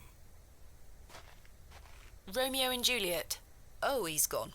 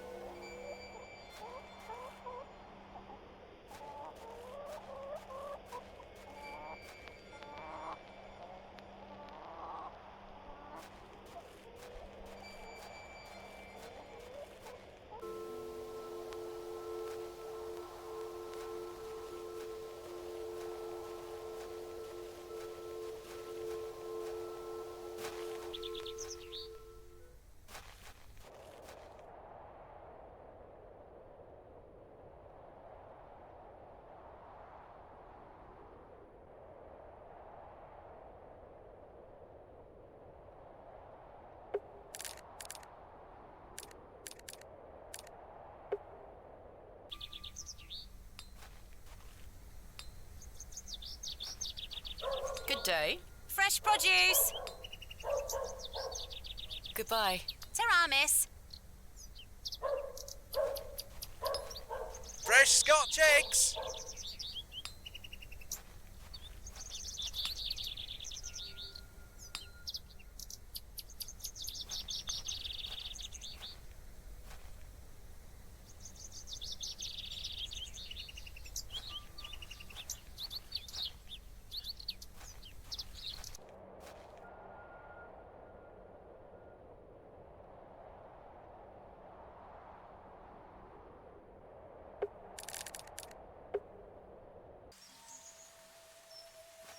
Good day.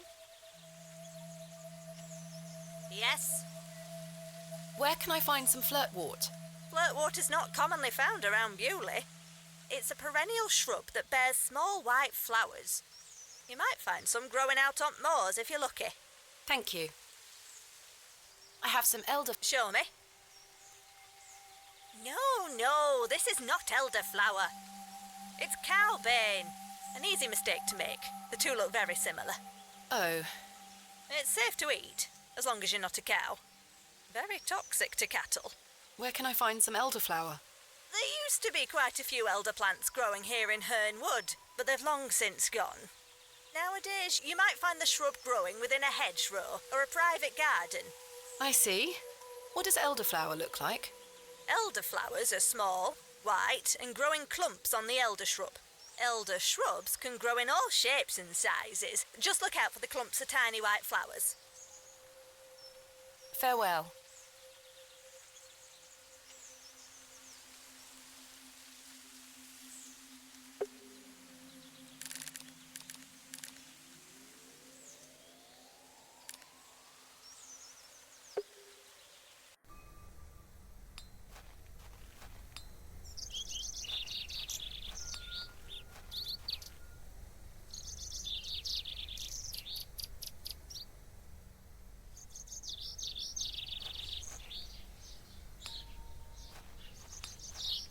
Hello, Jane. Miss, watch me juggle.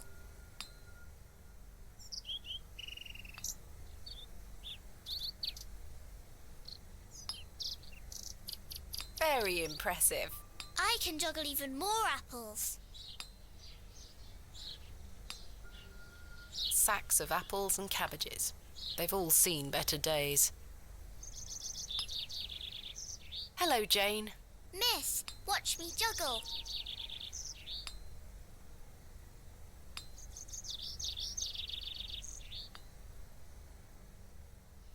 Very impressive. I can juggle even more apples.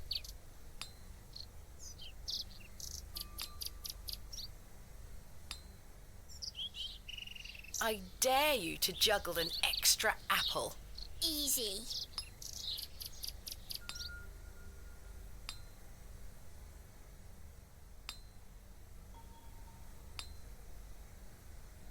Told you I could do it.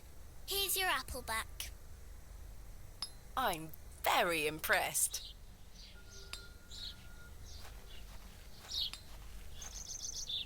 The apple looks somewhat rotten. It's riddled with holes.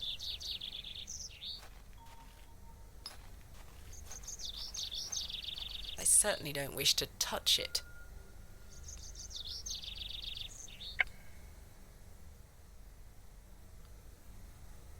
I shan't be dragging any of my possessions through that mess.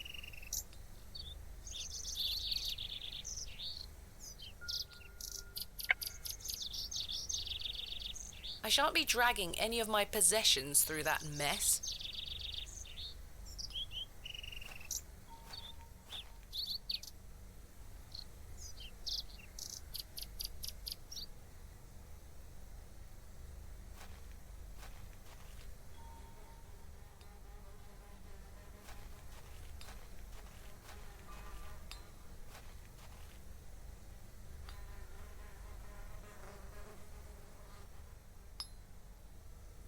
I can't see how that will help me. No, that's not it.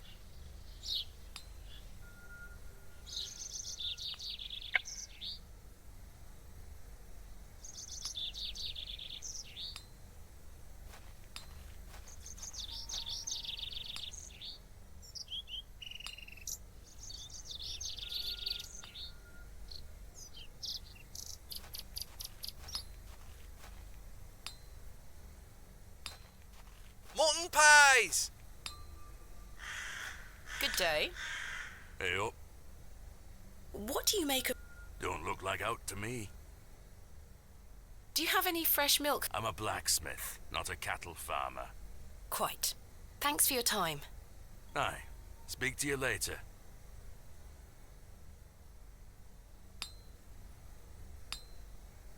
The bucket is rusty and full of holes.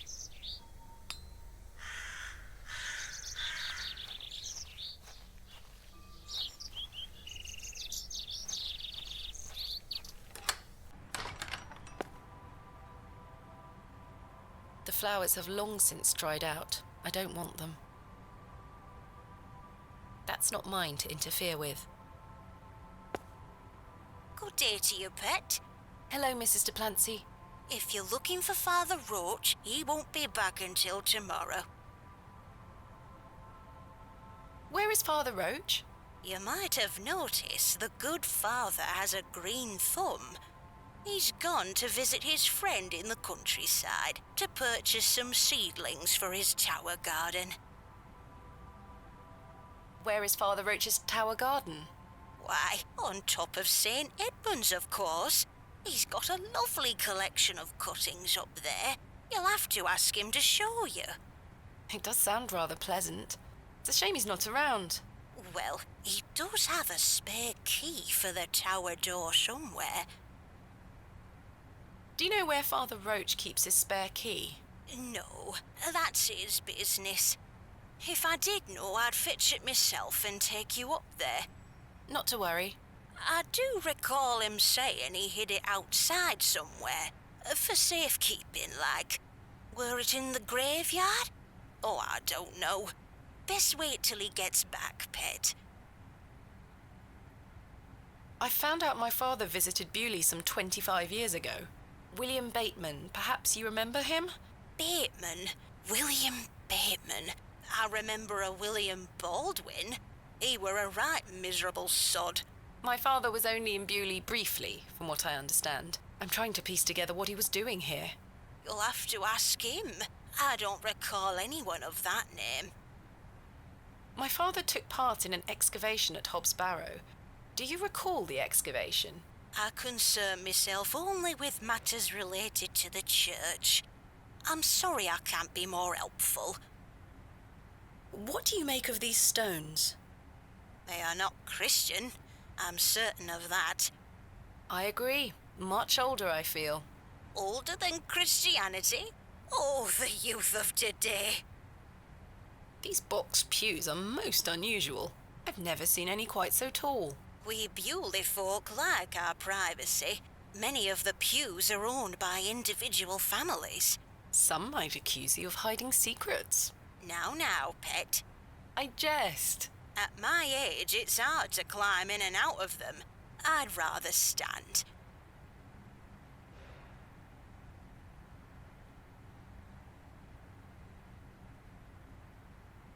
Does the name Saxnot mean anything to you? Is that a village near Erdlaw? No, never mind.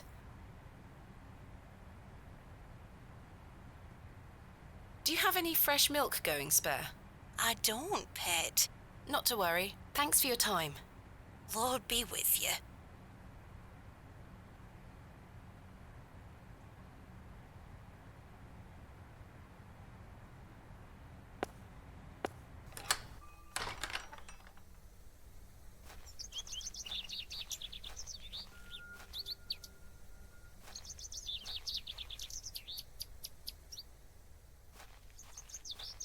This appears to be a recently dug, unmarked grave.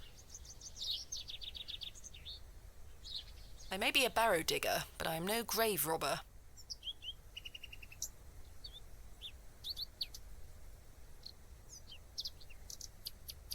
Here lies Elizabeth Farnaby.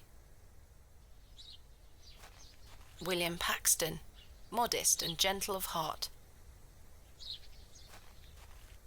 Samuel Bryden, death is only a shadow across the path to heaven. Joseph Davis. Here lies Margaret Tillett, beloved mother, wife, and sister. Today she dances with angels. Forever in light, Anne Kemp. John Purchase, dearly beloved husband of Florence.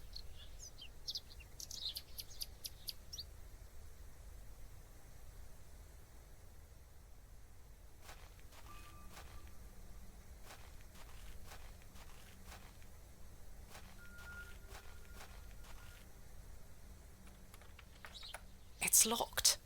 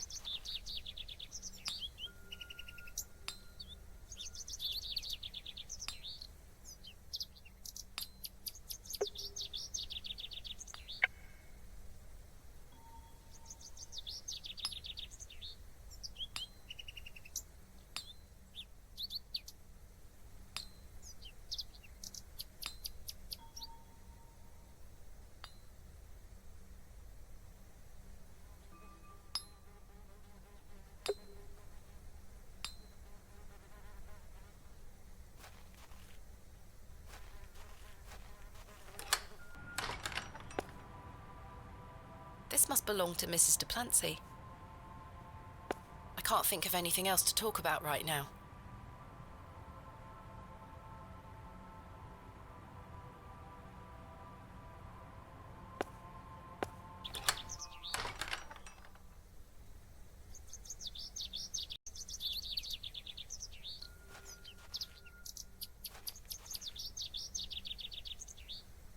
In memory of Romeo Hegg, dearly missed by his beloved Juliet.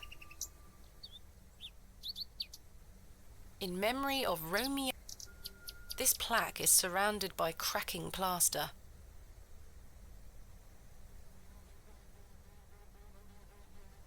I think I can chip away at this plaster.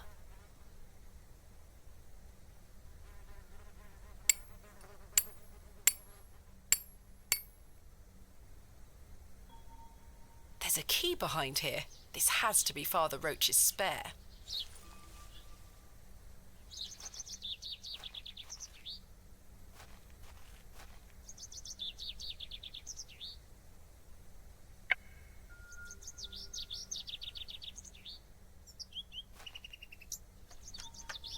Capital.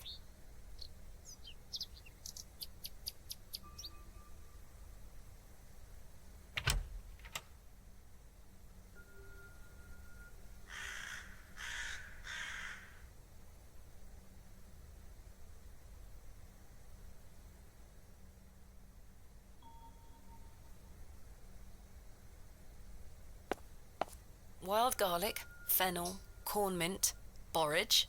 Quite the collection. A small label on the pot reads flirtwort. This is just what I need. This is just what I need.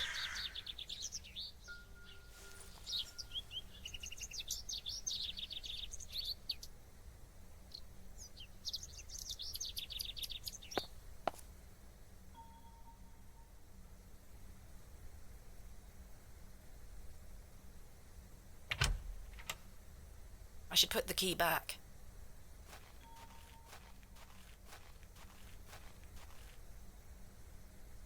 There. I hope that stays on.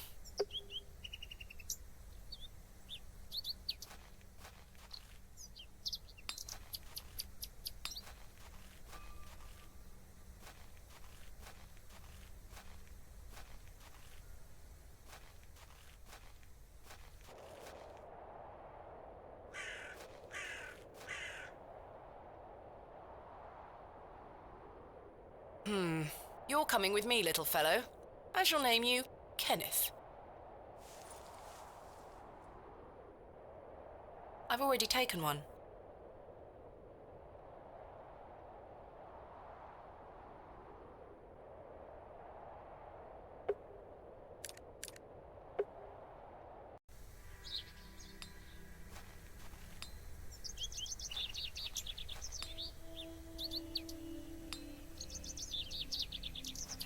Hello, Jane. Miss, watch me juggle.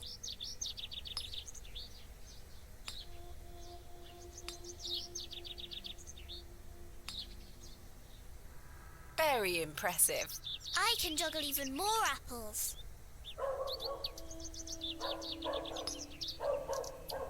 The worm has found a new home within the holes of the rotten apple.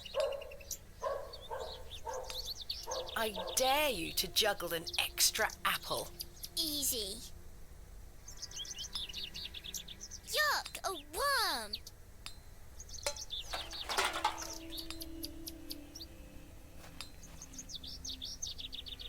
This looks like elderflower to me.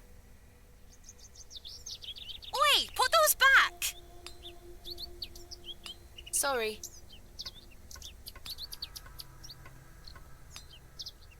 Be careful with your apples. Sorry, miss.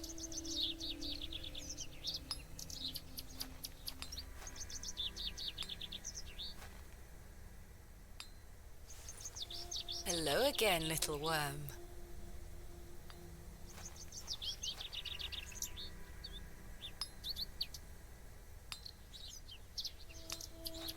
I dare... Easy. Yuck, a worm!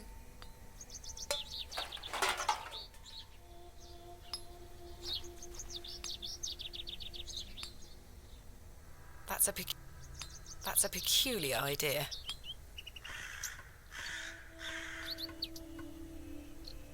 Be careful with your apples. Sorry, miss.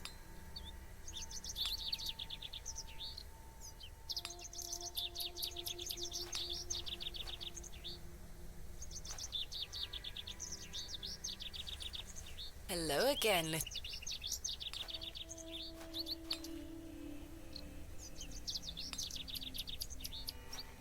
I dare you to... Easy. Yuck, a worm!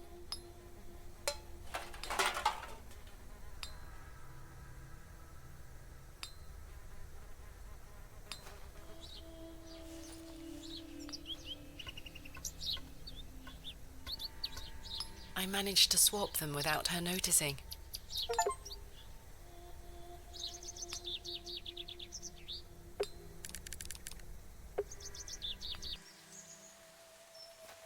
Good day. I have the ingredients you asked for. Wonderful. Hand them over.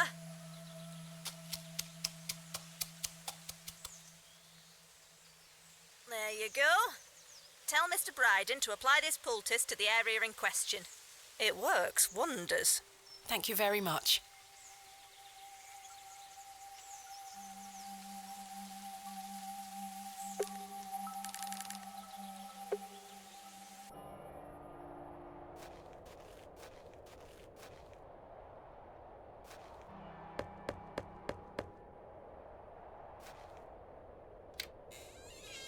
Yes?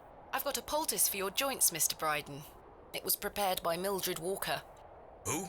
You may know her as Mother Mildred. Oh, thank you, lass. That Mildred knows what she's doing. I should have thought to see it myself. She said to apply it directly to where the pain is. It should work very swiftly. I'll give it a try.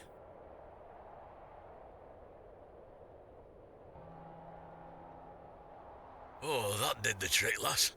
I feel like a lad of 20 again. I suppose you'll be wanting me to milk old Eunice for you in return. If you don't mind, I'd appreciate it. A fair exchange.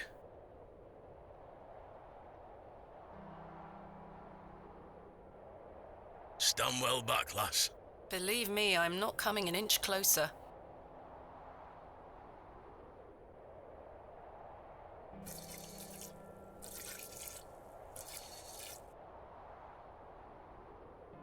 There you are, lass. Some fresh milk. Thank you very much, Mr. Bryden.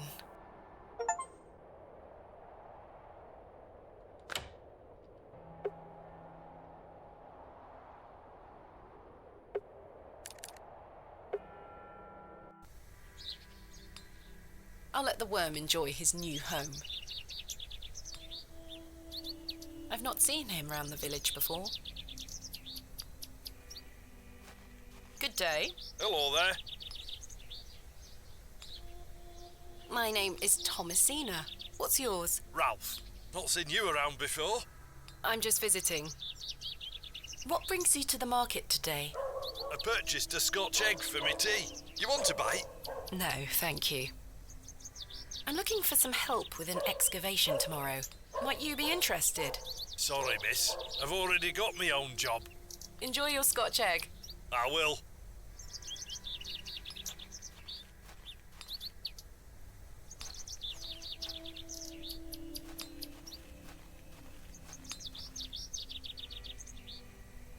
I've got a pail of fresh milk here for you, Miss Tompkins. You haven't? Here. Mum, you've saved my hide. Thank you.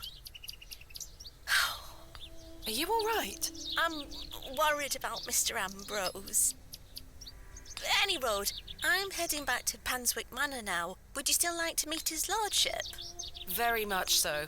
Now, I can't guarantee you'll be home, all right? He's a very busy man. I'll take my chances. Follow me, then. Go on over. It's not much further.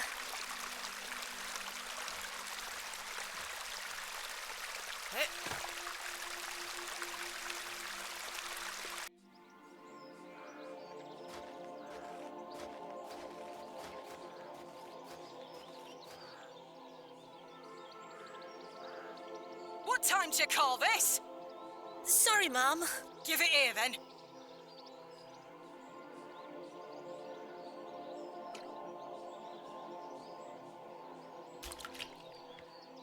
What the hell is this muck?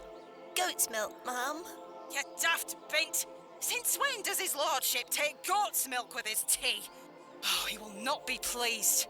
Get back to your sweeping before I clip you over the head. Sorry, Mum.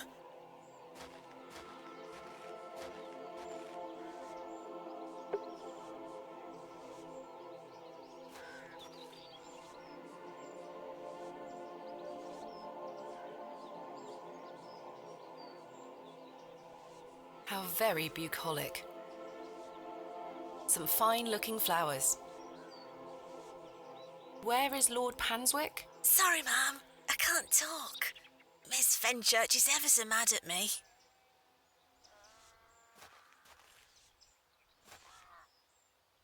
Hello there. Bugger off, you whelp. This is private land. Miss Fenchurch is a cruel-looking woman, her face set in a permanent scowl. I've no time for frolicking with the flock. Some fine-looking flowers. That is well out of my reach. It's a symbol of some kind. A moon, perhaps?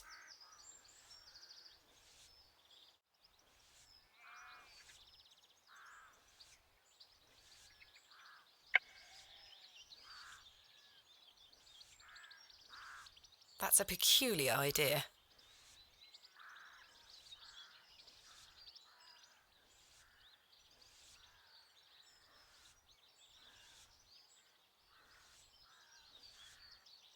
I could just pick this up.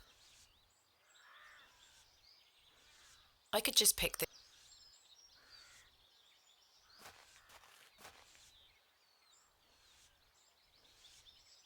Miss Tompkins looks more anxious every time I see her.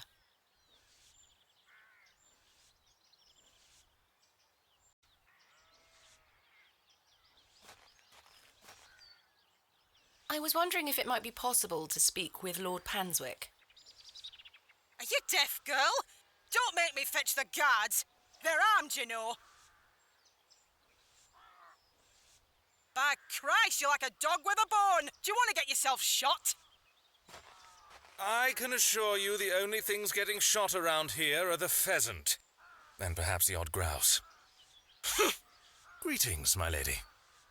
Lord James Panswick, at your disposal. You're Lord Panswick? As I live and breathe. You could have told me that before. What is life without mystery, Miss Bateman? A predictable stagger to the grave? I was imagining someone... Much older and far less handsome? Something like that. See? I can read your mind, my dear. Now, may I ask, what brings you to my manor? I wanted to ask if I could borrow some of your labourers. Oh? For what purpose? I intend to excavate Hob's Barrow tomorrow, and I'm in need of some assistance. An excavation? How very delightful. We're in the middle of our own works right this minute. Follow me, Miss Bateman. Come along. I promise I don't bite.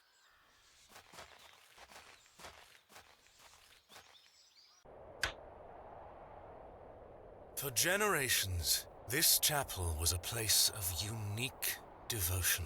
And this was until some of my more ungrateful ancestors forgot him and abandoned it.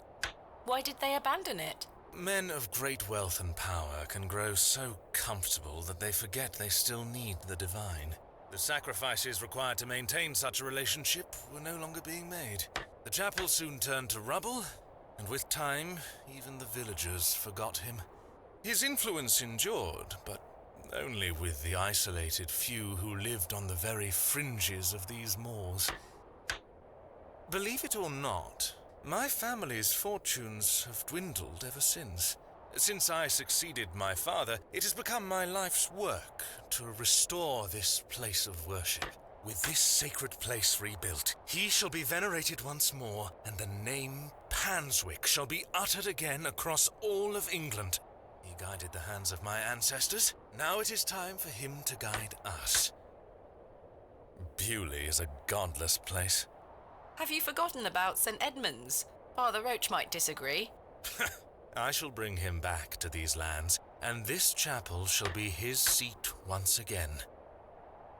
A new world. But it seems like you wish to bring back the past. From out of the old world shall come the new. A greater truth. But I digress. Horace, my dear fellow. Aye, your lordship. This fair lady here is in need of some assistance. Would you and your chaps be up for a spot of digging at Hob's Barrow tomorrow? Hob's Barrow? Aye, your lordship, 'tis no bother. Good man.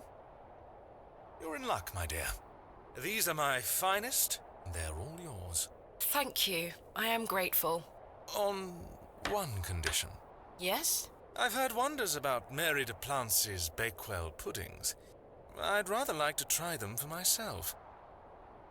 Your lordship, you're giving me the help of your men in exchange for cakes? Yes. But... Farewell, my beauty. Wait!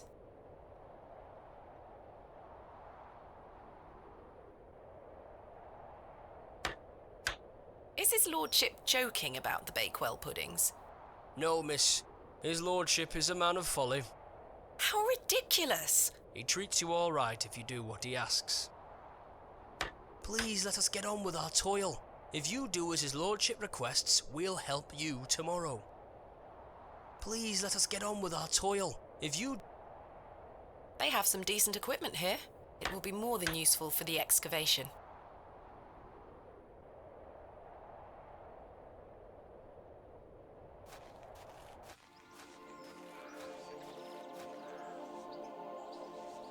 Good day. Oh, another strumpet looking to find her way into his lordship's bedchambers, I see. I'm nothing of the sort. Ha! I've seen plenty of your sort before.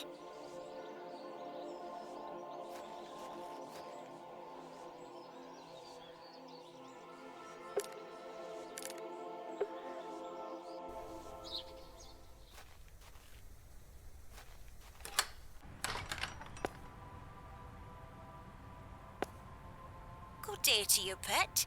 Hello, Mrs. de Plancy. Do you still have some of your homemade Bakewell puddings, Mrs. de Plancy? Oh, you're too late, pet. I've a few left, but they're set aside for someone else. Might you please be able to bake me some more? Sorry, I'm not in the mood for baking. Truth be told, my dear husband Albert passed away recently. Me thoughts are all over the shop. I'm so sorry to hear that. Aye, he's in God's hands now. Were you married to Albert a long time? Aye, too many years to count. He were the cobbler here in Bewlay, the most dashing cobbler in all of England, I used to tell him. Love is precious, pet. There's nought that can replace the hole it leaves in your heart. I can relate to that in my own way. I wish you strength in this difficult time. Thank you. With God's blessing, I'll get by. May I ask who? Oh, Father Roach. He won't be back until tomorrow. Won't they be off by then? Not at all. Besides, pet, as I told you, I'm not in the mood for all this baking chatter. Sorry, Mrs. Duplancy. Thanks for your time. Lord be with you.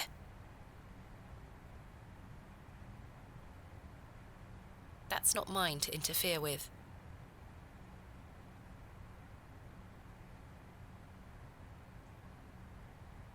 I'm not sure they would be interested.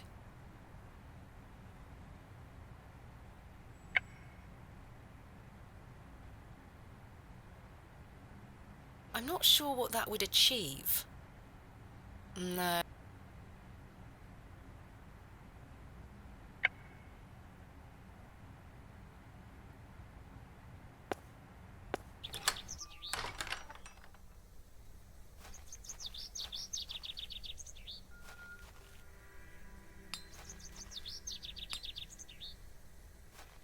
Mutton pies!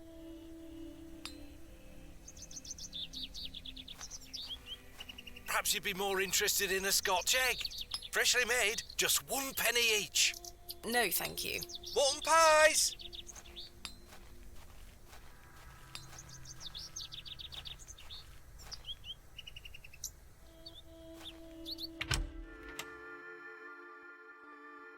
I can't think of anything else to talk about right now. Hello again, Mr. Shoulder. Miss Bateman. Mr. Bryden has given me permission to excavate Hob's Barrow. Marvellous. I'm sorry you've had to sort all this out in my absence. When do we start? Tomorrow, I hope. But first I need to recruit some locals to assist with the dig.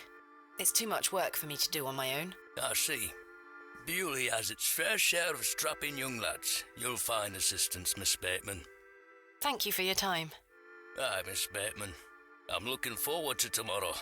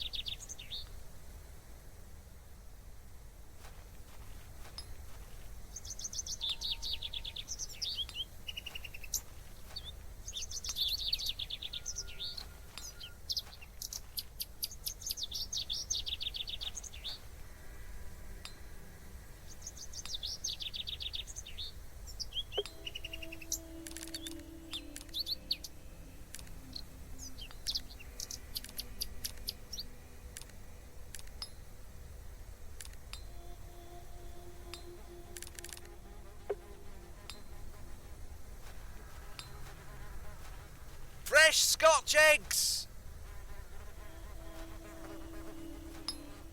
I can't think of anything else to talk about right now.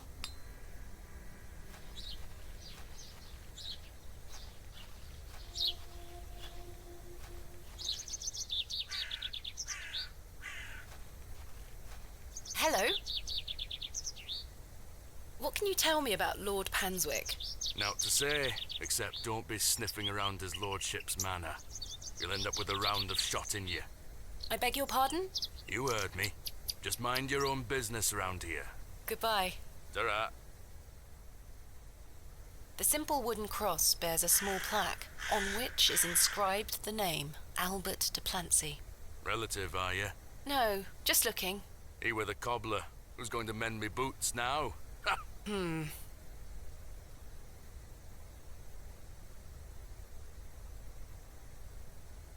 The simple wooden cross bears a... I may be a barrow digger. Hello? Does this fresh grave belong to Mrs. de Plancy's late husband? Aye. Rather bare, isn't it? My job is to dig the graves, not decorate them. Goodbye. Ta-ra.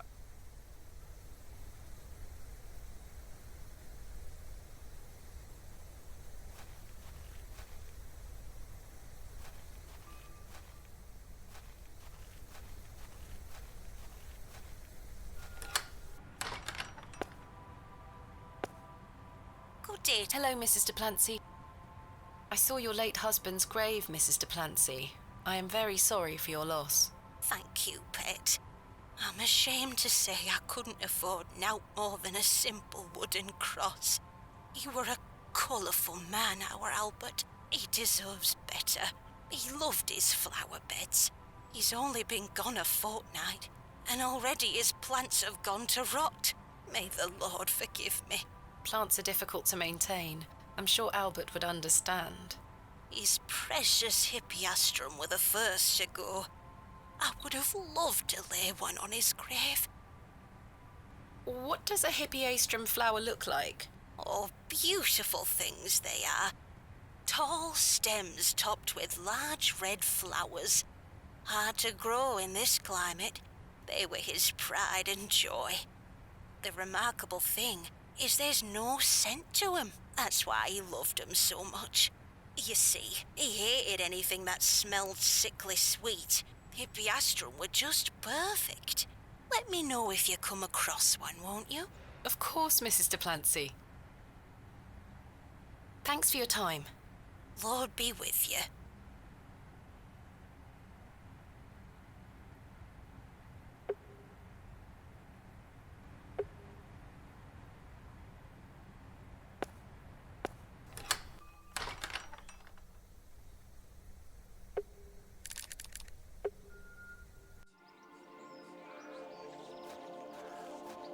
These matched the description of the flowers Mrs. de Plancy mentioned.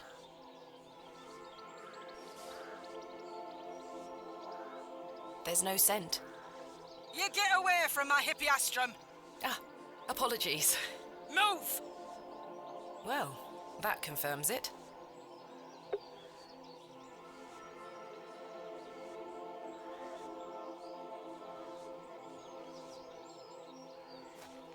Good day. Hello. I really need one of those hippeastrum flowers. Why? It's a long story. Might you please be able to get one for me, or distract Miss Fenchurch so I can take one? Those flowers are Miss Fenchurch's favourites. She spends hours looking after them. Sorry, Mum. It's just that I'm so worried about Mr. Ambrose. The milkman? Aye. We were to run away together today. I see. I'm worried sick that he stood me up. Without Mr. Ambrose, this job is all I have. I can't risk losing it over a flower. I'm sorry, Miss Tompkins. I still haven't seen him. Do you think he's abandoned me? I'm sure that's not the case. He must have been delayed somewhere. Could you try to find him for me, Mum? Oh, please, Mum. I'd do anything for you if you found my love. I can try. Oh, thank you. You're ever so kind, Mum. What does Mr. Ambrose look like? He's got brown hair. I'm afraid I'll need a bit more to go on. Sorry, Mum. I'm too upset. Please find him, won't you? Hey, stop your nattering and get back to your sweeping. Sorry, Miss Fenchurch.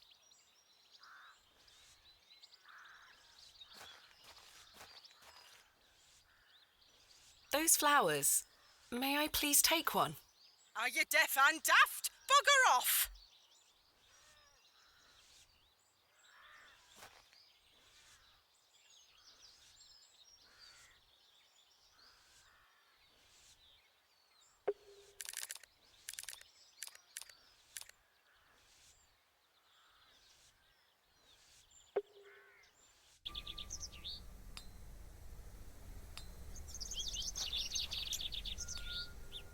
day. Hello there.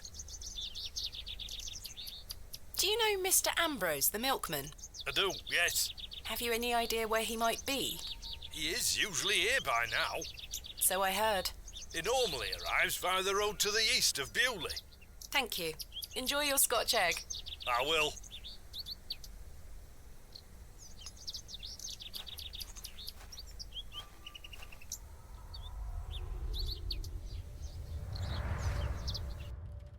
There we are. Your shells are looking much more interesting now. I pestered Mother for years to let me bring some of your treasures here. I think she's worried that I want to follow in your path. She has hidden most of your discoveries away. I had to beg her to bring me to visit you, you know. I shouldn't worry you with all that. Do you know that I have a story for each of these pots? Well, I don't know if they're all true, but they are my memories. Even though I was so young, I still remember our adventures together. Would you like me to share my memories of them? Well, I'm going to, whether you like it or not.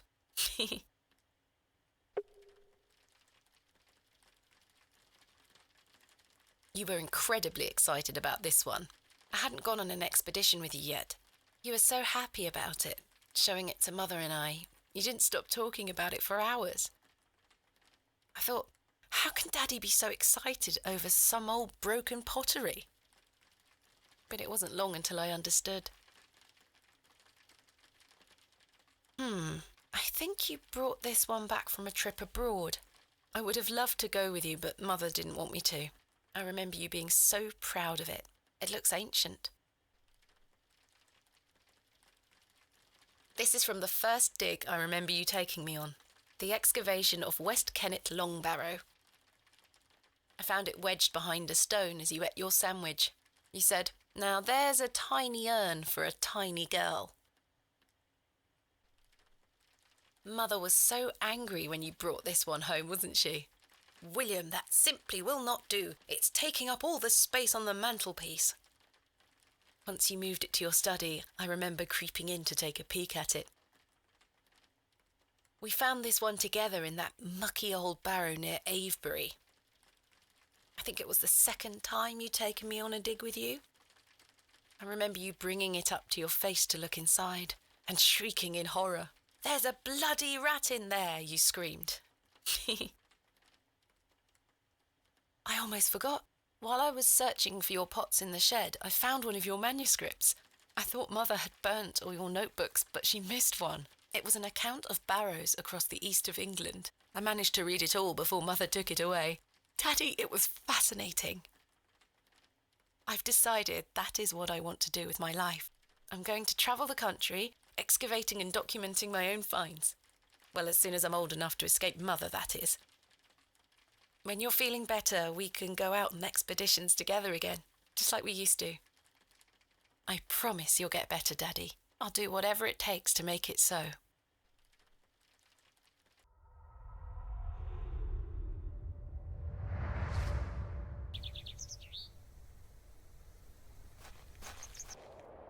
There's something ahead on the road.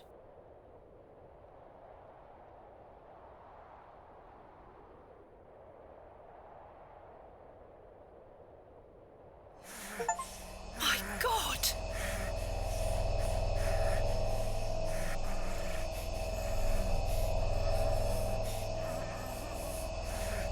Mr. Ambrose! I'm going to help you.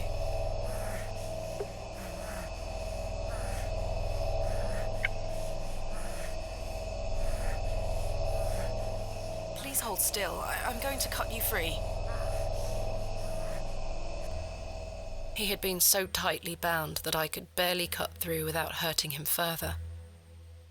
His mouth was stuffed full of flowers of a most peculiar scent.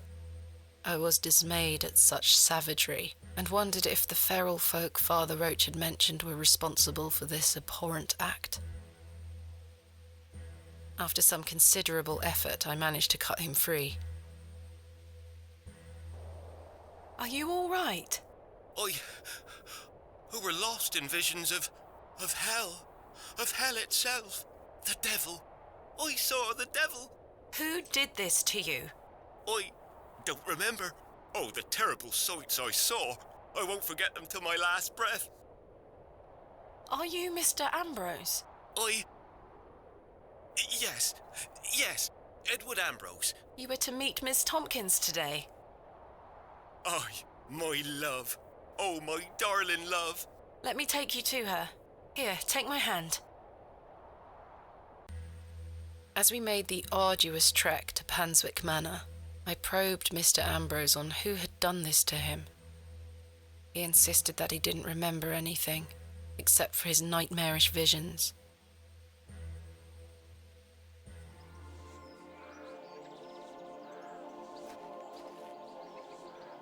My love. Eddie! Jesus, what happened to you? Were you in a fight? Now, fret not, my love. I thought you'd abandoned me. Never. Thank your friend here for helping me out of a bind. Oh, Eddie! Let's get out of here, my darling. Hang on. You thieving bint! I'll have your guts for garters! Oh, stick it where the sun don't shine, you bitter old sow!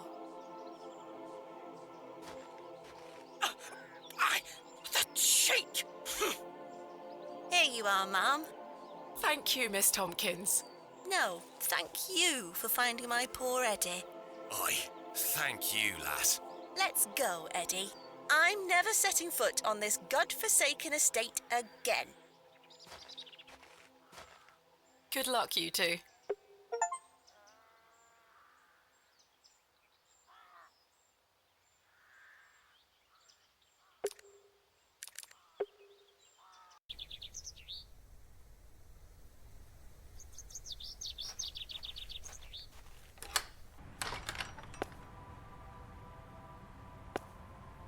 I have something for you. You found them? Oh, you dear child. Let's take them straight to Albert. You'll come with me, won't you? Of course, Mrs. de Plancy.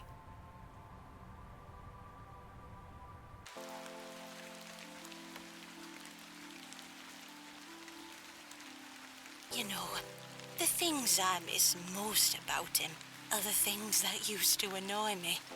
The click of his jaw as he chewed his sandwiches, leaving his tools all around the house. The way he'd never back down from an argument. He's just quiet at home now. Silence. The funny thing is, that's what he always craved. Peace and quiet. He were a good man, our Albert. Sounds like he was. I'm so sorry. Do you fear death, pet? I do, but it's best not to dwell on such thoughts. Life is for living, not for worrying about what comes after. I fear it, but my faith keeps me going. I know I'll meet him again, in heaven. Take that thought forward, Mrs. de Plancy. Remember it. One day, you will be reunited. Thank you. Oh, those flowers look beautiful. They do. Albert will be smiling down on us. Pet, I left me basket inside the church. You'll find some Bakewell puddings in there. You can have them. Oh, you... I insist. You've brought an ounce of happiness into my day, dear. It's only just that I return some. Thank you, Mrs. de Plancy. To be truthful with you, I was saving them for myself. I shouldn't be so selfish. Lord forgive me. You're nothing of the sort. I'll stay here with Albert a bit longer. You go back to your day, Pet. Lord be with you. And you, Mrs. de Plancy.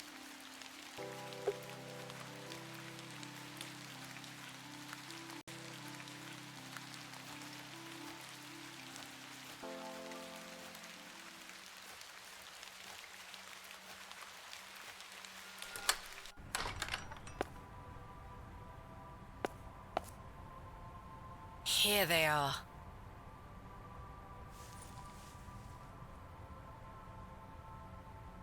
Mrs. de Plancy's famous Bakewell puddings.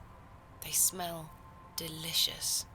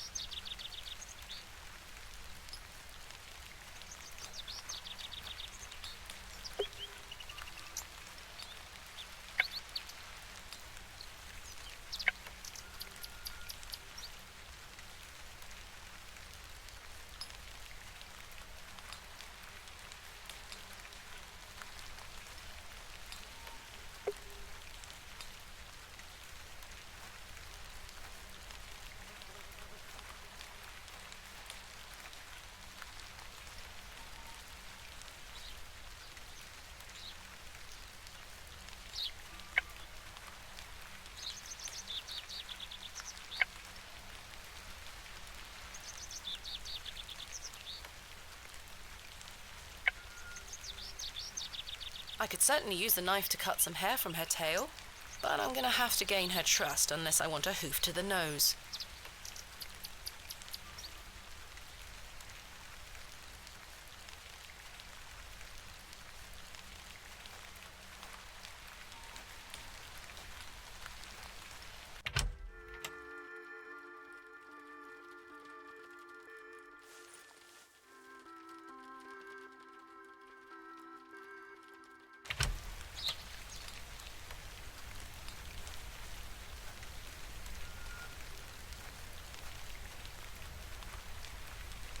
Just looking at it makes my teeth hurt.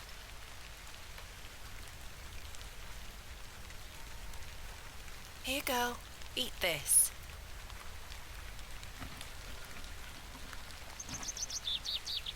Good girl. Hopefully that's gained some trust between us. I don't wish to carry around my...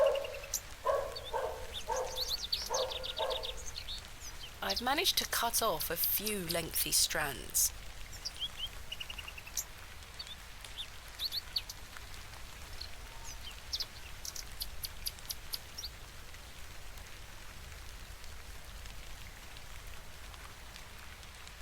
There we are. This should make sufficient bowstring now.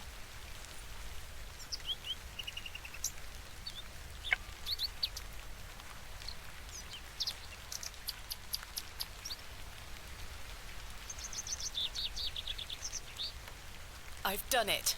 The bowstring seems to hold on sufficiently. My makeshift bowstring has been attached.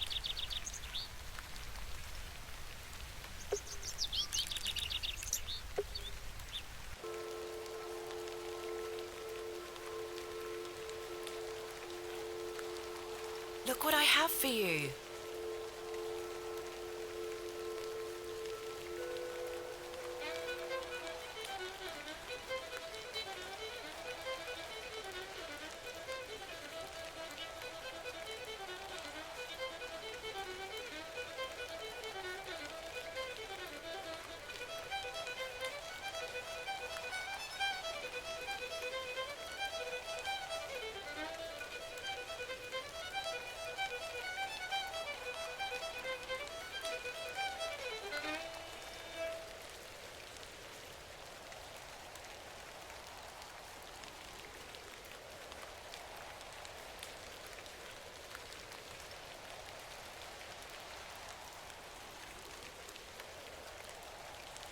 My head is spinning. What happened? Hello? Where did she go?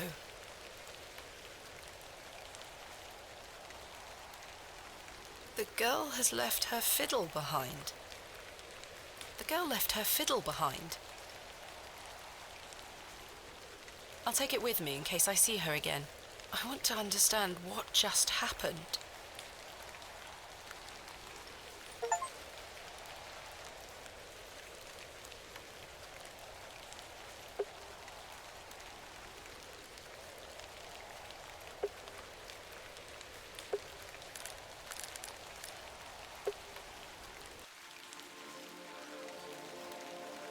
The vision returns. I come bearing gifts. Freshly baked gifts? Yes. 3 of Mrs. de Plancy's famous Bakewell puddings. You are an amusing creature, Thomasina. What do you mean?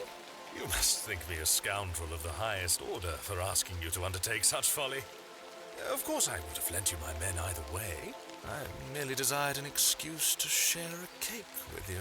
Lord Panswick. I take no pleasure in watching you scurry about Bewlay to fulfill my every whim. Or do I? I do not find this amusing in the slightest.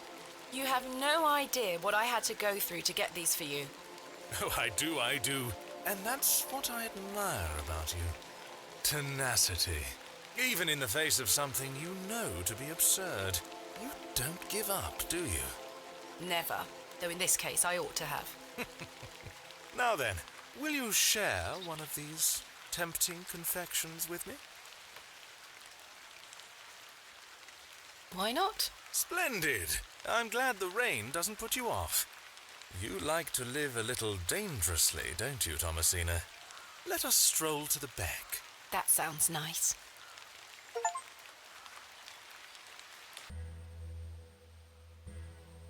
We walked side by side down to the beck, his hand occasionally brushing my own. Despite Lord Panswick's entertaining company, I had an overwhelming feeling that time was being wasted. We ate those cakes down by the beck, and as he attempted the most charming lines he could muster upon me, I only had one thing on my mind. Father, could he be saved from his suffering? Was the answer to be found within Hob's Barrow? I ached to find out. I didn't even notice the taste of those famous puddings. Seemingly disheartened by my lack of enthusiasm, Lord Panswick soon marched me back toward the ruined chapel.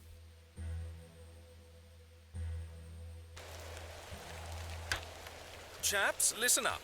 You're to assist Miss Bateman's excavation tomorrow. What time, Miss Bateman? Early morning, if you don't mind. We'll be there whenever you need us, miss. Hob's Barrow. On the Bryden estate, if I'm not mistaken.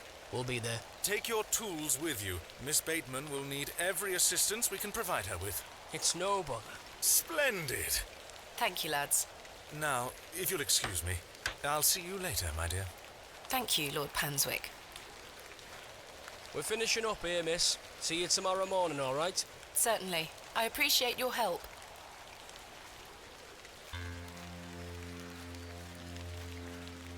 Well, that's a relief to have my crew assembled for tomorrow. It's getting dark and cold. Time to head back to the plough and furrow.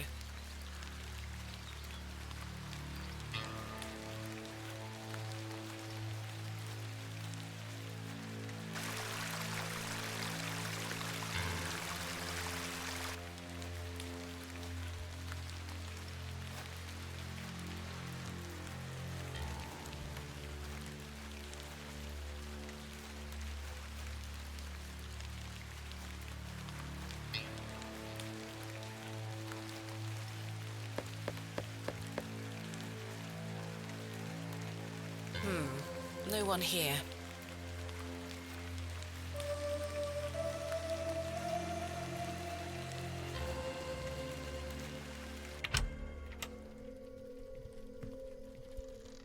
Evening, Miss Bateman. Good evening, Stanley. Your lordship. Stanley, my good man. To what do we owe the pleasure of your visit, your lordship? I've come to wish Miss Bateman good fortune for her grand excavation tomorrow. I'm really rather curious as to what she might turn up. As am I, your lordship. An exciting time for Bewlay. Wouldn't you agree, Stanley? Oh, yes, your lordship.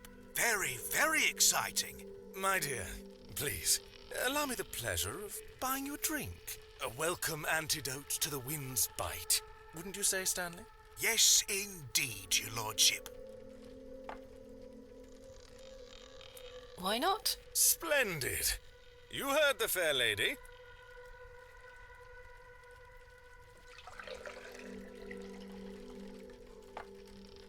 There you are. Thank you. Everyone, raise your glasses to Miss Bateman. May she conquer Hob's Barrow and find all that she desires. Hip hip! Hooray! You don't wish to join me in a beverage? Oh, you go ahead, my dear. Alcohol does not sit well with my constitution. Thank you, your lordship. I needed that. I aim to provide you with whatever your heart desires. I've reminded my chaps they're to meet you at Hob's Barrow in the morning. Thank you again, Lord Panswick. Till we meet again, faites des beaux rêves. Mr. Shoulder? Your lordship?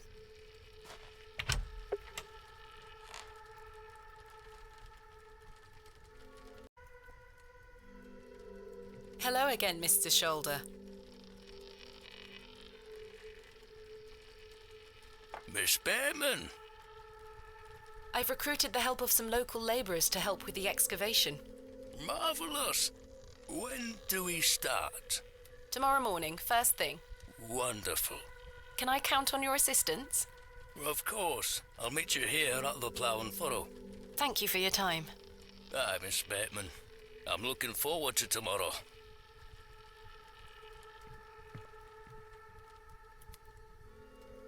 Hello there. Yes?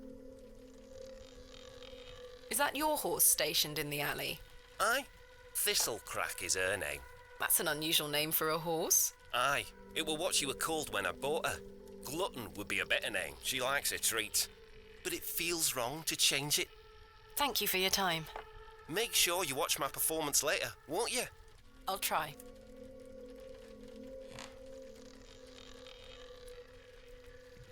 Hello again, Cyril. You still here? Leave me be, lass. Thomasina. Arthur? I've remembered something. What is it, Arthur? Not here. Meet me outside, in the alley.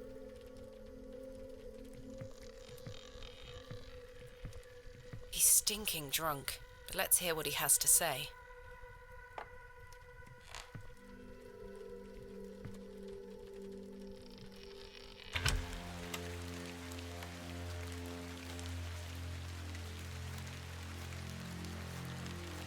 What is it? First of all, I must apologise to you. That night we met, when I vanished. Yes? Well, there were a man in the loo. A hooded man. He threatened me with a beating if I told you anything about what I saw. Oh, Arthur, that's terrible. What did you see? That's the thing. I hadn't the foggiest idea what he were on about. It was a drink, you see. I'm an embarrassment, Thomasina. No, you're not, Arthur. Here's what I need to tell you.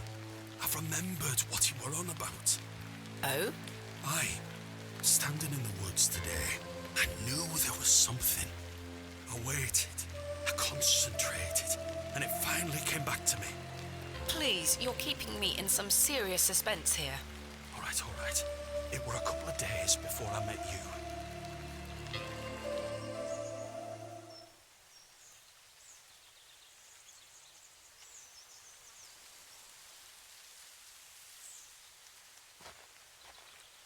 Hurry now, Leonard.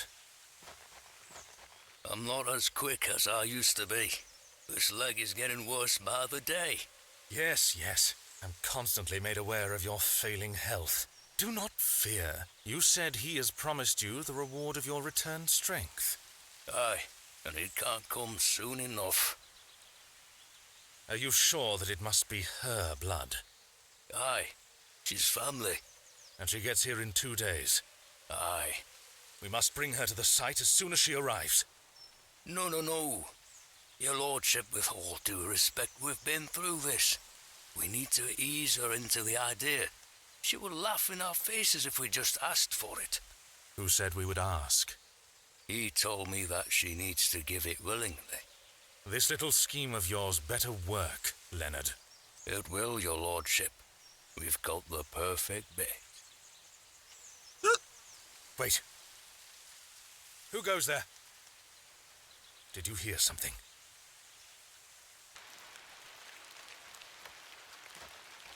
Ah, a moonlight tryst. After something, are you, Mr. Tillett? Your lordship, let me...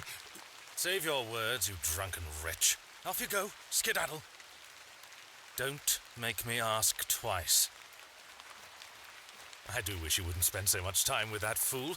It's beneath a woman of your standard. It's sad, really. That dog urine they serve here has rather pickled the man's brain. You're being most unfair to him. Mr. Tillett is a nice man. Come now. I shall bid thee adieu once more, for I do not wish for this to come between us. All the very best wishes for your excavation tomorrow, my dear. Thanks.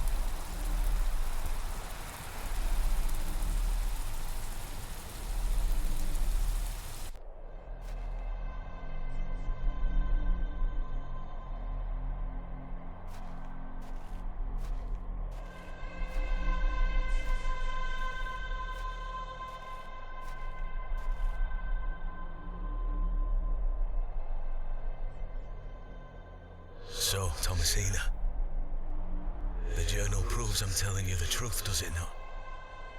It does. Good. Now listen. I can help him again. We can help him. Together. How? All those years ago, your father entered this barrow with the goal of binding me within it. All because the people of Bewlay had gotten it into their heads that Sax not were cause of their plight. I tell you, Thomasina, I were not. Your father botched his incantation, leaving me in this weakened state, stuck in this limbo. As for him, well, you know how he ended up. This doesn't sound right. Incantations. My father is a man of... You don't know your father, Thomasina. How old were you? A child of not even 5, 6 years? You need to enter this barrow and undo what your father did. The spell must be undone. Then not only will I regain my strength, but your father will too. But how do I... Blood. The truest symbol of life and death. It's the life which flows within you, but it's also death once it escapes. I don't understand. Worry not how you'll undo what's been done. When the time comes, you'll know exactly what to do. Time is short. Your father and I grow weaker by the hour. Go. Save your father.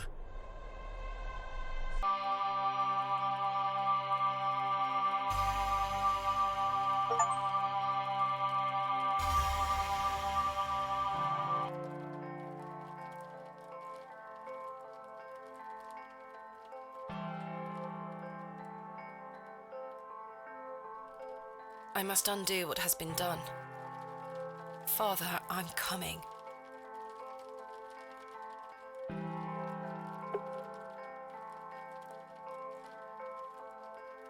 The wardrobe looks old, perhaps 100 years or more in age.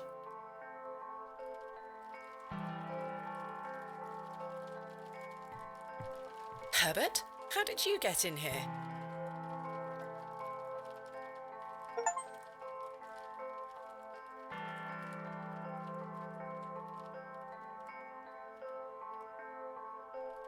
It doesn't matter anymore. I've got much more important things to get on with.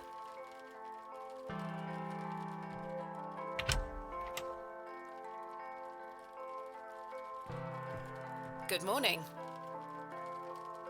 Stanley? Ah, Miss Bateman. Mr. Shoulder left a note for you. Thank you, Stanley.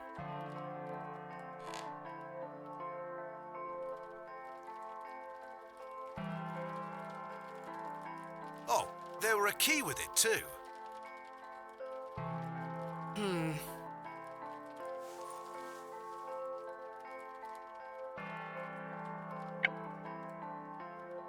This small key was enclosed with Miss...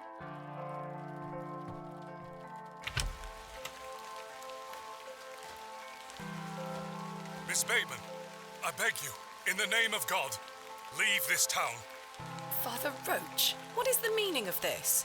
There's nought for you here, lass. Clear off. I beg you, Miss Bateman.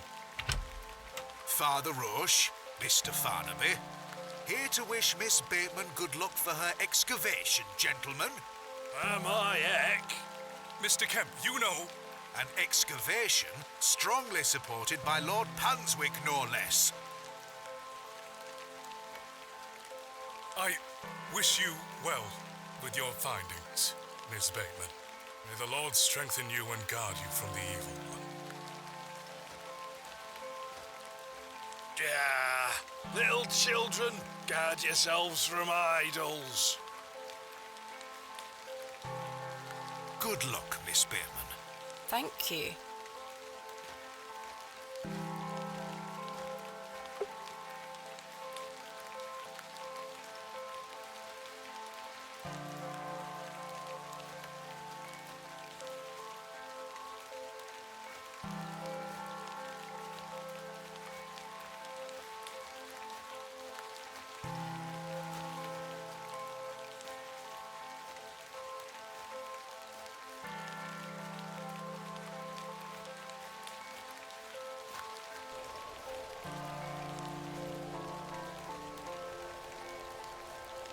Hello.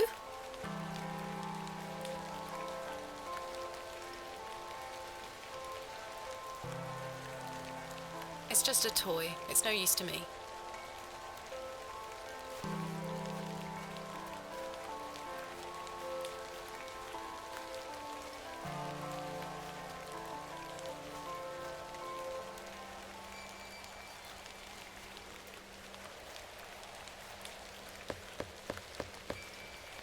Mr. Shoulder! A carved stone has been affixed to the door. I think it depicts a crescent moon.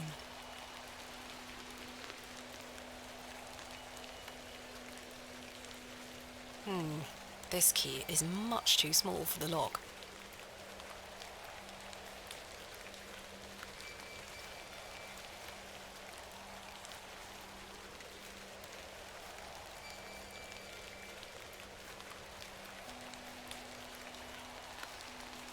What's this?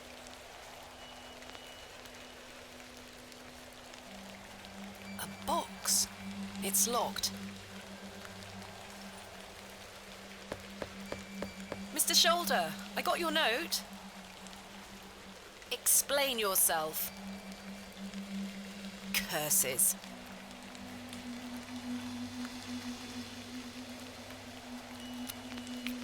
The key fits. Another one of these peculiar stones. Wait, does this mean Mr. Shoulder was the third man on my father's excavation? There's a note underneath.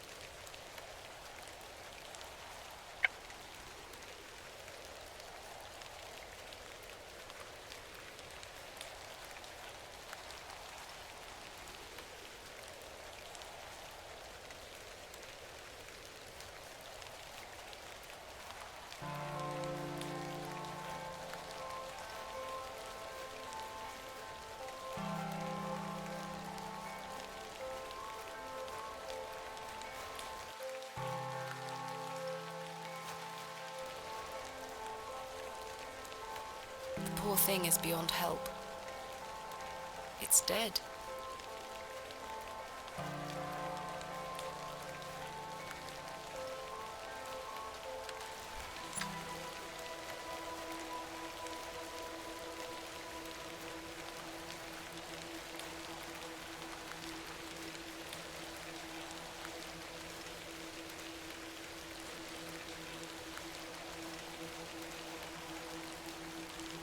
Morning, men. Thank you for braving the weather. Aye, miss. A little rain is no bother. So, may we start? Yes, we've not a moment to waste.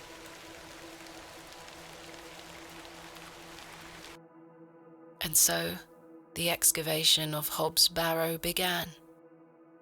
Horace and his men learnt quickly and went about their work with care. We toiled for hours, rolling away great stones, removing mortar and masonry put in place by Father, Mr. Bryden and Mr. Shoulder. They had gone to great lengths to seal the barrow. I should have realised their efforts were not only to keep us out, but also to keep something contained within. Eventually, our careful application of pick, trowel and shovel gave way to open space. A stagnant, cadaverous odour was let forth.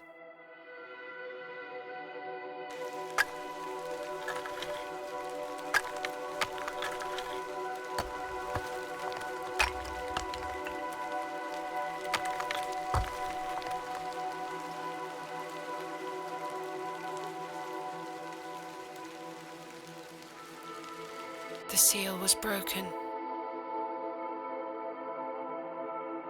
I couldn't believe my eyes.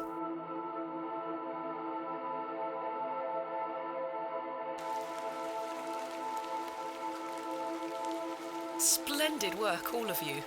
Step inside, miss. We'll be right behind you. Thank you, Horace. I can't wait a moment longer.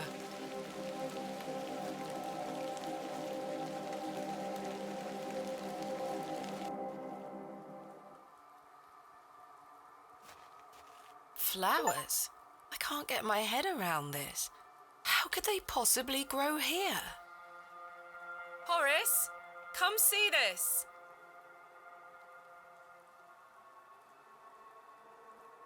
Horace?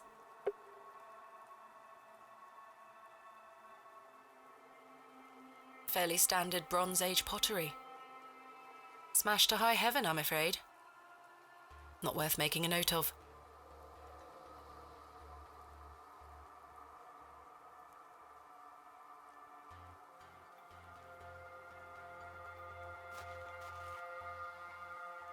A burial urn, perhaps, though there's no sign of ashes. An unremarkable find.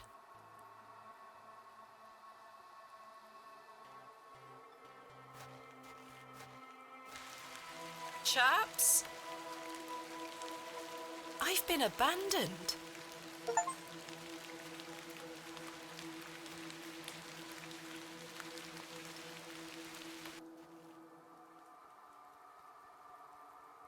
Horace and company have departed, it would seem. I must carry on alone.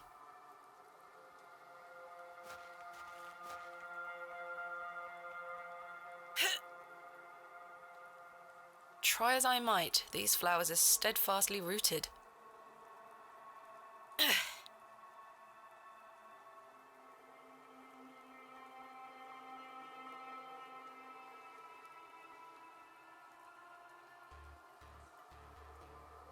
Let's see if I can cut them away.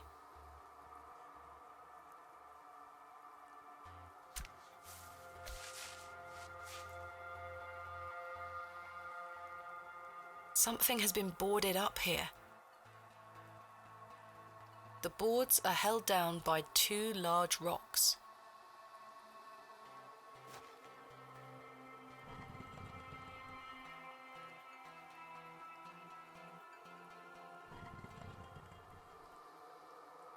Iron stakes have been driven through the boards, holding them firmly in place. I feel uneasy about what might lie beneath, but what choice do I have?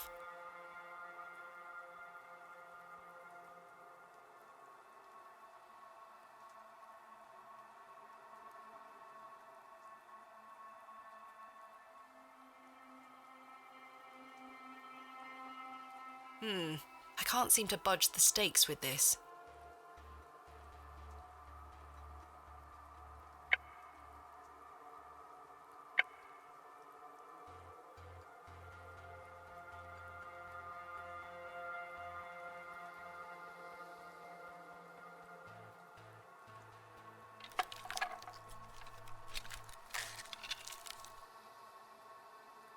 passage. Father, I'm coming.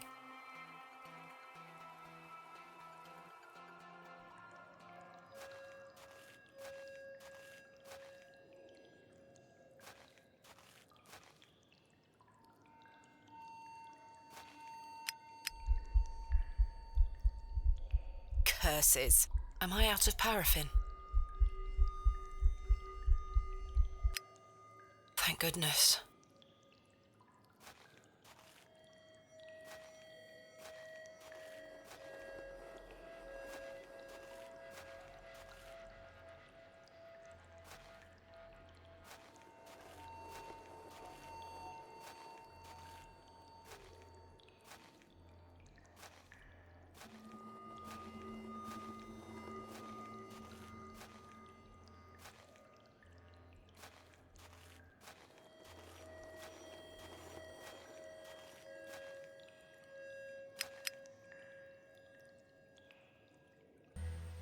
My lantern went out, for good this time. I had no choice but to venture forth into the darkness. With each step, the passage narrowed in every conceivable way, until I was on hand and knee, crawling through thick clumps of vegetation. The odour of that dank soil was somehow unnatural. I crawled for an age, until I emerged in a cavern that seemed lit by the very earth itself.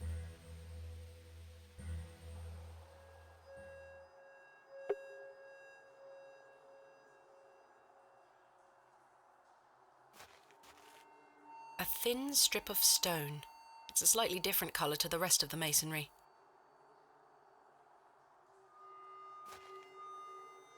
This stone panel seems somewhat loose. What is this place?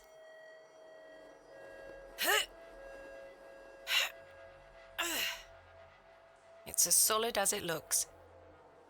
A great stone slab of a door.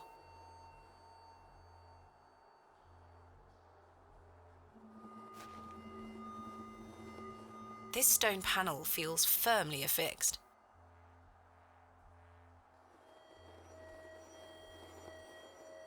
Perhaps I can chip away at the edge of the stonework here.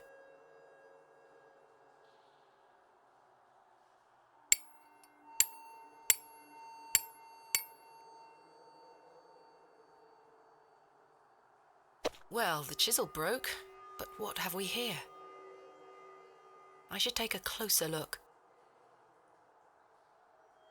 3 niches have been carved into the stone.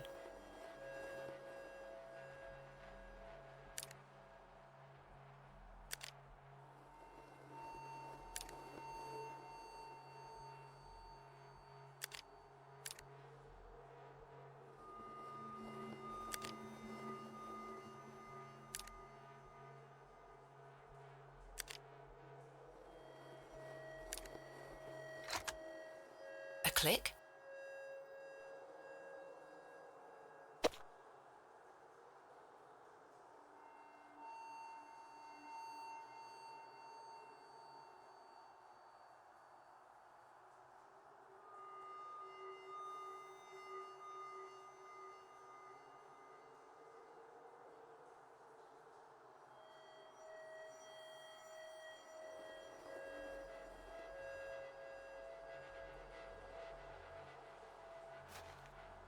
Incredible.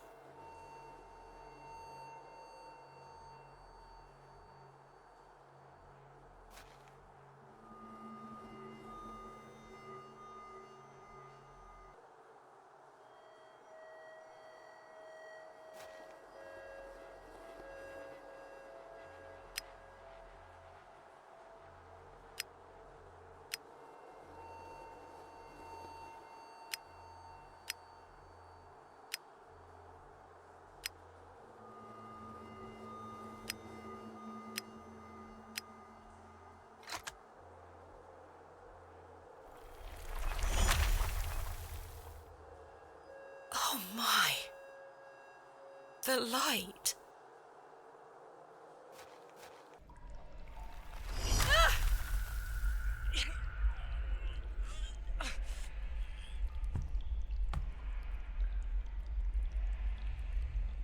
Curses.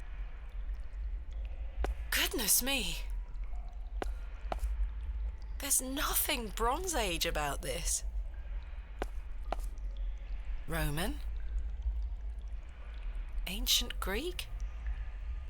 No, this is something else.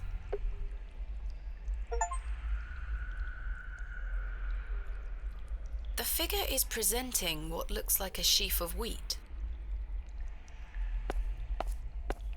The figure is holding a whip.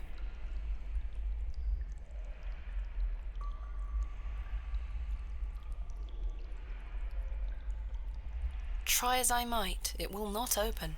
There's a small hole in the front of the box. A lock, perhaps.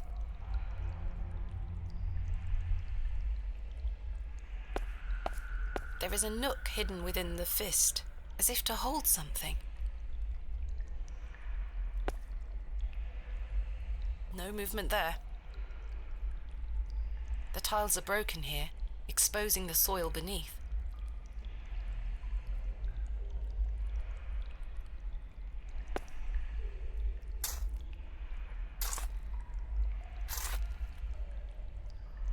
I've broken up the soil. It's loose now.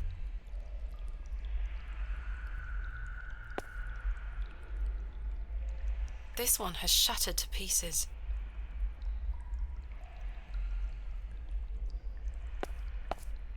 A beautifully ornate pot. This is the only one with a lid.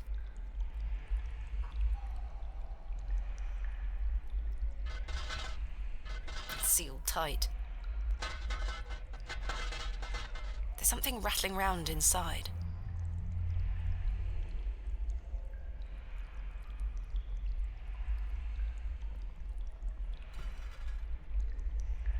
The seal is too tight. I can't get the knife in anywhere.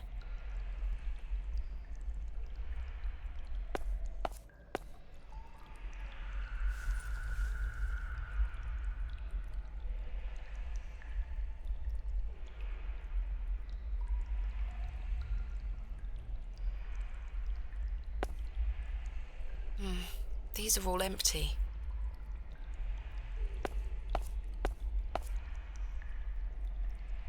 Empty. There's nothing inside these. There's nothing inside.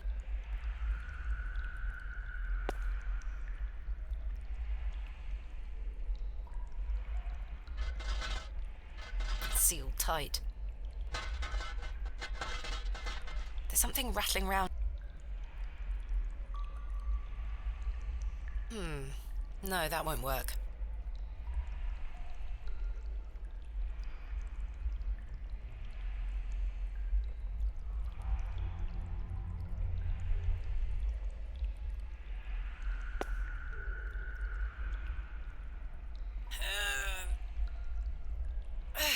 Curses. I'm not sure what that would achieve. The soil is already prepared.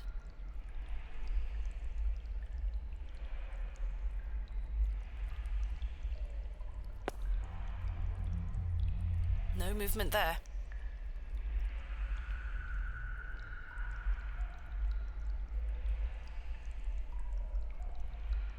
I'm not sure what...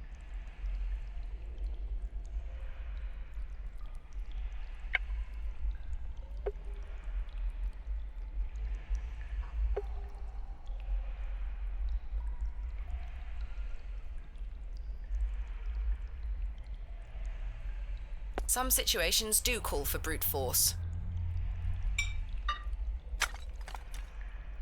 There's something here, made of wood. It looks like a crank handle.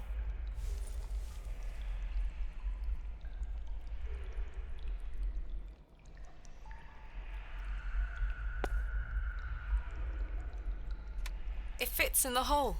Let's see if I can turn it.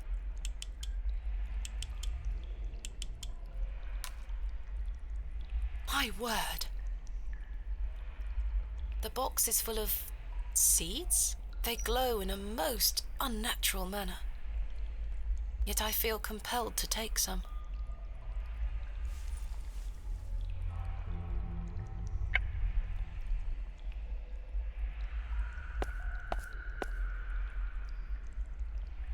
There we are.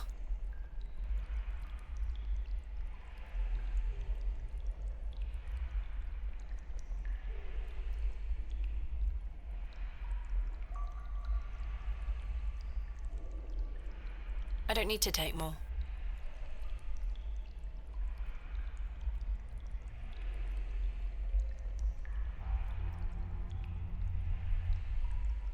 The pot is empty.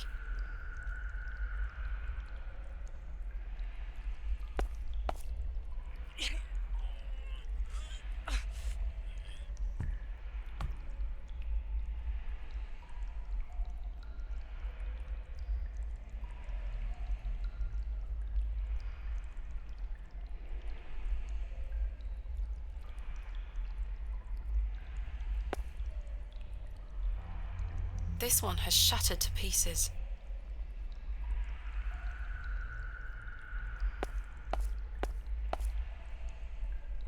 I've planted the strange seeds. I've planted the strange...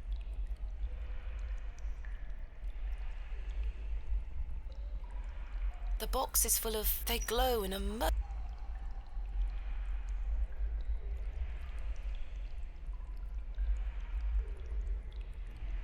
The soil is already prepared.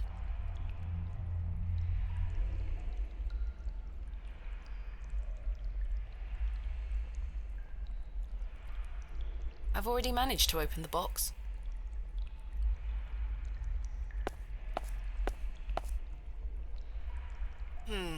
That doesn't seem to fit in the hand.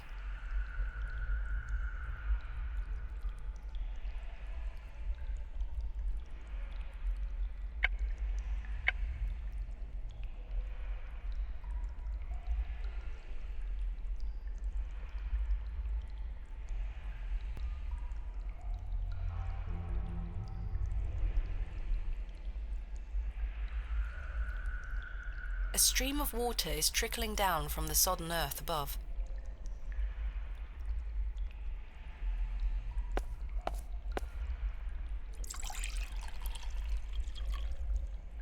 I've collected some water in the pot.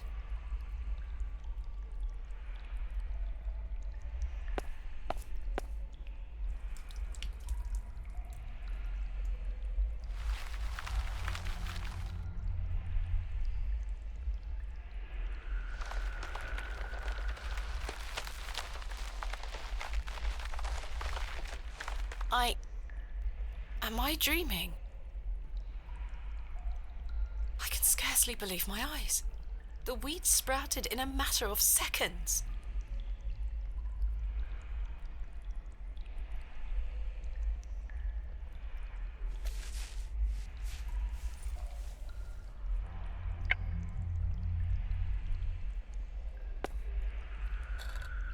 It fits.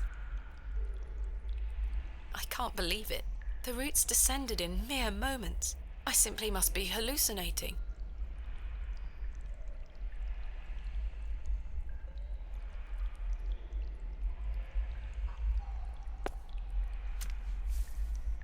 I've removed a portion of the root. I'll keep it.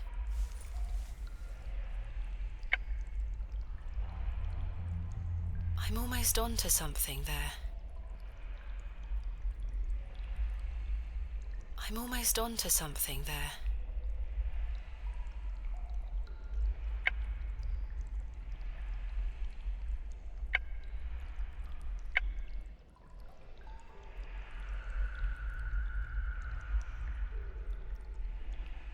It's a little crude, but I believe I've fashioned a whip.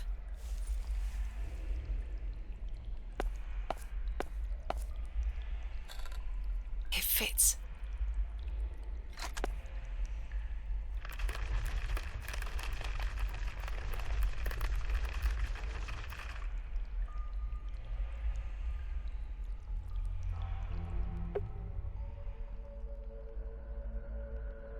I'm unsure if this had any function. It seems bare of any detail.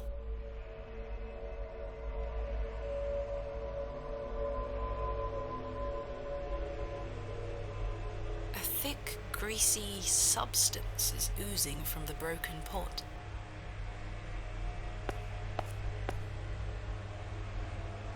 Empty.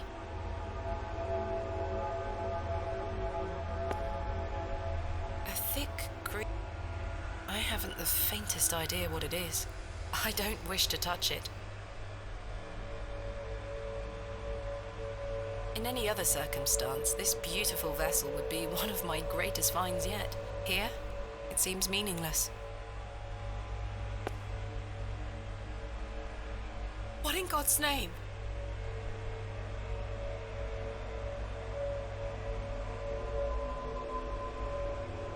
It looks like an object could be placed here.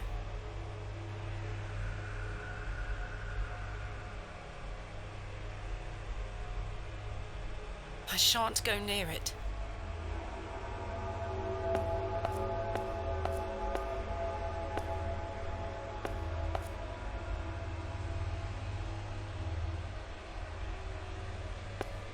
Empty. Empty.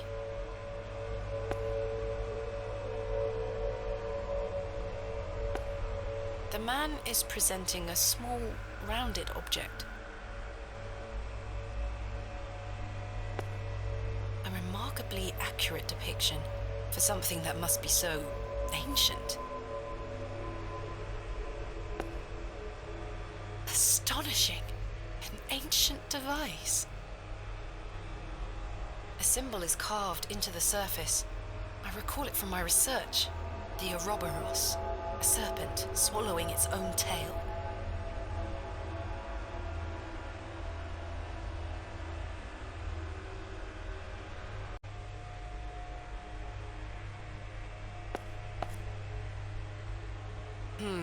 Characters, perhaps Greek in origin?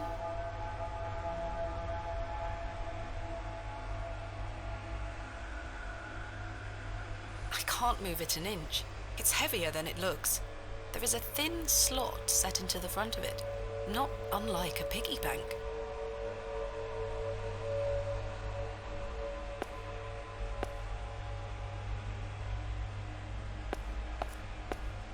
Goodness me! Herbert? It's Herbert! What madness is this?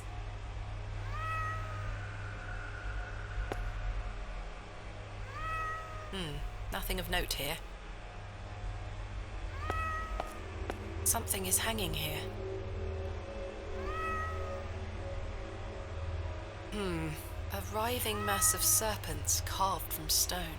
On the reverse side is a thin, notched shaft. Perhaps a key of some nature.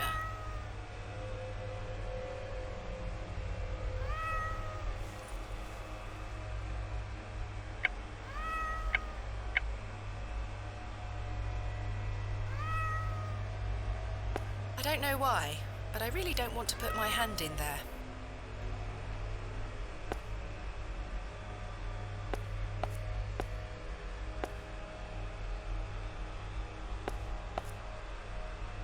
Thick, greasy substance is oozing from the broken pot. I haven't the faintest idea what it is. I don't wish to touch it.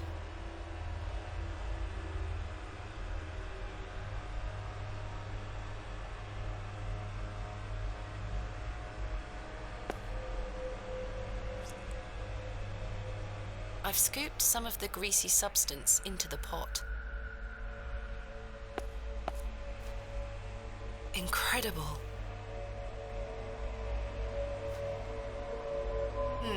I can't move it. There's an inscription on the base. Thartharoeth.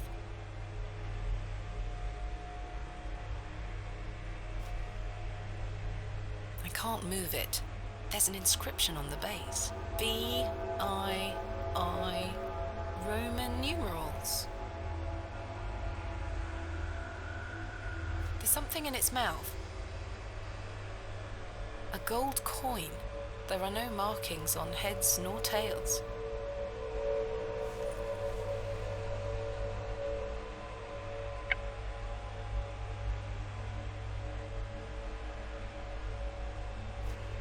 My God! A severed hand is locked in a death grip on the handle. Who did this belong to?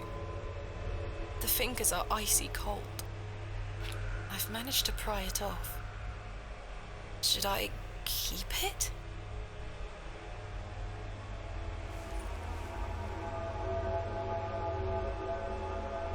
The hand is dry and withered, like beef that has been left to age.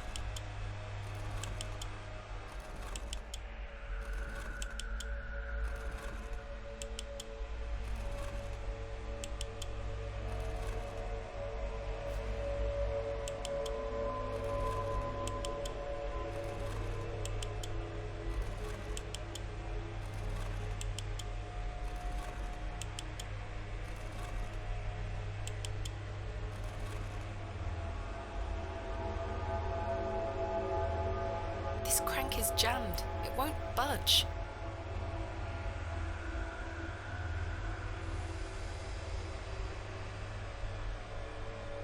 The greasy substance could act as a lubricant here.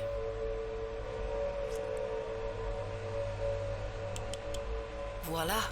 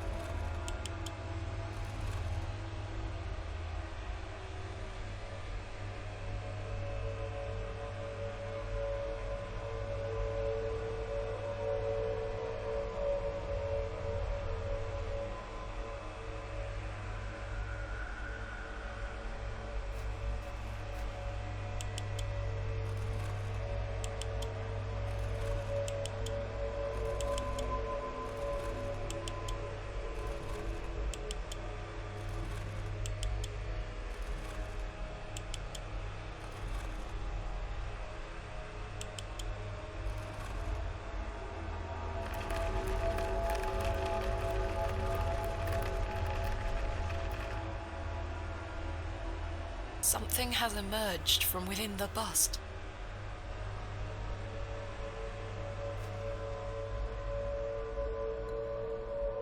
A curious object. I'll keep it.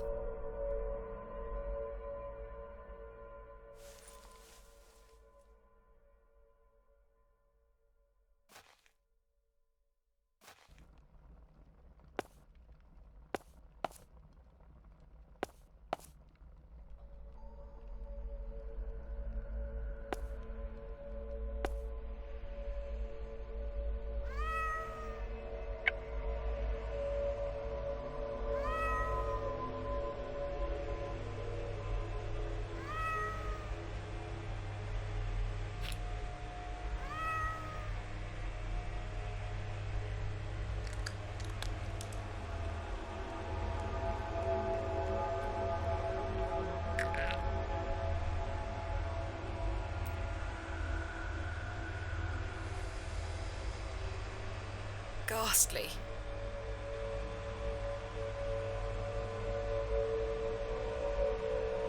Another gold coin. This one also has no markings.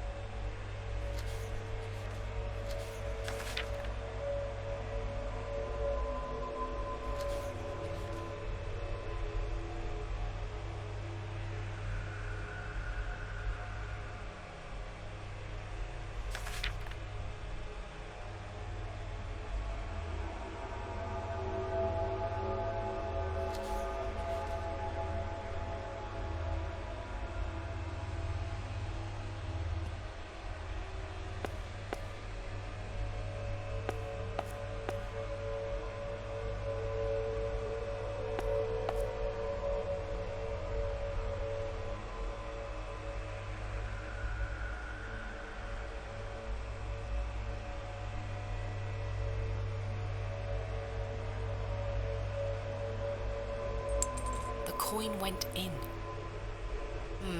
I don't think anything happened.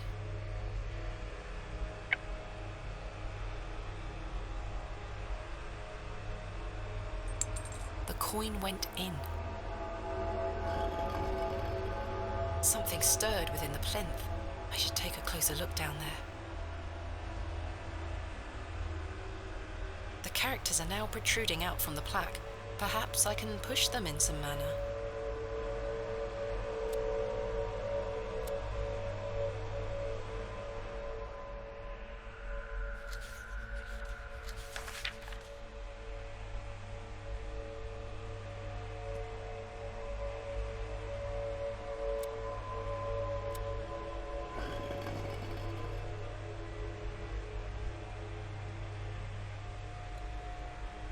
This must be important.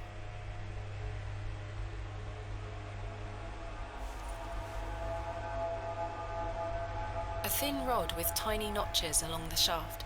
The head is adorned with a coiled serpent.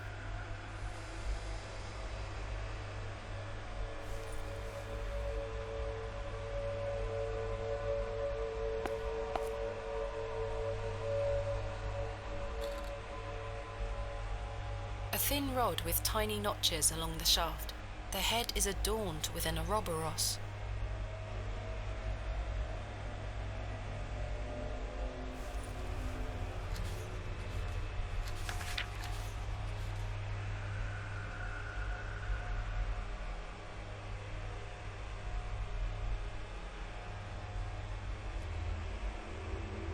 It moves a fraction, but appears to be locked in some manner.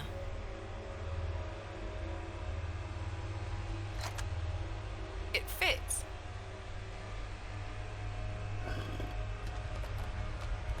Something moved in another room.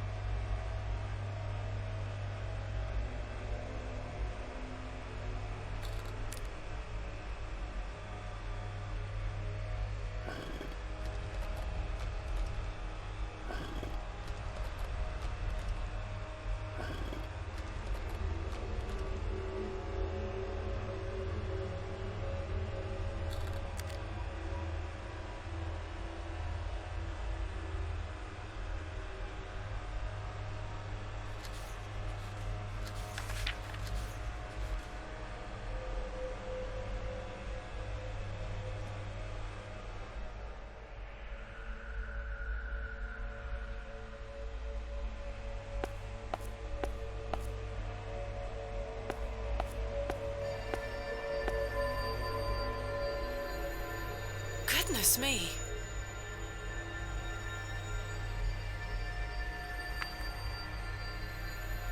What in God's name?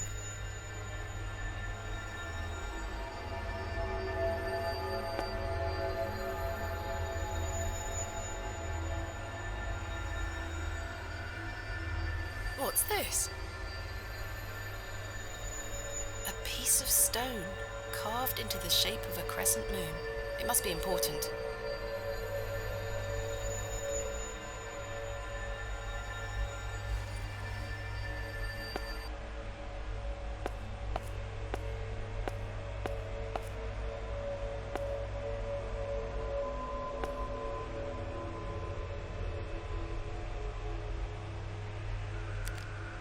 It fits. It fits. It fits.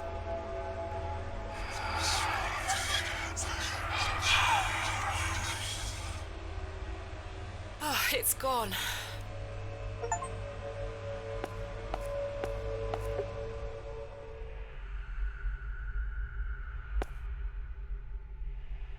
What have we here? This is my father's handwriting. A page torn from his journal?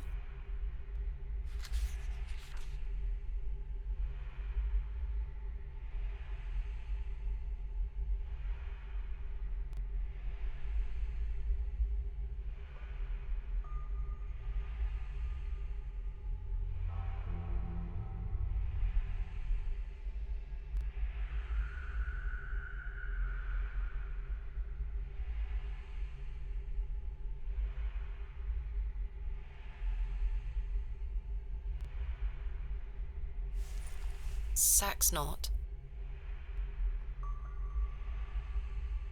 Carja? Sarja? I have no idea what it means.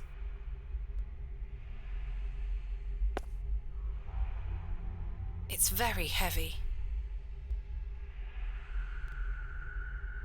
I wonder if this had any relevant meaning. 2 fearsome serpents have been painted onto what appears to be a shield. I can make out chains hanging from above, holding it in place. What a hideous sight.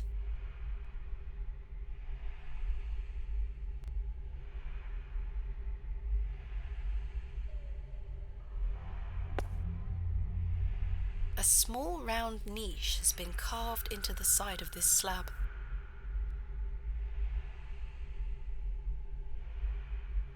A serpent's head is carved into a small inset. A serpent's head is carved into a small inset.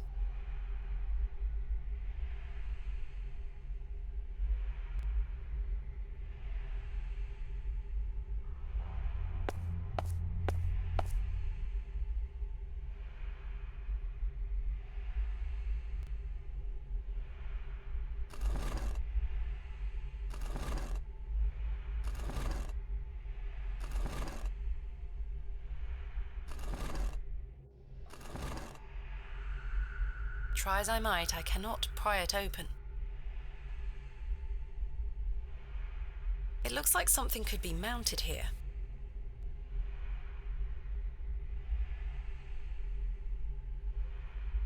It's been smashed to smithereens. Empty. Empty.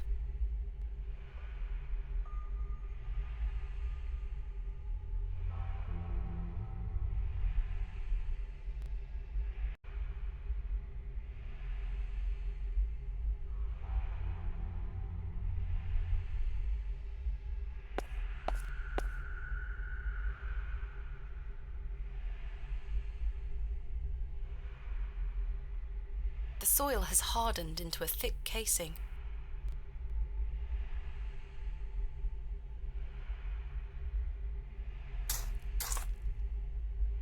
A goat has been buried here. How gruesome. A horn has broken away from the skull. I'll take it.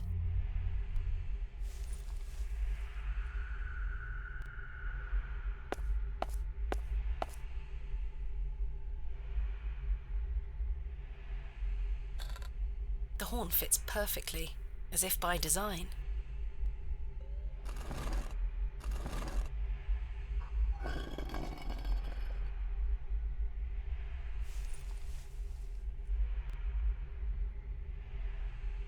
No movement there. The eye seems somewhat loose in its socket.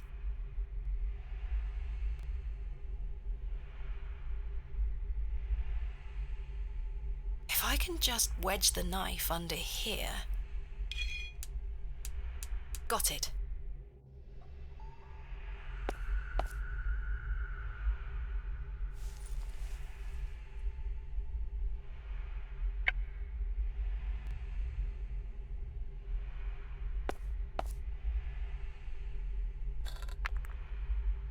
Remarkable.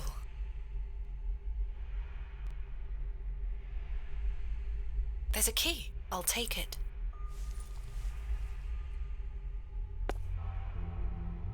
A keyhole.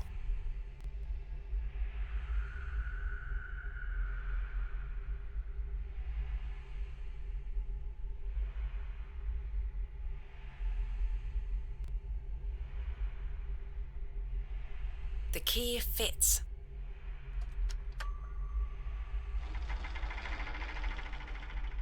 Sounds like a mechanism creaked somewhere far above me.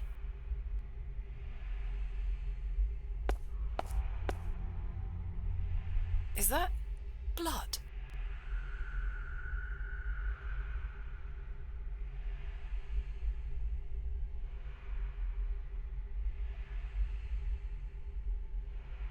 It fits.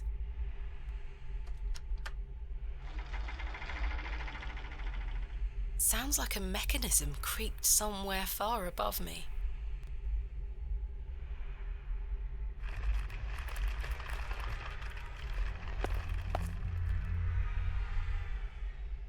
What a horrific racket.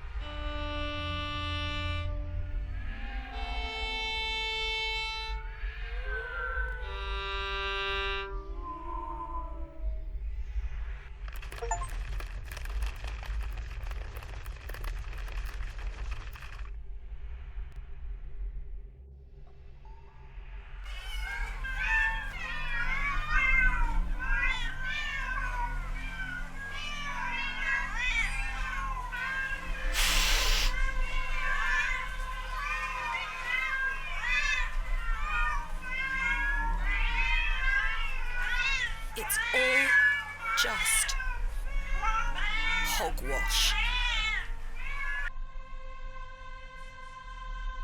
Is this all in my head?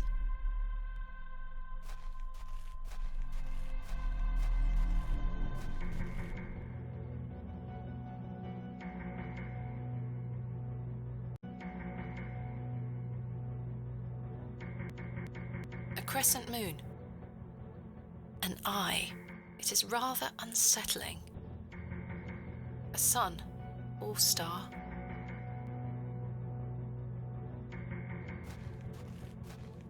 The plaque is inscribed with Latin text.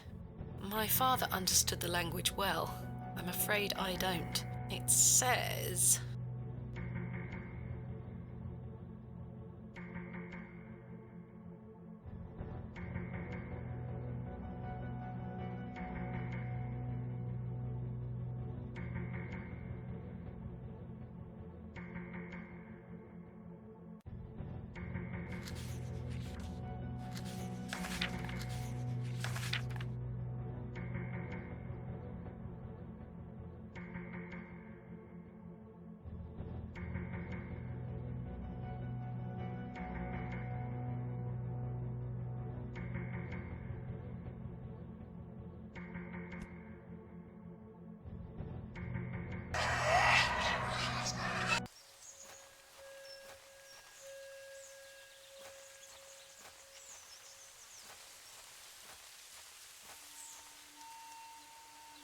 Father?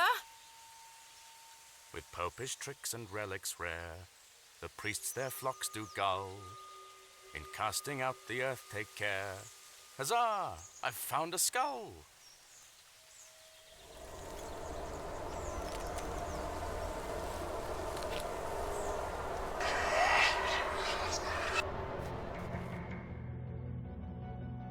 A page, perhaps torn from a book? This is my father's handwriting.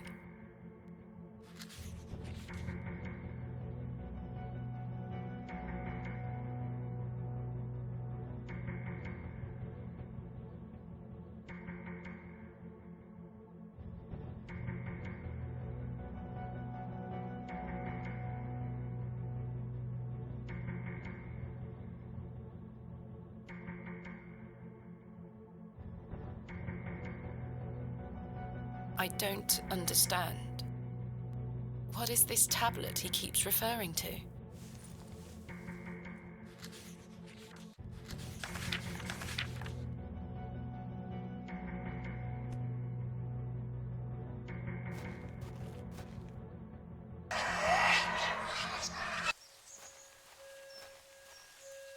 Three, 2, 1. You can open your eyes now, Thomasina. Come.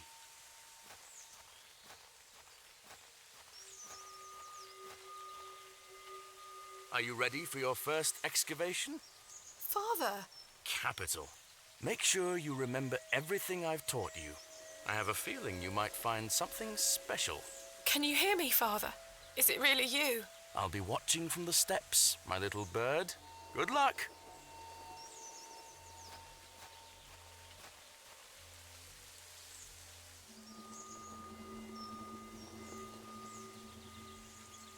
I haven't seen this for years. I remember this.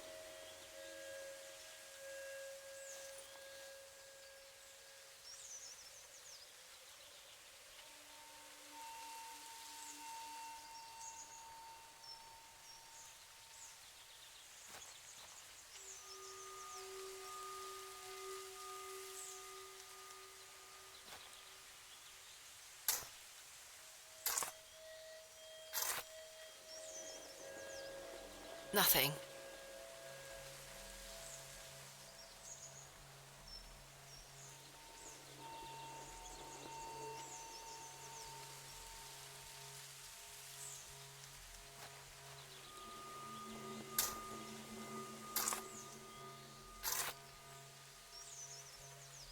Nothing.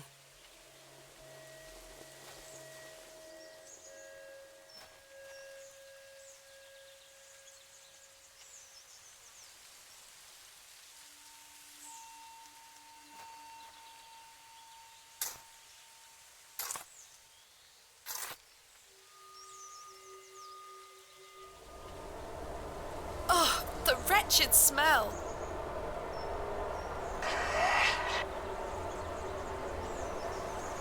What is the meaning of this? Father?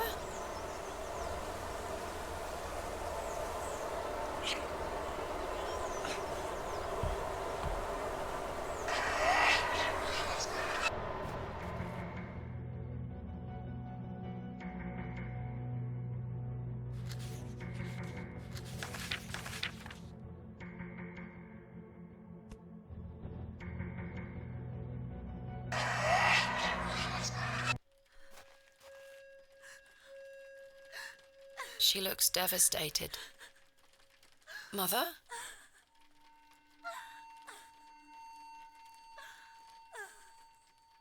Thomasina, is that you?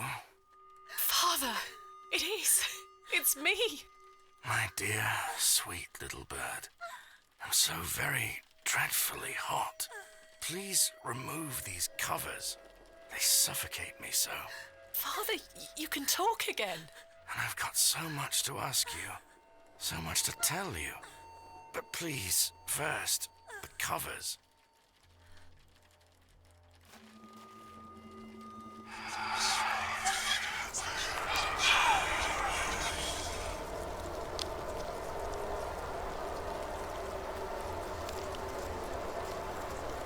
Father, your body. Oh, my dear, clever girl. You're so close now. How good it is to finally speak with you again. But... Don't worry. It will all be fine soon. You're close to the end, little bird.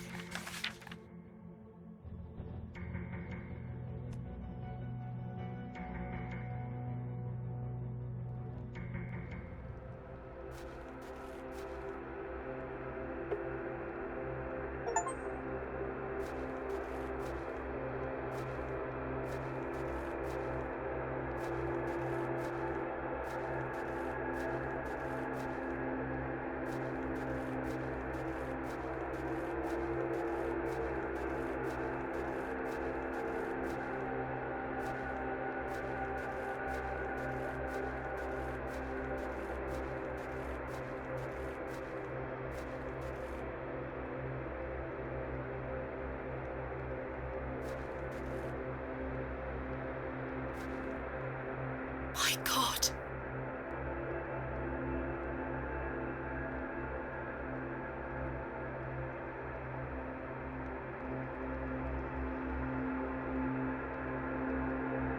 Father, this ends now.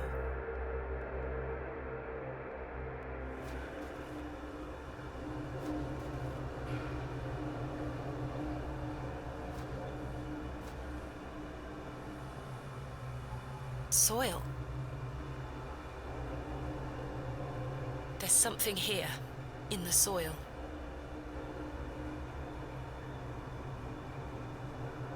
A tablet, made of lead. There's an inscription scratched into it. Aliges daemonium incantamentum. With mine blood shall thou be bound to the earth, and only with mine blood shall thou be freed. Is this what Saxnot was referring to? My father wrote this? I know what I need to do.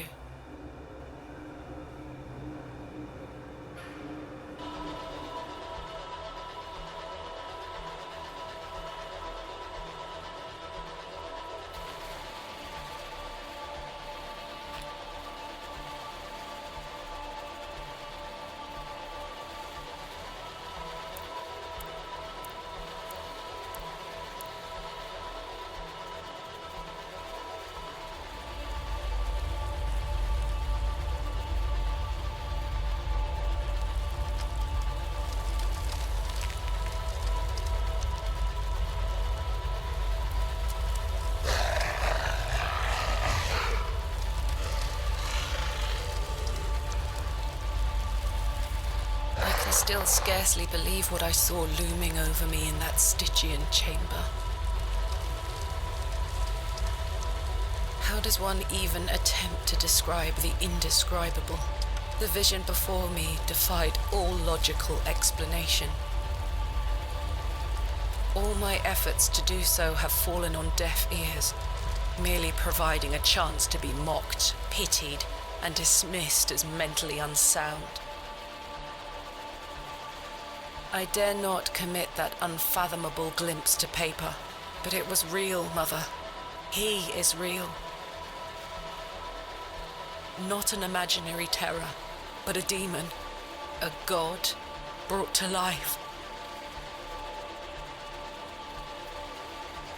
I turned and ran, striving to somehow make my way out of that accursed Barrow alive, inspirited by the hope that my squalid deed had freed Father from his plight.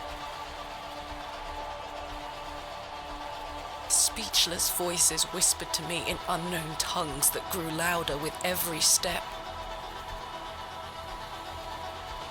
Suddenly, there was light.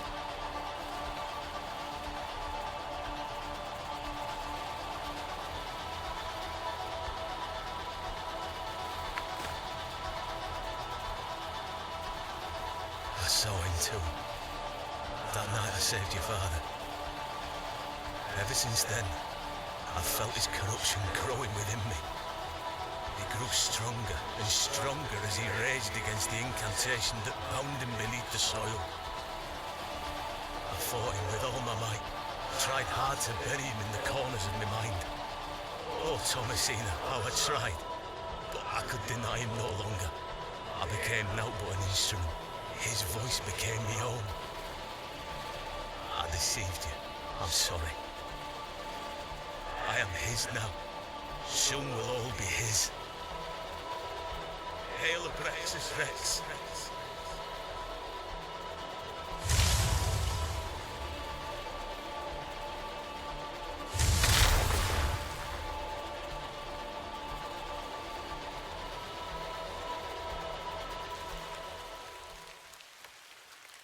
Well, I say, she's done it, Leonard. Your lordship, I believe she has. My dear Miss Bateman, there is a God about whom you know nothing, because men have forgotten him. We call him by his name, Abraxas. Welcome back, Master. Come, Leonard. We must await him at the chapel. Aye, only there shall he be complete.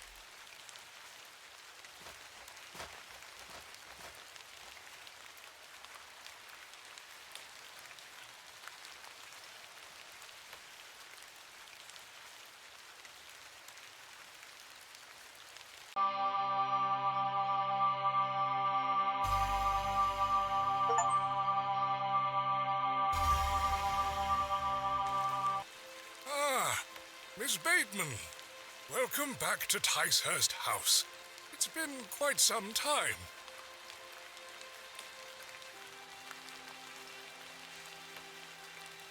Terrible weather this evening, is it not?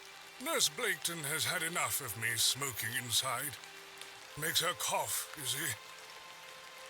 A bit of rain won't kill me, will it? You mustn't be interested in me nattering on. Give my regards to your father. Nurse Blaketon is preparing his supper.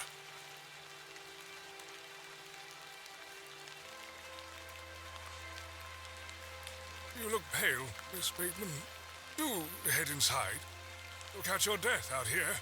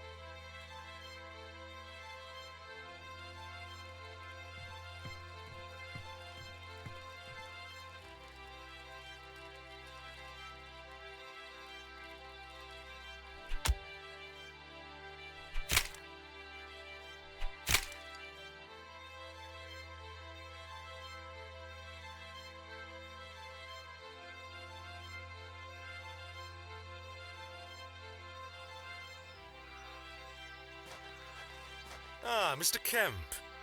Welcome. My heart is his heart, your lordship. And my light is his light. We've a full house for today's sermon. You'd best take your seat. My heart is his heart, your lordship. And my light is his light, Mr. Long. You have made an Eden here, your lordship. We are ever so thankful to you. I assure you, Mr. Long, this is only the beginning. Please, join the others inside. My heart is his heart. And my light is his light, dear Leonard. How are you feeling? Fit as a fiddle.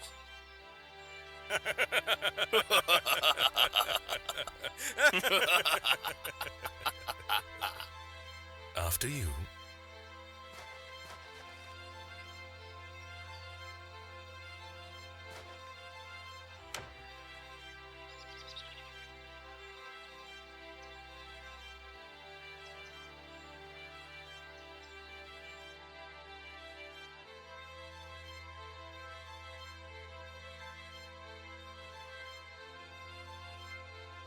And now I sit in this dismal room, day after day, year after year, imprisoned and committed with seemingly little hope of redemption. You have chosen not to visit me, and I understand that, I do. Indeed, I've had but one visitor, Arthur Tillett. He comes to see me once or twice a year. A loyal and decent man who tried in vain to warn me of the wicked plot concocted by Lord Panswick and Mr. Shoulder. Thankfully, Midland Railway accepted his transfer request. He and his wife were able to leave that damnable village several weeks after my excavation.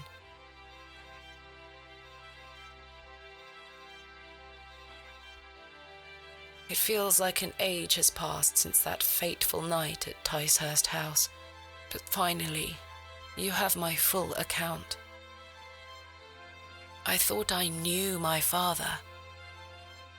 As I look back on my childhood memories, I can only conclude that it was his wish to protect me from the true nature of his endeavors. But why didn't you tell me the truth? especially after what happened to him at Hob's Barrow. Why did you allow me to grow up idolizing a man who didn't exist? I did not kill father. It was he that guided my hand. I was in thrall to that most malevolent force. Abraxas. I beg you to understand. He has had his revenge, but I know he will return. Where is he now? What more is he capable of? I only wanted to save my father. Oh, Mother, what have I done? Forgive me.